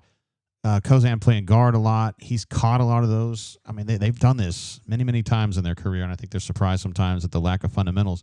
Maybe not just at Auburn, but other places too, where the game's just changed a lot, maybe in just a few years since they've stopped playing. But awesome to have Reese Dismukes on here. 4-year starter at Auburn, won the Remington Award his senior year. That guy knows football, and we get a lot of experience on these phone lines. That's what I'm talking about. That's what I like to see. So appreciate Reese jumping on with us too. Let me check with Coach Hunter and see. He was not going to be able to go at halftime, but he said he might be able to go post game. I would love to get his thoughts after a win. I feel like sometimes I have to bother him. As you guys know, I mean, they had a pretty slow start to conference season, so I had to keep calling him at halftime of games where they were getting their shit packed in, and he didn't like doing that because he loves Auburn and he wants to talk about good things. So we'll see if we can get him on the horn as well. Let's see. Poppy Clan notes that Liverpool is down to Brentford. BMAT may be unavailable, my man. Manchester United beat Brighton earlier, 4-2. On a little bit of a heater now. Also, KC Hogfan says Taylon Green sucks. Alpha Tiger in the chat says sup Swoogans. Love Alpha Tiger, one of the good guys on the bunker. Some people thought that we were getting fussy with each other, but we weren't. Sometimes good posters, gotta talk it out sometimes. That one was on me, by the way. Patrick asks, is Dismukes coaching these days? I don't think he is, but I don't want to speak for him. I haven't checked in with him about that specifically. Spicy P says, we are the new Tennessee. Why are people so excited about a close game to the second road test, like a terrible team in the conference? Someone shut me up. Spicy, I don't know that there's a single person in the chat that's like, man, this is fucking great. I think we're good now. Like, I don't think anyone's saying that. I think it's just you got a collection of Auburn people who have had their, optimism trampled upon for the last 6 weeks or however long it's been since that Oklahoma game, 5 weeks. And they finally have a reason to say, hey, at least we won the game. And at least they did some smart things. I mean, seriously, there's some good things in that game. Oh, shit, I didn't realize that. EPW says he coaches O-line at Orange Beach. My bad. I know he does stuff like for an actual living. I know he has a career and stuff, but he can do that too. And I'll tell you what, if I had a son that wanted to play football, I'd love for him to play if he was an offensive lineman, I'd love for him to play for Reese. That guy knows football, man. And I think Reese will give you that toughness. You know what I mean? That's the toughness that I've been talking about. You need that kind of shit. You need more Reese Dismukes. That's what you need more of. Poppy Clan says, well, I will never be upset at Auburn winning. I think there are some people who are upset when Auburn wins. Oh, well, not in general, but in this situation. And PFAS, using a stock market term, Spicy, we got the dead cat bounce, which we got on the stock market. Was it Wednesday? Thursday? Anyway, Robert's giving me updated on Reese. Owns a trucking company. I'm familiar with Reese's professional pursuits. I just didn't know he was doing coach. I didn't know he was coaching offensive line, but that's great. That's what he should be doing. I bet those kids are fucking tough, man. That's what I'm talking about. Austin M jumps in, not related to CJ, says, I think we're just happy to see an Auburn win. It doesn't happen very much these days. Yeah, that's completely reasonable, man. That's completely reasonable. So that's the thing. I mean, I think everybody in the chat, except for the haters, and there's probably just a few, would like to see Auburn win. I mean, that's the goal. The goal is to see Auburn win football games, and they finally pulled out there. And Arkansas is not a good team. And I wish that Auburn had played better today. I wish that Jackson had gone out there and played the way that I thought he was going to play after that Baylor game, and he really hasn't done much of that. And I don't know. But I want to say this. Spicy P wasn't hating on people who were being happy about this, who were celebrating a win. I don't got a single problem with it. Orange Beach is a newer high school, Robert S. says. He's helping getting them off the ground. I did see when we were down there for Chip's bunker event, which is in Orange Beach, we drove by and saw the school, and they are doing some serious work down there. So it's obvious that they are trying to get serious and, like you mentioned, trying to kind of duel, D-U-E-L, with Gulf Shores, because Gulf Shores kind of got things going pretty quickly there, about 10 years ago, and Orange Beach was a little bit slow on the uptake there, but they're catching up. So that's good stuff. Appreciate that little sidebar there, Robert S. And, of course, Reese is a legend at Auburn Sports. A fan of the program, and we love him too. All right. Let's see. Spicy P asks, is 12 the guy from here on out? That's the question. I tend to agree. I think this is going to be his deal here. I think Ashton becomes the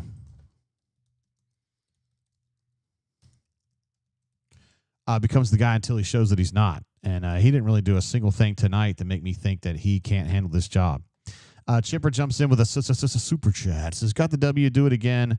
Last chat headed out to the TMBG show, which is the They Might Be Giants show. So there you go. Chipper, appreciate you. You're probably not even watching this, but maybe you will later.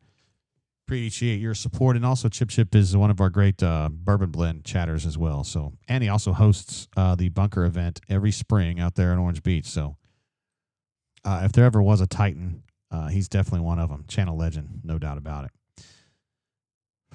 Let's see what else. I hadn't heard back. I actually texted Cole. I texted Hunter.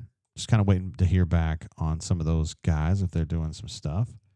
I will check. Let me check with BMAT. I don't like cold calling people too much because it's kind of annoying. Where is BMAT? There he is.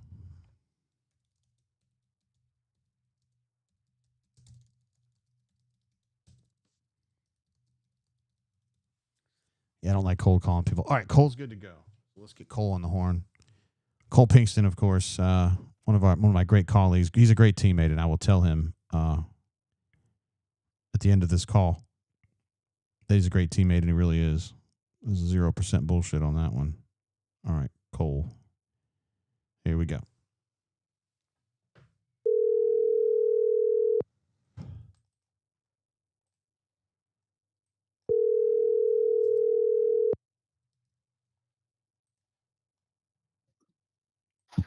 JG. What up, Cole P, last name redacted?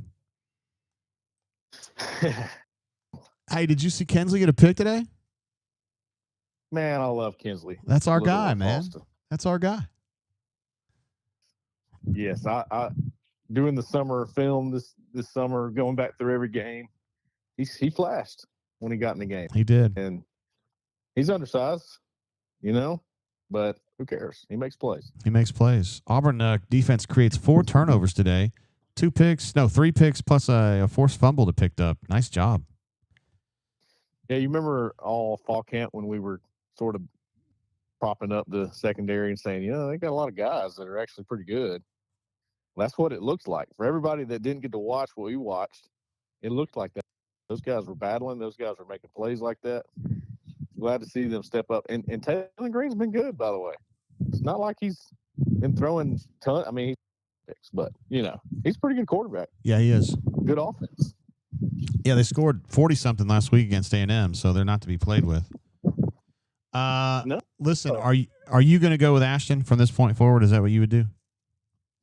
Yeah, you have to. I think you reward him for doing what you asked him to do when you put him in, which was not a whole lot. I mean, just manage, right? Manage the game, get us through this. Of course, still can't finish in the red zone, even with Ashton. They did punch it in one time, but, I think you have to reward him for doing what you asked him to do. Yeah. I thought he was pretty good. He was a lot more calm than Jackson. He doesn't seem as encumbered as Jackson, I guess is the word I use. Yeah, no, he seems to have a little, I don't know, moxie's not the word, because I think Jackson Arnold has that too. Agree. But more willing to make a play, maybe? Yeah. Does that sound right? He'll take risks. Yeah. Yeah, take risks. Yeah, like the throw to Singleton. I just don't think Arnold ever lets that ball go. I said that in real time. Yeah, I said Jackson would not even attempt this. No, I don't think so. And Eric did exactly what he was taught. He fought for the ball and caught it. And I'll say this again. I've written this maybe twice. Eric Singleton's a good gadget player, but that dude's got hands. I mean, are very close to what Cam Coleman gives you. Like, he makes catches like that a lot. If you go watch his Georgia Tech film from last year, he's making catches like that a lot. Like, this is how you use this guy. He's a receiver. He made some plays today. There's no doubt about that. Cam, what do you think about Cam getting hurt and then getting back in the game? Now, he didn't get a catch after he came back, but, dude, he's got a high ankle sprain. I'm almost positive. And he just fights, man. High ankle sprain is one of those deals where he can probably play on it today, but as the week goes on, it's going to swell up and it's going to bother the crap out of him. And it'll probably be questionable for next week and then see where he's at, because those kind of get worse before they get, like, when you take your cleat off, it just swells up. Yeah. Because your cleat keeps it from doing that. It's one of the worst. When I heard that, I was like, ain't no way he comes back in the game. And then he did. So he's tough. I think I wrote this, like, I don't think I've ever seen Cam Coleman, and I've watched him for a long time since he was a junior in high school, come out of a game hobbled or injured. I think he's always pretty much fought through it. That was a tough one, though. Hey, we got some people in the chat wondering, are you at the wedding? The wedding? Yeah. They think you're supposed to be at a wedding today. No wedding. Yeah, I didn't. No wedding here. I don't remember you mentioning that, so I don't know. No. I don't know if it's for me. I don't know if it's like an inside joke or whatever. I don't know if, like, I don't know, you had a sibling getting married or a friend getting married or something. If it is, it's one I'm not privy to. All right. Does this result today change how you feel about their chances against Kentucky or Vanderbilt? No, I don't think it changes anything at all. I think I saw pretty much the exact same product on the field on both sides of the ball. Defense is still very stout. And then, offense is what it is. And Ashton Daniels, I don't know if he changes that all that much. I think he does change it, but how much better is it? I'm not entirely sure. He does change the dynamic a little bit, though, definitely, because he does take a couple of risks. And I think we've been saying that. We kind of want to see that, right? Yes. At least see it. 100%. Yeah, I was glad to see Ashton today. I needed that. I needed to see it, to see what it looked like, to have something to compare it to. How about Jay Cobb? I thought he ran the ball terrifically today, and I just thought he needed more carries. I thought that was the only thing short. Yeah, I mean, I would like to – I don't have it in front of me, but I want to know what his average was coming into this game, and it just wasn't enough. It's the same thing with Hunter a year ago. I mean, they used him a little bit more, but, the games where he was getting a higher load of carries, it was a much better offensive output for Auburn. Kentucky game last year. Yeah.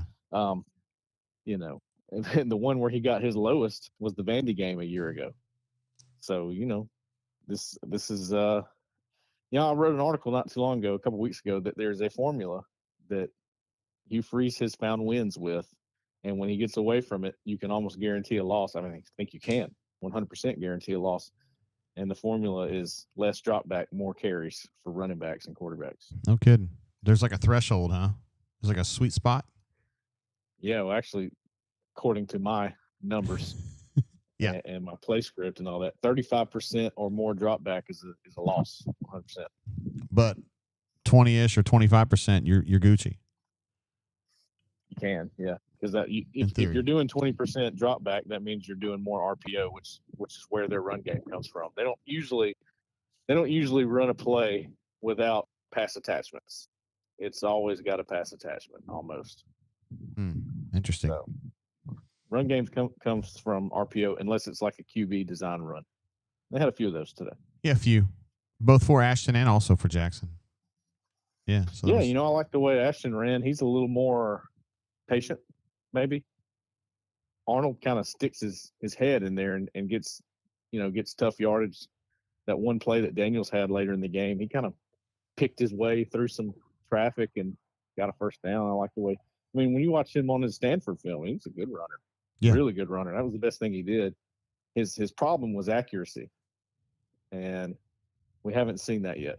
Even from today, you didn't really get to see that. Now, the throw downfield was pretty good.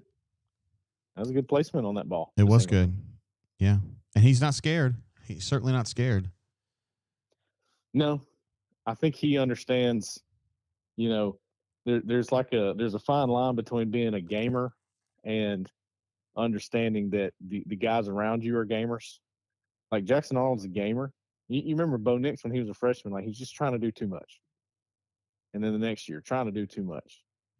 You got to get it to your players and understand they can make plays, and you don't have to stress about it that much when you do that. Just give them a chance, which is what I think. I'll give Freeze credit. I think he's been telling Jackson that. But I take credit away when I get into this philosophy thing where he's letting Jackson make all these decisions. Well, if you want him to do something, how about you just take the decision making out of it and tell him what to do? Yeah, that'd be good. Don't get me on this. Don't get me on this. Don't even get me started. Don't even get me started. Yeah, you know that. You know that SNL sketch, don't you? Yeah. It's a good one. For sure. Hey, man, thanks for jumping on with me, Cole. And I told everybody I was going to tell you, but you're a great teammate. You really are. I'm glad to be working alongside you, brother. Well, I appreciate it. I appreciate you bringing me on, per usual, after a game. Hey, we got to talk about a win this time. That's cool. That was fun. We don't have to shit on them, you know? Yeah. I mean, still a little bit, but we talked about a win. Yeah. That's fun. Yeah. All right, brother. Appreciate you. All right. Thank See you. you, man. Bye. There he is, Cole Pinkston. He's a great teammate, and I don't say that rhetorically. I mean that. He's just such a nice person and gives a shit. He really, really gives a shit. One person I would like to get on the horn today would be Hoke, because I think Brian is crunching right now. Let me see if Justin's got a second.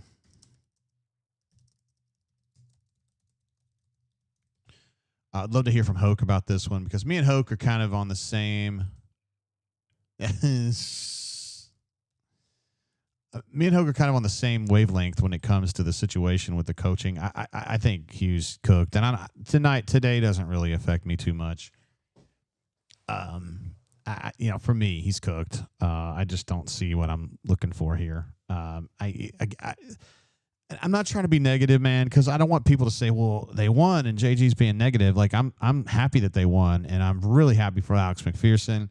I mentioned this in the call with Cole. Really fired up for Kensley because we both like Kensley a lot. Rayshawn had a great game. Xavier Atkins was an animal again. His best game at Auburn, and that's really saying something because he's had some damn good games. And it's good to see Auburn win. I'm happy for that. I'm happy for the coaches that I know who have been busting their ass trying to get wins. You know what I mean? And I'm happy for Ashton. There's a lot of individual things, but I still think the situation's kind of terminal, right? It's like they're having to really dig to beat Arkansas, which is a mess right now. And it should be easier than this. Auburn should come out there with an offense. You know what I mean? Like it's third year and you've been able to handpick all your guys and you're not dealing with Harsin people anymore. These are all your guys. And they should be better than that. They should go out there and just systematically destroy a defense like Arkansas. And I mean, you think 33, but there's a lot of field goals in there. And I just don't think they're as good as they should be, but I don't know. I could be wrong about it. Parker M jumps in with a super chat. Look at this one. I like this. We got a lot to say here. I'm way too late chiming in. Never, ever too late. Still surprised that we got a win. Officially got my one-way ticket to New Zealand in a few weeks. That's what I'm talking about. The brain drain will forever be my Auburn game day family when I'm no longer in the States. War, damn. Parker, glad to have you. If I was going somewhere to stay internationally, I think New Zealand would be in my top 5. They seem like good folks down that way. And, of course, Flight of the Conchords is what got me going on New Zealand. But, yeah, PPAS does say that there is always the Auburn Sports app. Good luck in your travels. Yeah, Smitty says it's like the Lieutenant Dan at the at the New Year's Eve celebration where he's just like, I mean, you're not angry necessarily, although I think Lieutenant Dan was in that situation, but not much to be too fired up about. All right, so Hoke says he's Gucci, and I want to definitely get Hoke on here. Hoke's a great teammate too. Love talking with Justin. And he technically worked for me back 2013 and 14, and now we just kind of work together at the site. And he's a great teammate too. He's got a lot of cool ideas and information, and he's just good. He's good. He's a good dude. So we'll get him on the horn here. Hey man. Hey, what up, man? What's going on? We finally got a win to talk about. How about that? Thank God. It's been a minute. Hey, listen. Jeremiah got 28 carries today. I'm finally satisfied with that. Yeah, could be. I mean, he was running the ball well from the beginning. And look, Arkansas's defense is what it is. I mean, they're last in total defense, last in scoring defense, last in rushing defense. I mean, they're not good. So it's exactly what Auburn should have been doing, is running the football, 230 yards. He had, 28 carries, 5.5 yards a carry. I think it's the 5th time now in 8 games he's averaged over 5. He was great. He was great. And I mean, other than just the inexplicable drive after what they cut it to, I can't remember. They cut it to 10-7. And then Auburn walks out there and goes pass, pass, pass. I mean, you're like, what in the world? Other than that, they stuck to the run pretty well, and then Jackson just had his pick 6. So you just had a few blunders in that game that made that score closer than it should have been. But it's Auburn football. It's Auburn football.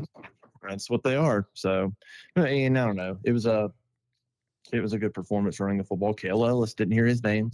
No false starts, no holds. Oh, he had one false start. He played well. Did he have a false start that screwed up that they were like 4th and goal at the 2? Did.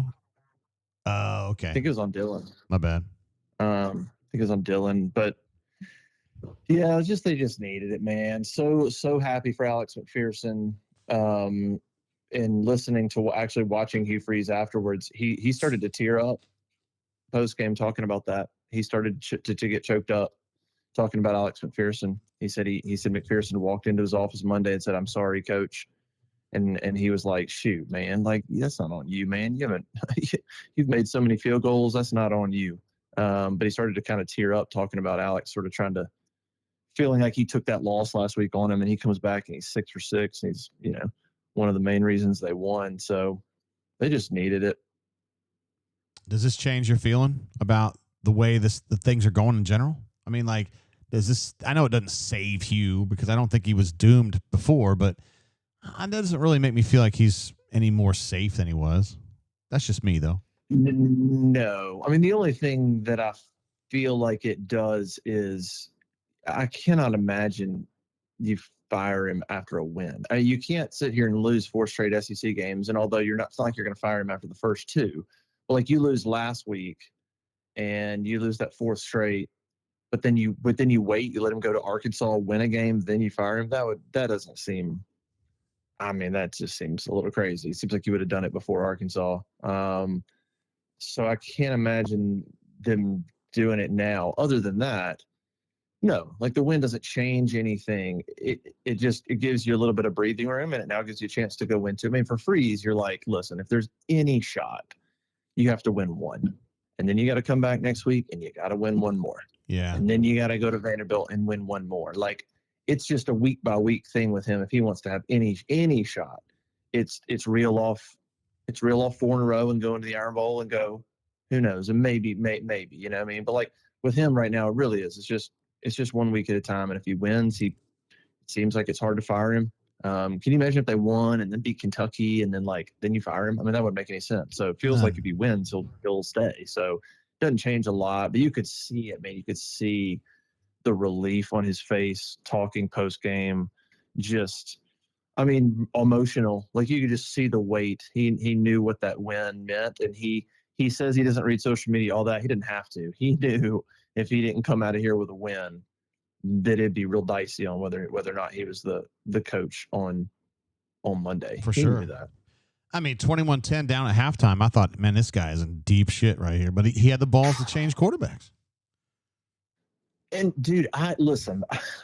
I mean, I don't know what we're watching in practice, but when you're watching that game, just as a person that watches football, how are you not like, what exactly is the debate here? Like, he's bigger. Ashton Daniels is bigger. He's a better runner. He's a more physical runner. He has every bit the arm. He's played more football than Jackson Arnold. I mean, I'm just watching Ashton Daniels play going, what exactly is the holdup here? I mean, you guys watched Ashton Daniels hold the ball in practice since August. Yeah. And then time and time again, you trotted him out there and you're watching Ashton go. And I'm just like, why did he not get a chance before? It blows my mind. I mean, I get it, like the good starts and stuff, but then you could have had chances in the second or third quarter of some of those games at home to put Ashton in for a drive and spark something. I mean, it just should have already happened. I thought he played well. There is a poise about Ashton. And man, he's a good runner. He's deceptively good. Like he takes up a lot of ground when he strides. And he's a big physical guy. So I thought he played well. Yeah, but when they got down 21-10, I was like, this is incredible. Yeah. I mean, Arkansas is not good here. They're I mean, not what good. is going on? But you really looked at it and said it was one pick six and like literally two bad plays on defense. And I mean, it was which is the story of Auburn always. But credit to them, man. Defense stood tall. I thought they'd get 2 turnovers. They got 4.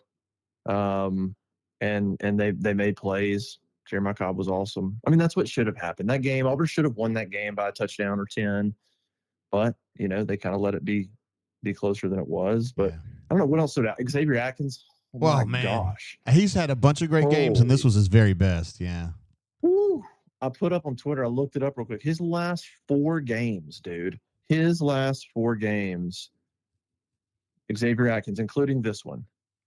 His last 4 games, 42 tackles, 9 tackles for loss, 5 sacks, 4 quarterback hurries, 2 forced fumbles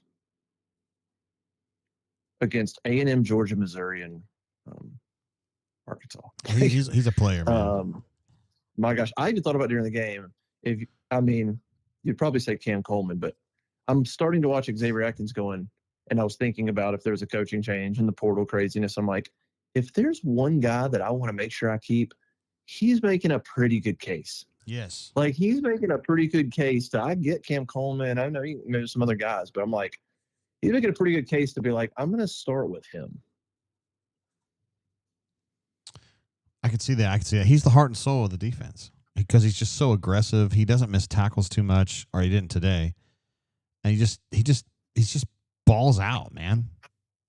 I think he's the embodiment of what DJ wants to do on defense. No, he's a monster. He's like, I mean, if they can keep him, you're looking at one of the better Auburn linebackers that we've seen in a while. If he keeps this stuff up, I mean, you're talking about a dude that would have been an all-timer in a Tuberville defense or Chiswick's defense or whatever. I mean, this dude, if he could stay here for 2 full years, maybe even 3, I don't know, but yeah, he's incredible. His instincts are awesome. He's been awesome. Well, I guess we'll just, as J-Head says, we'll just be another 7-day contract is what Hugh's on. So we'll go on to the next game and see if he can win that one. Basically, yeah. Didn't really have any crazy officiating. Just a couple of weird things, but South Carolina just scored. Hey, what's the score of that game? Yeah, 7-3 Bama, but there's a flat. Holding. It's being called back. South Carolina's threatening here, trying to take the lead. Damn. And Alabama's only touchdowns, I think, a pick 6. I don't think Alabama scored on offense yet. Damn. But yeah, you're right. I just feel good for the players, dude. Like Auburn, they just to have a win, just to get to enjoy a freaking win, and for us to not have to hopefully worry about a coaching change tomorrow. But the players deserved it, dude. They just, I really do feel for a group that's been that close so many times. That's a long trip back from Fayetteville, and they're going to be enjoying it. Freeze did say after the game, I don't know if you guys talked about it. He said, he wants to wait and watch the film before naming a starter for Kentucky.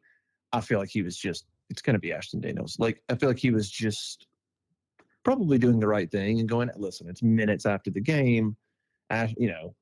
Jackson did lead us to a touchdown, and we did score some points there. He said the decision on the pick was just totally on Jackson. It was an RPO. He pulled it and threw it on his own, and it was just a horrific decision. Yeah.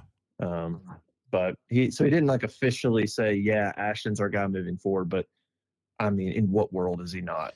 So, well, we got to talk about this a little bit. And Guy Forks was mentioning this in the chat. I mean, redshirt status. So there's 4 games left, and he played today. So if you're going to preserve the red shirt, he can't play every single game left.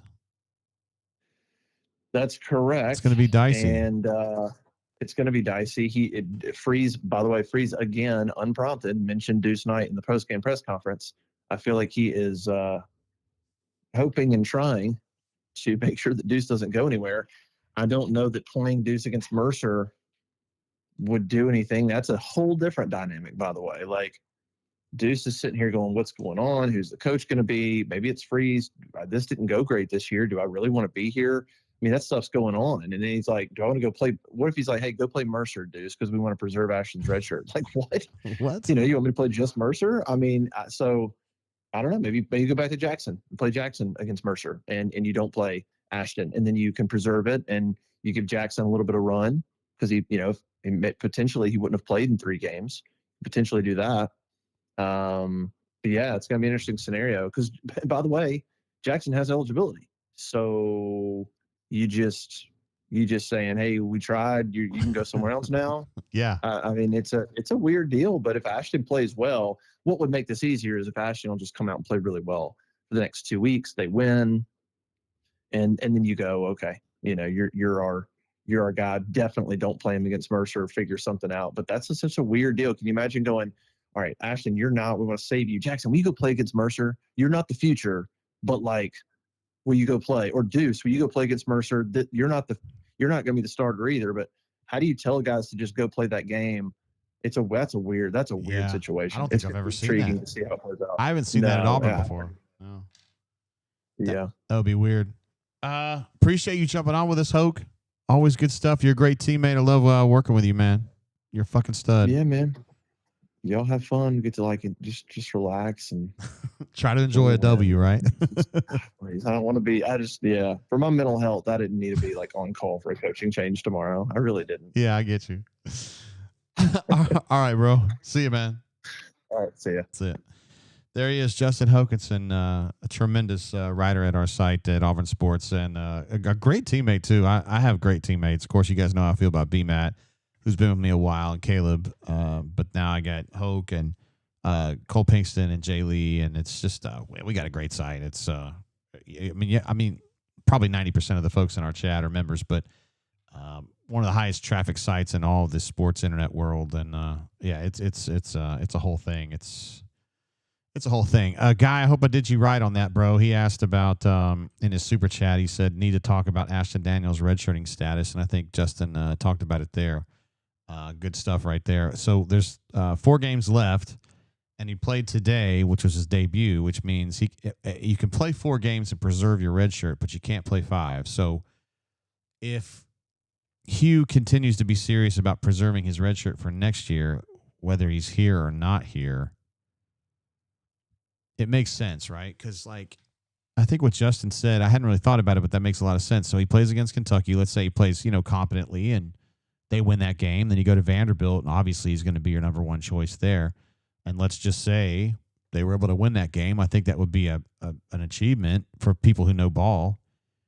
For randos, they would say, Vanderbilt, who gives a shit? But Vandy's good, as you guys know, because we got smart chat in here. I think you'd have to sit him for the Mercer game, because you got to start thinking about the future a little bit, his future and your future. Where you sit him for the Mercer game, and you got to run Jackson out there, or you got to run probably not Deuce, although Deuce, having only played the Ball State game, could also continue redshirting. But somebody's going to have to bite the bullet for that Mercer game, and then he comes out in the Alabama game, and he can continue to play that game and then not affect his redshirt status. So that's tough. That's a tough situation, but life is tough sometimes, and that's the way it goes. Some interesting stuff in the chat here. Let's see. Josh says Deuce has to play against Mercer. What is this guy talking about? D. Lucky says Deuce would get filmed to help find his next place. It's so tough. I mean, there is some truth to what D. Lucky's saying for sure. I really just, there's only one guy that can take snaps. And, I mean, everybody in this chat is interested in Deuce and Deuce becoming the guy that we think he can be, and he probably will end up being somewhere else. I mean, just because of the way it's going to work out, right?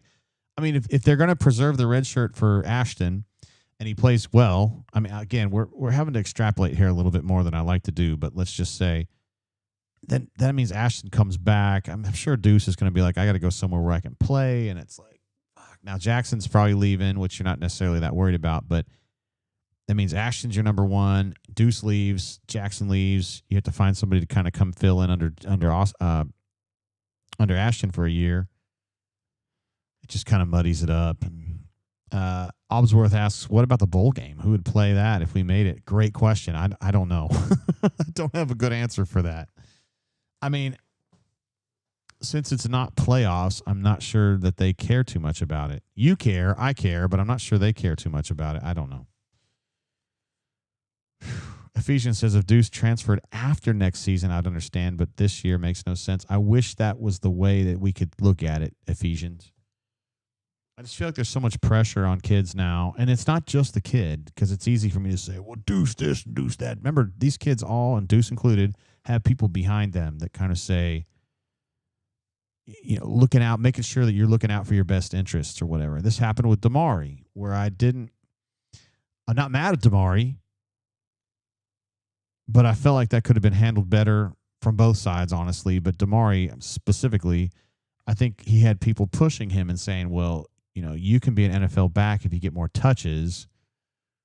So we need to get more touches. If you're not going to get them at Auburn, we're going to have to redshirt you. We need you to redshirt so you can go somewhere else and get the touches.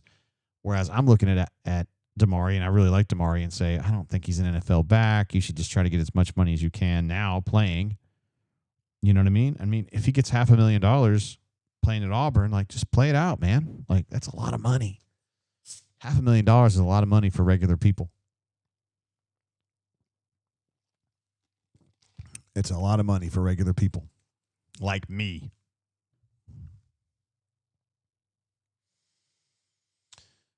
Let's see, Hummer, I'm completely agreeing with this. Atkins should be a Butkus nominee. Xavier Atkins is one of the most animalistic linebackers I've seen at Auburn, and Auburn's had a lot of them. Auburn's had a lot of them.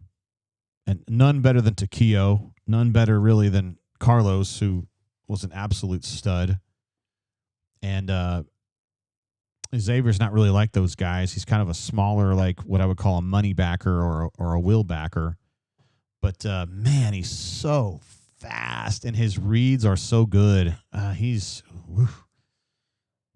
like the absolute best version of like guys like Antarius Williams from 20 years ago, and who I'm a big fan of. Man, he is something special. And I mentioned this before, and I'll take full credit for it. When he was coming through in the transfer portal, I was like, nice pickup. He's an LSU guy, didn't play, whatever. This must be somebody that DJ had seen and felt really strongly about. But my God, that guy's been good. Patrick says Dontarius Thomas, who is also an outstanding linebacker, not the same kind of player that not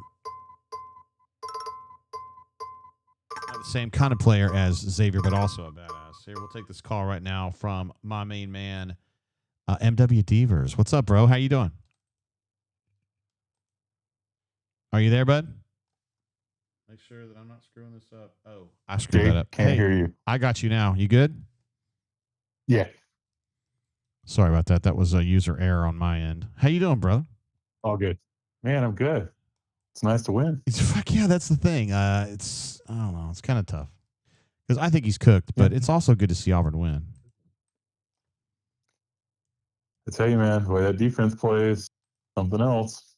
I know, dude. 4 turnovers created, which, man, that's like a whole month's worth the way they were playing earlier in the year. Yeah. It's DJ's built it, strategically. He's figured out how to work those young guys in to get playing time. They developed, and they just play with such intensity. and it's got a sense of purpose. What are you thinking about the quarterback situation? It's kind of weird with the number of games left, right? He can play 4, they got 5, et cetera, et cetera. Yeah, I mean, you're definitely going to want to play Ashton in 4 of those. It's a weird thing that, I mean, 15 years ago wouldn't have existed in football, but I would really hate to burn his red shirt just to play him in 5 games. So Yes. What do you do? I know. He's got to sit out that Mercer game. You probably have 6 games, assuming you get to a bowl game. So, but he's definitely to play right now. I mean, I don't think he particularly looked like extra special or anything like that today, but he'd get the job done. I mean, but now that said, don't get too excited, because once defenses have some film on him and they prepare for him, it's going to tighten things up. Yeah, it's not like they're sitting on Lamar Jackson here. Yeah, I get you. Right. I mean, it's even talented as DJ Lagway was, you saw how different things were for Florida once defenses had time to get film on him and scout him. So, but it's, just as far as getting through the season, right now it's the move to make. I don't think there's any question about that. There's some people that are really lamenting the fact that Deuce they think is going to be gone after this season. But here's the thing, MWD, I don't think that they could have played him more than they have. No, he's not ready. I don't have a lot of faith in this coaching staff to get quarterbacks ready. I don't know that Kent's been around quarterbacks a long time, but it's just not, they do. If, Ken Austin was a very elite quarterback coach, he'd be known for that. And that's not quite what he's known for. And Hugh definitely isn't. I mean, he's not a quarterback guy. As far as whether he's back for next year, stuff like that, I mean, when you're going through situations like Auburn's going through, it is what it is. I wouldn't necessarily say he's gone. I don't think that's as true as people think. A lot of it depends on, do you have an opportunity to get somebody else in there that maybe he's interested in before that time comes? But he's closely tied to the hip at Hugh. That relationship is what brought him here. So that may be part of the price you pay. I wouldn't necessarily go as far to say he's as terrible as he looked in the few snaps he got. I mean, that's with a young quarterback, a lot of it just depends on how they develop. I still think he's very talented. Same. I don't want to give him too much trouble for the Ball State thing. It was kind of a weird deal, but at this point, it's going to have to be Ashton relieving Jackson. It's just the way it is. But so far we've seen out of quarterbacks with this staff, they don't really develop a lot in this system. As far as they're not better, 6 weeks later than they were 1 week. So I just don't think it's a situation you turn to him. Maybe he ends up getting some playing time against Mercer. That changes things a little bit. But as far as whether he's back next year at Auburn, not just the programs that are losing or struggling, but nobody knows who your quarterback's going to be the next year in college football right now. It's true. It's a different game than it's ever been. So I just don't get worked up about that. Not going to worry about it. There's critical questions for Auburn right now, and whether Deuce Knight is the star of the program going forward or playing somewhere else, and what he becomes and what he doesn't is not the critical questions.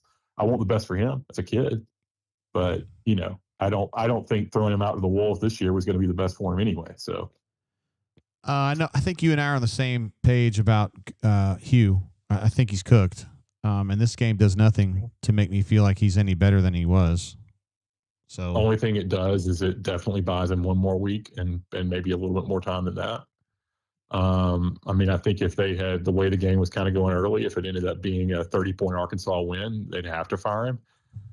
I think there's a lot of different reasons they don't want to yet. There's a lot of, I could speculate, all over the map what those are, but some of them are good, some of them are not so good. I mean, Jay, do you think, is there a realistic possibility that let's say he does win out up to the Bama game, probably doesn't win that one. Do you think there's a realistic possibility they, first of all, keep him through the bowl game, and second, that there's a second window of time there after the bowl game that you assess whether you want him back next year or not?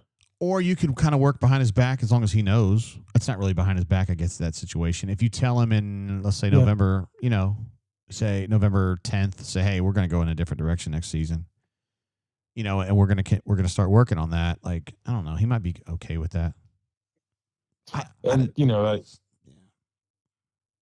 the whole thing of, oh, has he lost the team? Well, he clearly hadn't lost the team. They're playing well, all that. I mean, that's people inside the program have different views on that than what I think is talked about commonly. And that all just has to play out. I mean, in my opinion, if I was running the program, I am very much a believer in that which has to be done inevitably, do it immediately. And also when people show you who they are, believe them.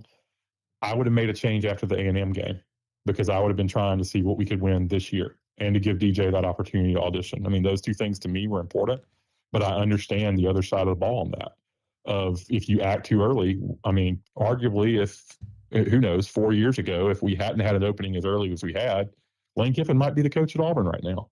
If that had only been playing out a situation with a coaching vacancy for 6 weeks. I mean, look what's happened with Florida. It's the same thing when we fired Harsin. Those rumors are already getting out there, what Lane's been offered in the contract. He's having to meet with his team. He's having to do the same thing he had to do 3 years ago when we opened up early. And that's not a situation that makes Lane Kiffin or anybody else comfortable. It may be a reality of college football now, but there's something to be said for not having an opening for half a season that creates chaos. I'm thinking back to 98 when it opened on October 23rd. That was a mess. For sure. Hey, you remember when I told you this summer that everything I was hearing had a 98 vibe to it? And I know the team is different. The team is talented. That's a complete difference. But all the things going on in the background, the energy, the vibe, the defense totally dominating the offense and everything we were hearing out of spring and fall camp, like there were some similarities there. There are and there's definitely some differences too, though. There's not a toxic situation with the head coach. No offense to Terry Bowden, but the dynamic between Terry and Auburn's administration at that point was toxic. Ooh, yeah. And I don't get a vibe that that's going on at all. I mean, Hugh, I think he's probably, sure, he'd love to have that vote of confidence, so to speak. But, overall, I don't think they're screwing him around, if that makes sense. Yeah, no, it's definitely not toxic at all. But I'd still think it's time to make a change at the head coach. Not today. I think it is. I'm not saying it's got to be today. Yeah, but he shouldn't be the coach next year, in my opinion. I think it is. I think, the bigger questions, it's not about whether he should or shouldn't be next year. It's about who are you getting next and how do you get that guy? And a lot of, there's lots of, as I said, lots of moving pieces. There's more moving pieces to hiring and firing coaches this season than there ever have been before. All right, brother. Love having you on. A voice of reason, as always. MWD. Have a good one. War Eagle, as always. See you, brother. War Eagle. Bye. Oh, I didn't mean to hang up on him like that so fast. But anyway, appreciate you calling in, MWD. Stud. Great on the bunker. Great on the calls. And we love having him here. So appreciate that for sure. Yeah, Deuce, he's with me. Deuce just wasn't ready. And that doesn't mean that Deuce's career here is over. He's got to make a decision. And the problem is that if he goes somewhere else, we got a call coming in. I don't know who this is. Hey, what up? Thanks for calling the Brain Giant. Who I got on the horn? Oh, hold on, man. This is my fault. Hold on. It's user error. Hey, who I got on the horn? This is Piss Jug. What up, Piss Jug? How you doing, bro? Man, I'm happier than a pig in shit. How you doing? Why? Because they won? Finally. Yeah, it's been a minute, right? Yeah, if you like that pig and shit reference. I do like it, man. Every time you bring it up, I love it, man. Yeah. Hey, but how about that? It seemed like the team responded with Ashton coming in. That was good to see. Yeah, hell yeah. And are you going to stick with him now? Is that what you would do? I mean, nobody pays me. So, but yeah, I mean, if I was getting cut a check for $5 million or however much he's making a year, I'd stick with it. Okay. How do you walk away? Do you walk away from this feeling better about the team, or you feel about the same? I mean, offensively, I've got an audience here, by the way. He told me, he was like, "Hey, they ain't gonna answer the phone." I was like, Jay always answers the phone. Hell yeah, I will. No, I mean, I think you feel better. I mean, your kicker made 6 field goals. We put him in a lot better positions. I think what we found out is Alex likes to be on the left hash. Yeah. That's good. That's good insight. And I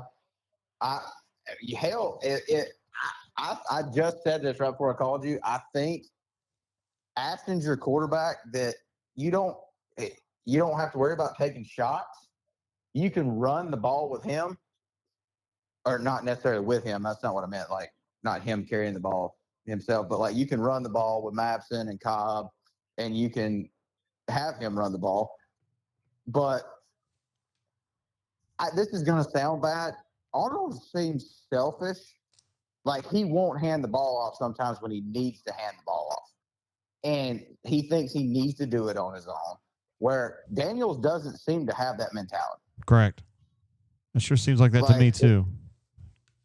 Like, Daniels seems to, hey, I'm going to take what's there, and we'll come back to the next play. And I like think that. Worked. I think that worked in the second half. Yeah. Very well. It's a big difference. And also, it didn't put the defense in a bad spot, and the defense seemed to respond to it very well. Mm-hmm. Also, bunch of turnovers. We've got a great defensive coordinator. Like, he had the arguably maybe the best quarterback in the conference so confused in the second half. Yeah, they had him eaten up, and there were some people saying, I think J-Head just kind of mistakenly said they only gave up 24 today, but Auburn's defense only gave up 17 today because the pick six ain't on the defense. Yeah, they did. The defense only gave up 17 today because that pick six. What was Arnold looking at on that play, Jay? I have no idea. I really don't. It looked like he didn't even look. If you go back and watch the replay, it just snapped throw. And I think that was why Hugh was just like, okay, he's got to go. Like, he didn't even. I think Hugh called the run there, and he pulled it and threw it. That's possible. Whatever it was, Hugh'd seen enough. He was like, got to go. And I thought Ashton. I like Hugh's comment at the end of the game. Look, I love Jackson, but what was the word he actually used? I can't even remember now. I didn't get to hear it. He said he gave him a spark, but he said, he's very poised. He said Ashton's very poised. And I was like, yeah, that was very apparent because he came down 21-10, and I haven't seen Auburn come from behind double digits since Bo Nix put the team on his back in Baton Rouge in 2021. Wow. We were never down by two. Yeah, we weren't down 2 scores though. Well, either way, man, Ashton had some big balls today. There's no doubt about that. I mean, I think you got your guy. Like, I think you ride him. But he's only got 3 games left. Well, you know what? Oh yeah, that's right. Ashton can't play next year now. Right. Well, no, he can. You can preserve the red shirt. Oh yeah, he preserved the red shirt. Okay, you can, that's right. But he's going to have to sit one of these games out. I guess he can sit out the Mercer game, piss jug, but it's kind of weird. I would sit him in Mercer and just play. And the bowl game, if they make a bowl game. Well, what's the point in playing it? That's kind of how I feel about it too. But I mean, because I don't trust us to go out to get a portal quarterback at this point. Like, we spent God knows what on. He can't miss every single one of them, right? He hit one eventually, wouldn't he? I mean, Ashton's decent. I hate to give Doc Dumpster credit, but I mean, he's kind of right. I mean, you could probably spend $250,000 on one and find a pretty good one. Look at Ole Miss. That kid played at Ferris State last year. I can't imagine Ole Miss is paying him more than $250,000. Yes, certainly no more than $500,000. But they were really good. I mean, Ferris State won the Natty last year, so I don't know. Jackson's getting paid too much. You're not telling me anything I don't know. I work with Division II and D3s. That's what I do. Oh, do you? Yeah. What a badass piss jug. Well, but I mean, I think this is a good thing today, whether we want to admit it or not. I know Uncle Baby Billy will hate it, but he's gonna be pissed. Yeah. And me and Scott Staff Enthusiasts will still have our Zoom call at 1 p.m. Mountain Time. All right. And what about Stidham from Texas is going to be booing? Is he going to be booing next week? I don't know. He's a new addition to the board, or either that's a new name, but I like him. I do too. He's got a little piss and vinegar like I do. I like him. Yeah. All right, Piss Jug. Appreciate you calling in, bro. I got your name programmed in here, so I know who it is next time, bro. All right. All right, brother. Take it easy. Appreciate you. See you, man. There he goes. Piss Jug is on his way out. We love having Piss Jug on here. Kind of an odd name for some folks, but actually good insight on that. I like that. So that's good right there. Man, my phone is popping here. My actual personal phone here. Oh, it's the group chat from the Auburn Sports guys. All right, cool. Wouldn't mind to hear from D Lucky at this point. If D Lucky wants to call in, I'd like to hear a little bit from D Lucky. D Lucky's my buddy that I met, of course, through the bunker. But MWD jumping in. Not only did he. Oh, I think I know who this is, but I'm gonna let the suspense go a little bit here. Hey, welcome to the Brain Drain. Thanks for calling in. Who I got on the horn here? Who I got on the horn right now? Oh shit! I'm sorry, I missed that. Who user error? Who is this? This is Mama Dude. I had a feeling it was Mama Dudette based on the area code. What's up, man? Long time, but it's been a minute. Dude, Mama Dude, you had some amazing calls back in the day, my guy. I did. As I said to the bunker, I've made my return. My self-imposed Hugh Freeze hiatus, and I found it was time to come back. Well, we're glad to have you back, man. you did such great work, and was it really just the Hugh Freeze thing? Honestly it was. I needed a break. Okay. And now you come back at the end of the era, huh? Or toward the end of the era. I hope it is. I hope it is towards the end of the era. I sincerely do. But no, happy for the guys, as Hoke was saying. I'm happy the guys got a win today. I can't imagine how frustrating it's been for the players. So happy they got a win, but certainly hope that this doesn't change. Doesn't change John Cohen's calculus. Yeah, I don't know if it will or it won't. I suspect it will not. But I mean, they could get hot now. I mean, let's just say Ashton is competent as he was today. Let's say he can continue that. Then he could beat Kentucky. And then you go to Vanderbilt, and they've got maybe a 25% chance there. Maybe, I don't know, something like that.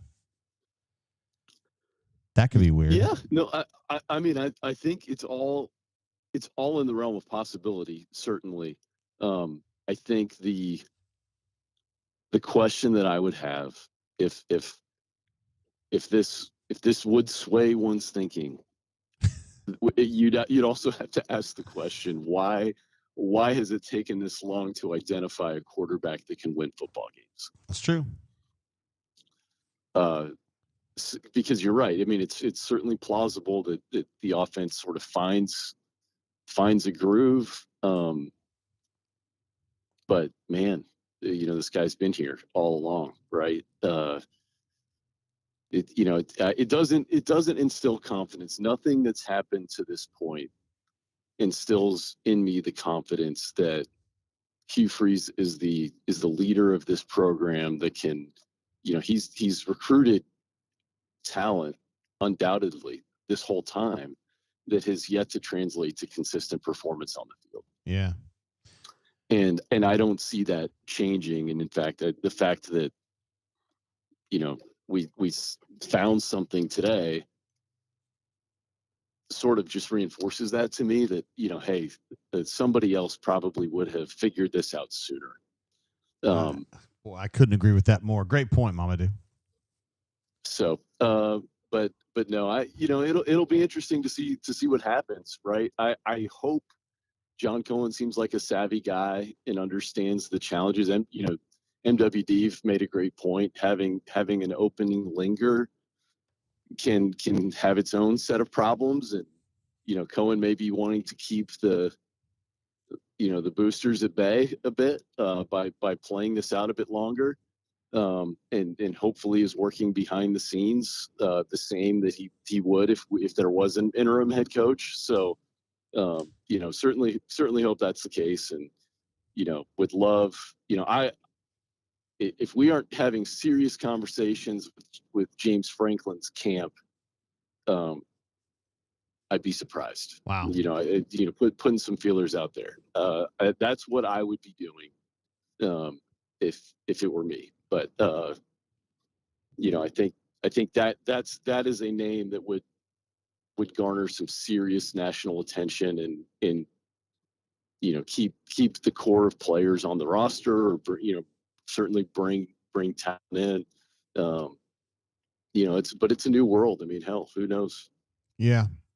Blake made a point. You and I are both confused about why Ashton was sitting on the bench and Jackson was continued to be average. Blake said, or they knew they had all along what they had all along and made decisions based on money. I think that could be part of it, Mama Dudette.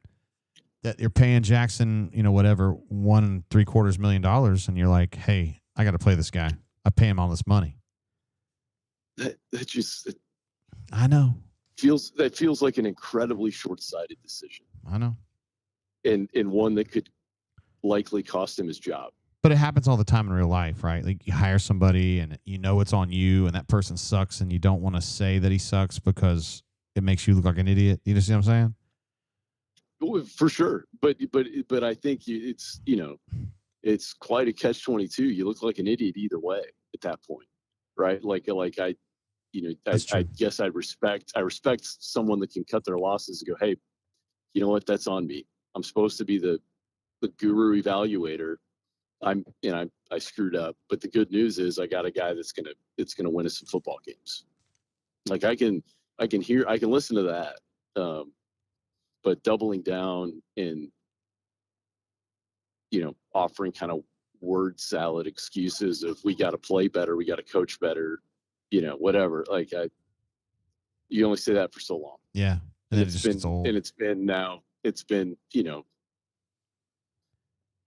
what is our conference record in the Hugh Freeze era, right? It's not been good. No, definitely not. Because you got 0-4 starts for 3 straight years. Correct. Can't overcome that. No. So I mean, like I said, if this is the programmatic spiral that has happened since we decided is collectively that consistent Gus Malzahn 8-4 wasn't good enough, right? We needed to make the next leap up, mm-hmm.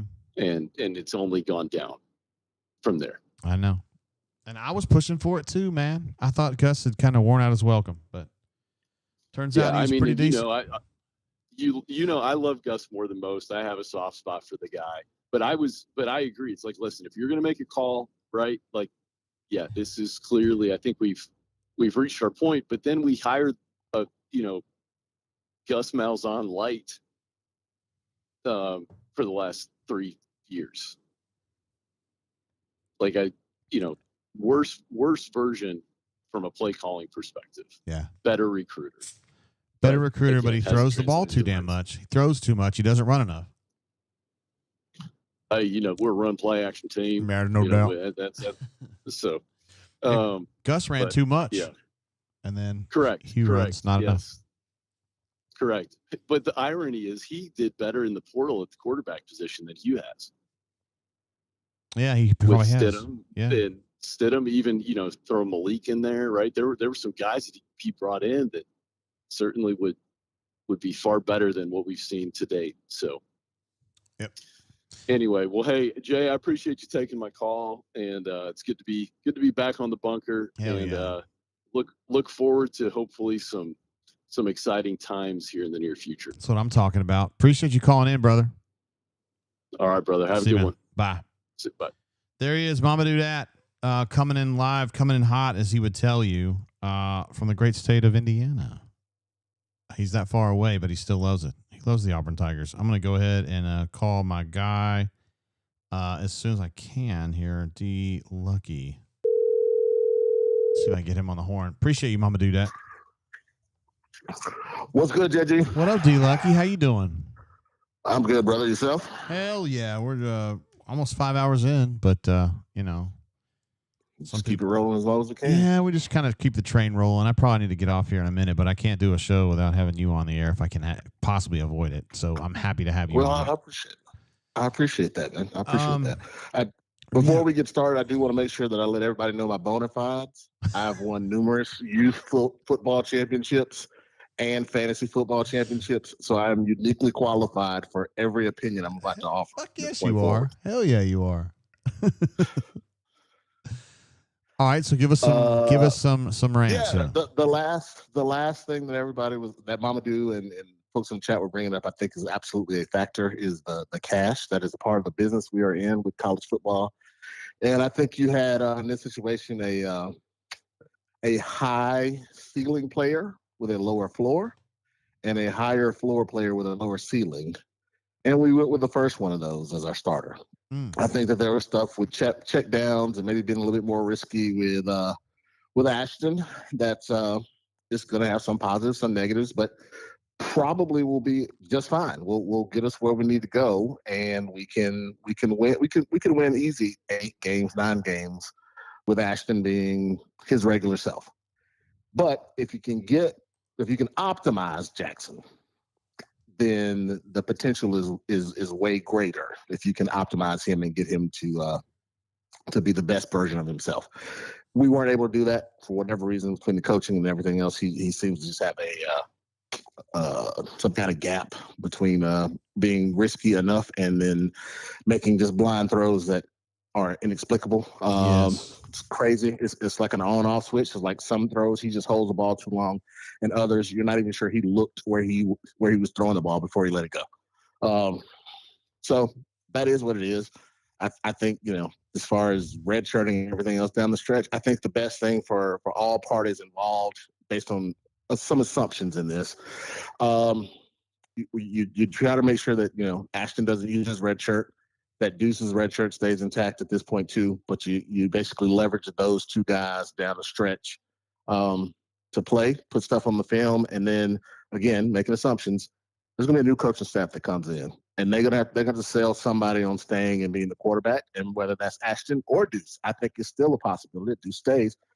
Who knows who comes in as a coach? They might be able to convince him that it's worthwhile to stay here, and maybe they're even of the opinion that he's good enough to be a starter working with them next year, and Ashton isn't asked to come back by a new staff, or vice versa. I think any of those options are possible. So you just make sure that you do the right thing by everybody and make sure everybody's, whose red shirts are still, available right now, that they are at the end of the season. I think we can manage it that way. And then let the new staff figure out who they want or who they don't want and go from there. So you're just assuming that the staff's going to change, right? It has to. But I'm with you.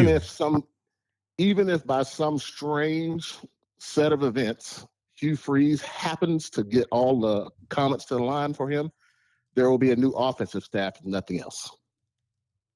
We will not have the same play callers and at least 2 assistants is what I'm guessing. So you will give that group the chance to decide which quarterback they see as potentially their starter, and if they want to keep another one or want to make a play to keep another one, or if they want to go ahead and cut ties and let somebody else, find a new spot to be successful. Stupa thinks the whole quarterback room is going to turn over, D-Lucky. That wouldn't surprise me either. Because again, depending on who you get, they might have their guy that comes with them. So that's why I say the best thing to do and to be decent to everyone, keep all of the red shirts intact. And that way, if everyone leaves, the worst that they've done is get a red shirt year and get a little bit of on-field experience, a little bit of tape to help them go to the next landing spot. Yeah, you're being very altruistic there, D-Lucky. I like that. Well, it's altruistic in a way, but it's also realistic. It wouldn't be a bad idea to let Deuce get some more action, and for us to see him in live action and see if what we saw against Ball State was, or whoever it was legit or not legit. Was it the fact he was behind the third team, or was it just he's not there, he didn't play tough enough competition, and he's going to need more time to develop, or was that just a fluke? And hey, this kid's pretty good. Yeah. So, as altruistic as it could be, there's a lot of selfishness in it too. Let the kid play a little bit down the stretch, get some film for himself, get some live bullets for us to see him compete against, and then go from there. All right. So do you have some coaches in mind that you like the best to replace you? Not really. I mean, someone. I mean, you and I have kind of chatted about him before. Now, I think he might have been a little bit better with Mensa as his QB, and I don't know if that was just a better fit. So I know the quarterback he's got right now didn't come in until late, so that probably is impacting their ability to be as successful as they would like to be. So he's one. Franklin, of course, and I know there's big games haven't been his thing. I don't know if that's something that is inherent, just him, or if there's just something he could fix with, a slight tweak of his normal staff that would allow him to prepare a little bit differently. But at this point, I think we're just trying to level up. I would love to hit a home run, but a solid double would be good too. So if it's just James Franklin, and we got to sit here and bitch and complain about going 10-2 every year, I'll take that for a little while. Yeah, we don't know how good we had it 10 years ago, I guess. Sheesh. Yeah, that would be nice to get. It'd be nice to have to string a couple of 10-2 seasons back to back together, and then have to complain about, the one that got away. Let's try that for a bit. See how that fits us. Defense was pretty damn good today, D-Lucky. Getting excited about them. 4 turnovers created. Dude, they have always been. I know that there's some questions as to whether Durkin could be interim to head coach, but his side of the ball is performing above my expectations for the year. We talked a little bit about Atkins in the chat and on the call. He's been phenomenal. So good. It was good to see Pleasant do something today because he's had a little rougher season earlier on. So the first interception was absolutely, I assume that was just a gamble. I assume that was just him just making a play that wasn't necessarily how the scheme is supposed to work for him to do that, the robber concept that he did there. But then the other one was just, fortuitous that he happened to be running underneath the same route and the ball was overthrown. So, but the first one was that's good stuff. Yeah. I love to see plays like that, baby. I love to see heads turn toward the ball. That's great. Yes. So Durkin's squad has played well all year. I think, again, they held, I don't know what Arkansas was averaging points-wise. I'm assuming, based on what they've done, it's probably was averaging 27. If we gave up 17, they probably were averaging 27 because we've held them, 10 points under their average for every team that we played this year. So that's phenomenal. I just wish we'd have been able to get a little bit more from the offense to balance it out and have a better record at this point. Yeah, and thanks for Rashawn Pleasant giving us 7 on the defensive side. Makes the offense look better. That absolutely helps. And it's nice to see a little recovery with 6 field goals. That's awesome. The kid's a story of resilience. So it's awesome to see him have a day like that after last week. I know you're a fan of Alex McPherson, how tough he is. Yeah. Yeah, man. Yeah. Just, it's the reason why you have sports. He teaches you more about life in that, and his desire to want to come back and be part of the team and help the team in any way that he can and to fight through the physical adversities that he's faced. Like I said, that's an awesome story. So I'm glad for him for today for sure. I'll tell you what else is an awesome story, having you part of our community, D-Lucky. Glad to be a part, bro. Glad to be a part. I'm glad because, in the beginning you were a Threadview guy and you were mad at me because Threadview got taken away, and then we've been able to forge a good friendship since then. Well, again, still, I was not wrong in that argument. Neither I nor Archie were wrong in our argument. We just did not know what the other options were. We were 100% right in what we were saying. We just didn't know there was a third option that was eventually going to come. That's all. And that was going to become the dominant paradigm, right? Something else. Yes. Had we known that the quote function was going to exist, then we would have been fine. But that was our whole thing, is the number of times you'd be in a conversation and someone will reply to someone else that they weren't talking to originally, and the confusion that would cause because people would go 7 replies back was for something that it was like, I was never even talking to you. What are you talking about? So the fact that we could eliminate that by putting a quote feature in so you could reply exactly to the person that you were talking to, it's an upgrade for sure. But solves the problem. We didn't know that existed. Yeah, didn't know it existed. All right, brother. I'm going to wrap it up there. Appreciate you calling in and providing that D-Lucky level of analysis. Man, I appreciate it. Everybody, look, go celebrate tonight. As you have seen for the past 4 weeks, wins are hard to fucking come by, so go enjoy it. All right, brother. Appreciate you, man. All right. Yeah, man. See you, man. Bye. There he is, D-Lucky, who's on the Mount Rushmore of callers, an absolute stud. He is absolutely the man. And I'm proud to name my one of our bedrooms in our house, the D-Lucky and Mrs. D-Lucky guest suite. Anyone who stays there learns the lore and legend of those two who always stay with us in that particular bedroom when they come to see us. We love having them here. Probably going to wrap it up there. I do want to give a shout out to MWD's Well, first of all, MWD called in and had a great call. Second of all, he had a super chat here that I've not called out. I've had it sitting here, but it says, Durkin deserves serious consideration. Maryland toxic culture stuff doesn't bother me. It doesn't really bother me either. It would have bothered me 10 years ago, but it's a long time ago. These guys with soft mentalities who can't take coaching always believe tough is toxic. No toxicity on this defense. It doesn't look that way to me as well. And the stuff from Maryland doesn't bother me at all. I'm just saying that to some people it does, and to some people it doesn't. It just kind of depends. Everybody's got to have their position on that as well. By the way, our callers today, B-Matt, Alex Kozan, J-Head, Reese, Cole Pinkston, a.k.a. Cole Pink, Hoke, MWD, Piss Jug, Mama Doodat, and D Lucky. Unbelievable today. We had a really good day of calls, and also every day we have a great day of chat. But Burner51 jumps in with a super chat. One of these jumps in to say thank you, Jay Wardam Eagle. Appreciate you, Burner51, for hanging. And Stu Pup says, no, we don't need a reclamation project as the head coach. Sorry. Talking about Durkin trying to get himself back together. So there's no wrong answers. There's no right answers. I'm not sure. It's always kind of degrees of right and wrong. And I'm not here to tell you you're wrong or right, because I don't know the right answers either. I thought Hugh would be better than this. He wasn't my number one pick, but I thought he would be better than this, but he is what he is. Anyway, guys, I'm going to wrap it up there. We've got lots of good football left in the day. We still got some sunlight left. We got Alabama, South Carolina going on right now, which one many of you may care about. I care about a little bit too, because I'm surrounded by Bammers in my neighborhood, but that's fine.